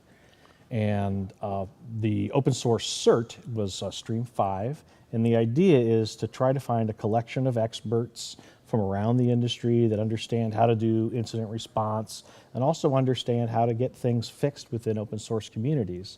So we have our first meeting for the SIG the first week of July, and we're going to try to refine the initial plan and kind of spec it out and see how we want to react. But I think ultimately it's going to be kind of a mentorship program for upstream communities to teach them how to do incident response, and help them work with security researchers and reporters, and also help make sure that they've got tools and process in place so they can be successful.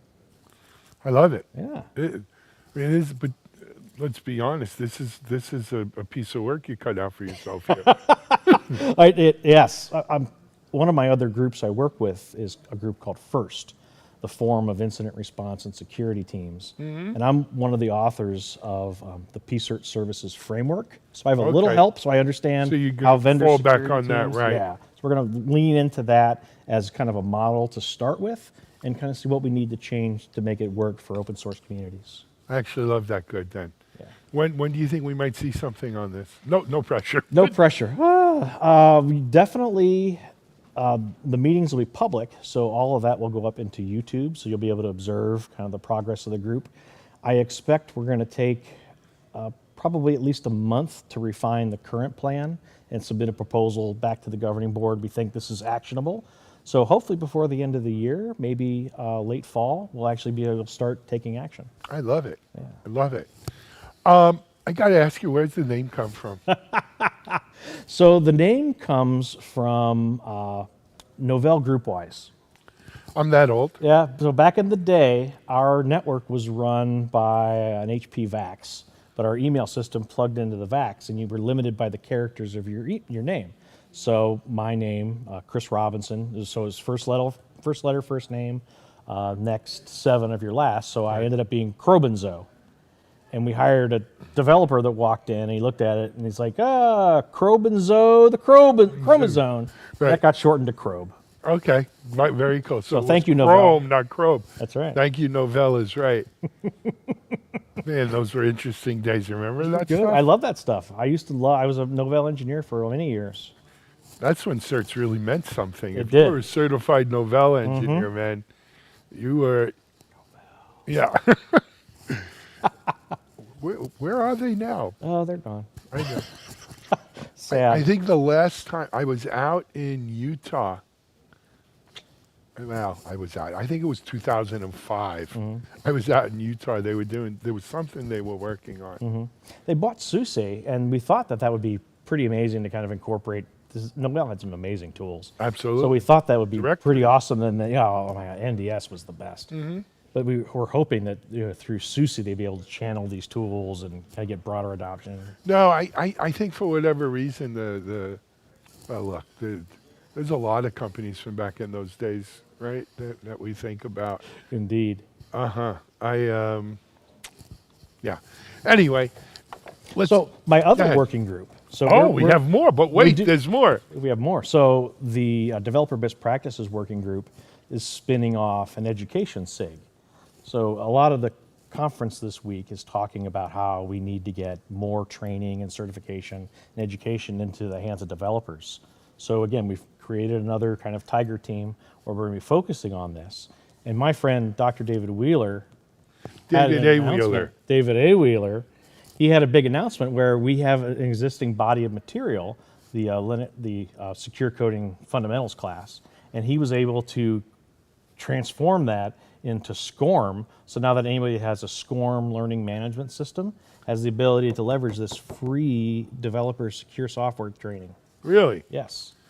And that's the SCORM system. If you have SCORM, you can leverage this free. Yeah, there's some rules behind it, but yeah, absolutely. It's plugged in. We're looking to get that donated to higher education, historically black colleges and universities, trade schools like DeVry. Wherever trying to you get can this get everywhere. it into people's hands, that's the thing to do. So that kind of stuff gets me really excited. I'll be honest with you. You know, all too often we're good in the tech industry for forming a foundation and a SIG and an advisory board. But rubber meets the road when you can teach people coming up. Right, Exactly. so they come in with the right habits, because it's harder to teach the old dogs than new chicks, right? I can't take the class. The brain's full. Yeah, no, I hear you, but it's not only that. Look, if you've been developing software for 25 years, and I'm going to come and tell you, well, what you're doing is wrong, and I need you to start doing it this way now, I'm going to make some progress because no one wants to say, I know everything and I'm not changing. People don't say that. But it's just almost subconsciously, it's a lot harder. It definitely is. And that's kind of informing our approach. So we have a traditional, about 20 hours worth of traditional class material.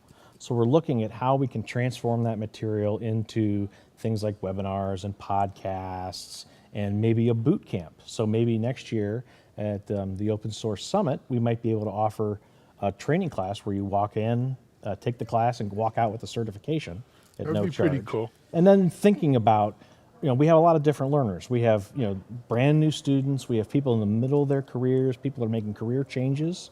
So we have to kind of serve all these different constituents. And that's absolutely that is one of the problems, kind of the user journeys we're trying to fulfill, is this, I'm an existing developer, how do I gain new skills or refine what I have? Let me ask you a question. So I come from the security side of the house for years and years. Nothing amount with putting the emphasis on developers developing more secure software. But shouldn't we also be developing for security people to better secure open source software? And the foundation itself does have it's multi-pronged. And so to help like a practitioner, we have things like our scorecard and all stars, and we have a project criticality score. And actually, there was a great session just a couple hours ago by one of my peers, Jacques Chester, and it was kind of if you're a risk guy, it was kind of based off of OpenFair, which is a risk management methodology, kind of explaining how we can evaluate open source projects, share that information with downstream consumers and risk management teams or procurement teams, and kind of give them a quantitative assessment of this is what risks you could incur by these projects. So if you have two projects that do the same thing, one might have a higher or lower score, and we'll provide you the data that you could make your own assessment off of that and make your own judgment. So the foundation is also looking at just many different avenues to get this out there, focused on practitioners and developers. And hopefully by this kind of Hydra-like approach, it'll be successful. It'll stick. You know what? You just put as much stuff on the wall, and whatever sticks, sticks, man. I hope so. Anyway, hey, Krob, right? I got it right? Yep. All right. Thank you for stopping by. Thank also, you. thank you for all you do, right? I mean, it's a community thing. These are not paid type of gigs, That's right? for sure, yeah. No. And I thank you for your time and efforts on that. Thank you very much. All right, This was man. great. Hey, keep up the great work. We're going to take a break. I think we've got another interview coming up in a moment, and we're here live in Austin.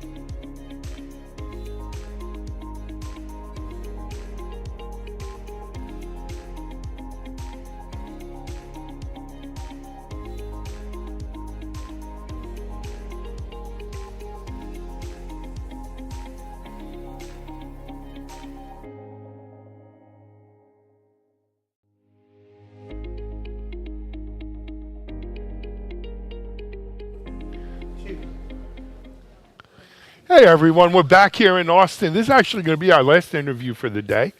I want to introduce you to Hart Montgomery.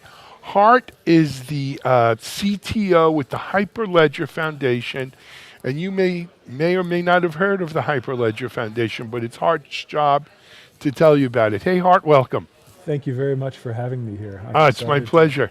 My pleasure. So Hart, let's start with the Hyperledger Foundation. What's it about?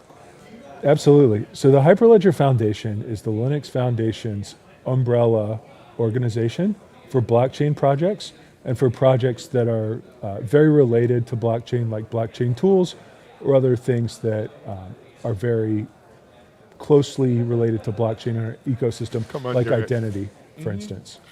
So yeah, no. So we work with a lot of the Linux foundations. For instance, we do the Open Mainframe project with my friend John Murdoch, and that has like 26 or something different projects underneath that umbrella, if you will. So familiar with the concept. Let's dig in a little bit, though. Give me an idea of what kind of projects are under the Hyperledger.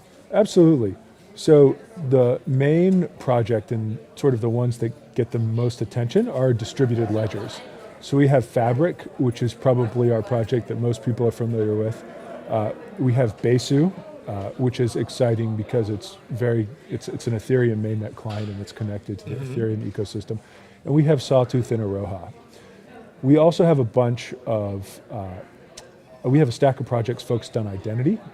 So we have projects called Indy, Aries, and Ursa, and their focus is a digital identity ecosystem built on top of blockchain.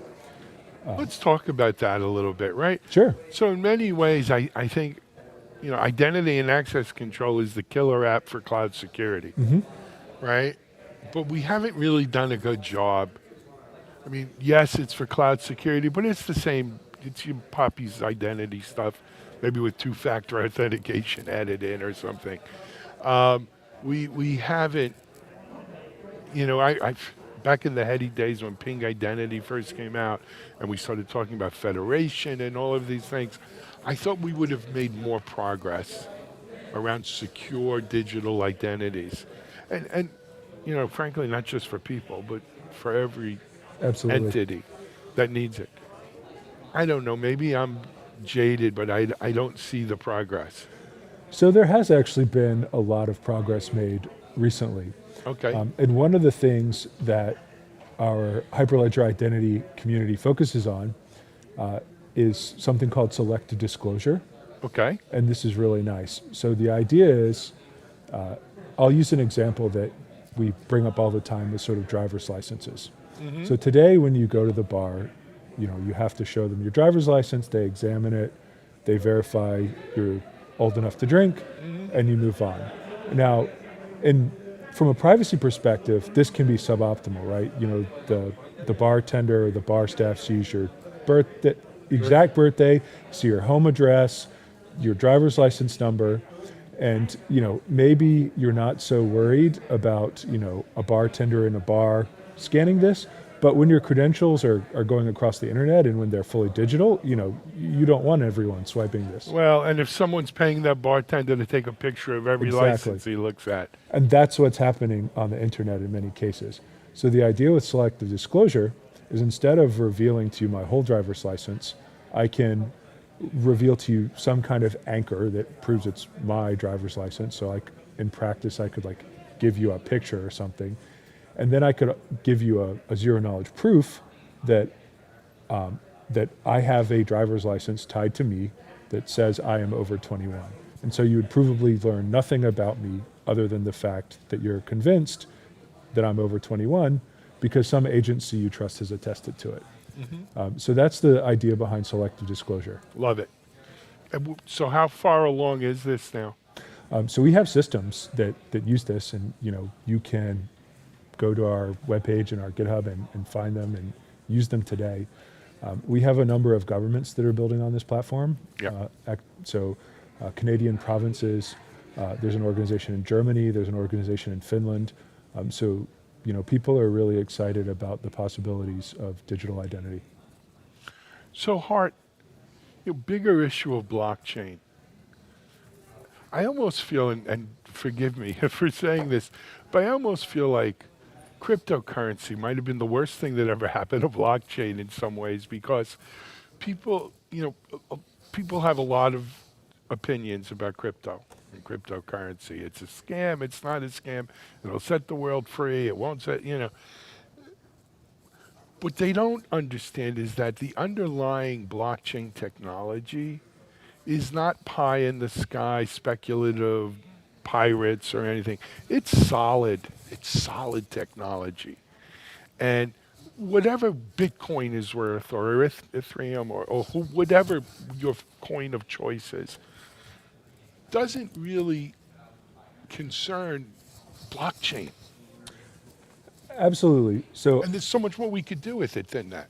Totally. So I like to think of a blockchain as a distributed database with decentralized trust. This is sort of a very abstract primitive, right? But if you think about it, what is Bitcoin? It's a distributed database with decentralized trust for money. Ethereum is the same thing for programs. Right. And if you just think in terms of these very abstract primitives, you can very quickly see is a blockchain useful for an application or is it not?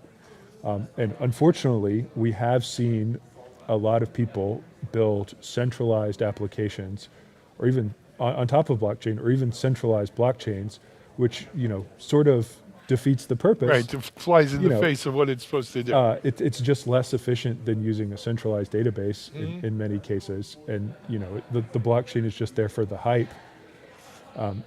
But that sort of masks the fact that this distributed database with decentralized trust is a primitive you want in many real-world applications that deliver value. And we've seen it from supply chain to finance to, as I mentioned before, identity. These are all general areas where a group of people or entities want to maintain an information store, and they can't agree on who should be the root of trust for all of this. So great. I'm going to ask you a hard question. Sure. I need your honest answer. Do you think blockchain's gone mainstream yet, or is it still ahead of it? I think I'm going to sort of sidestep that, and I Okay. think I'm going to. It's a hard one.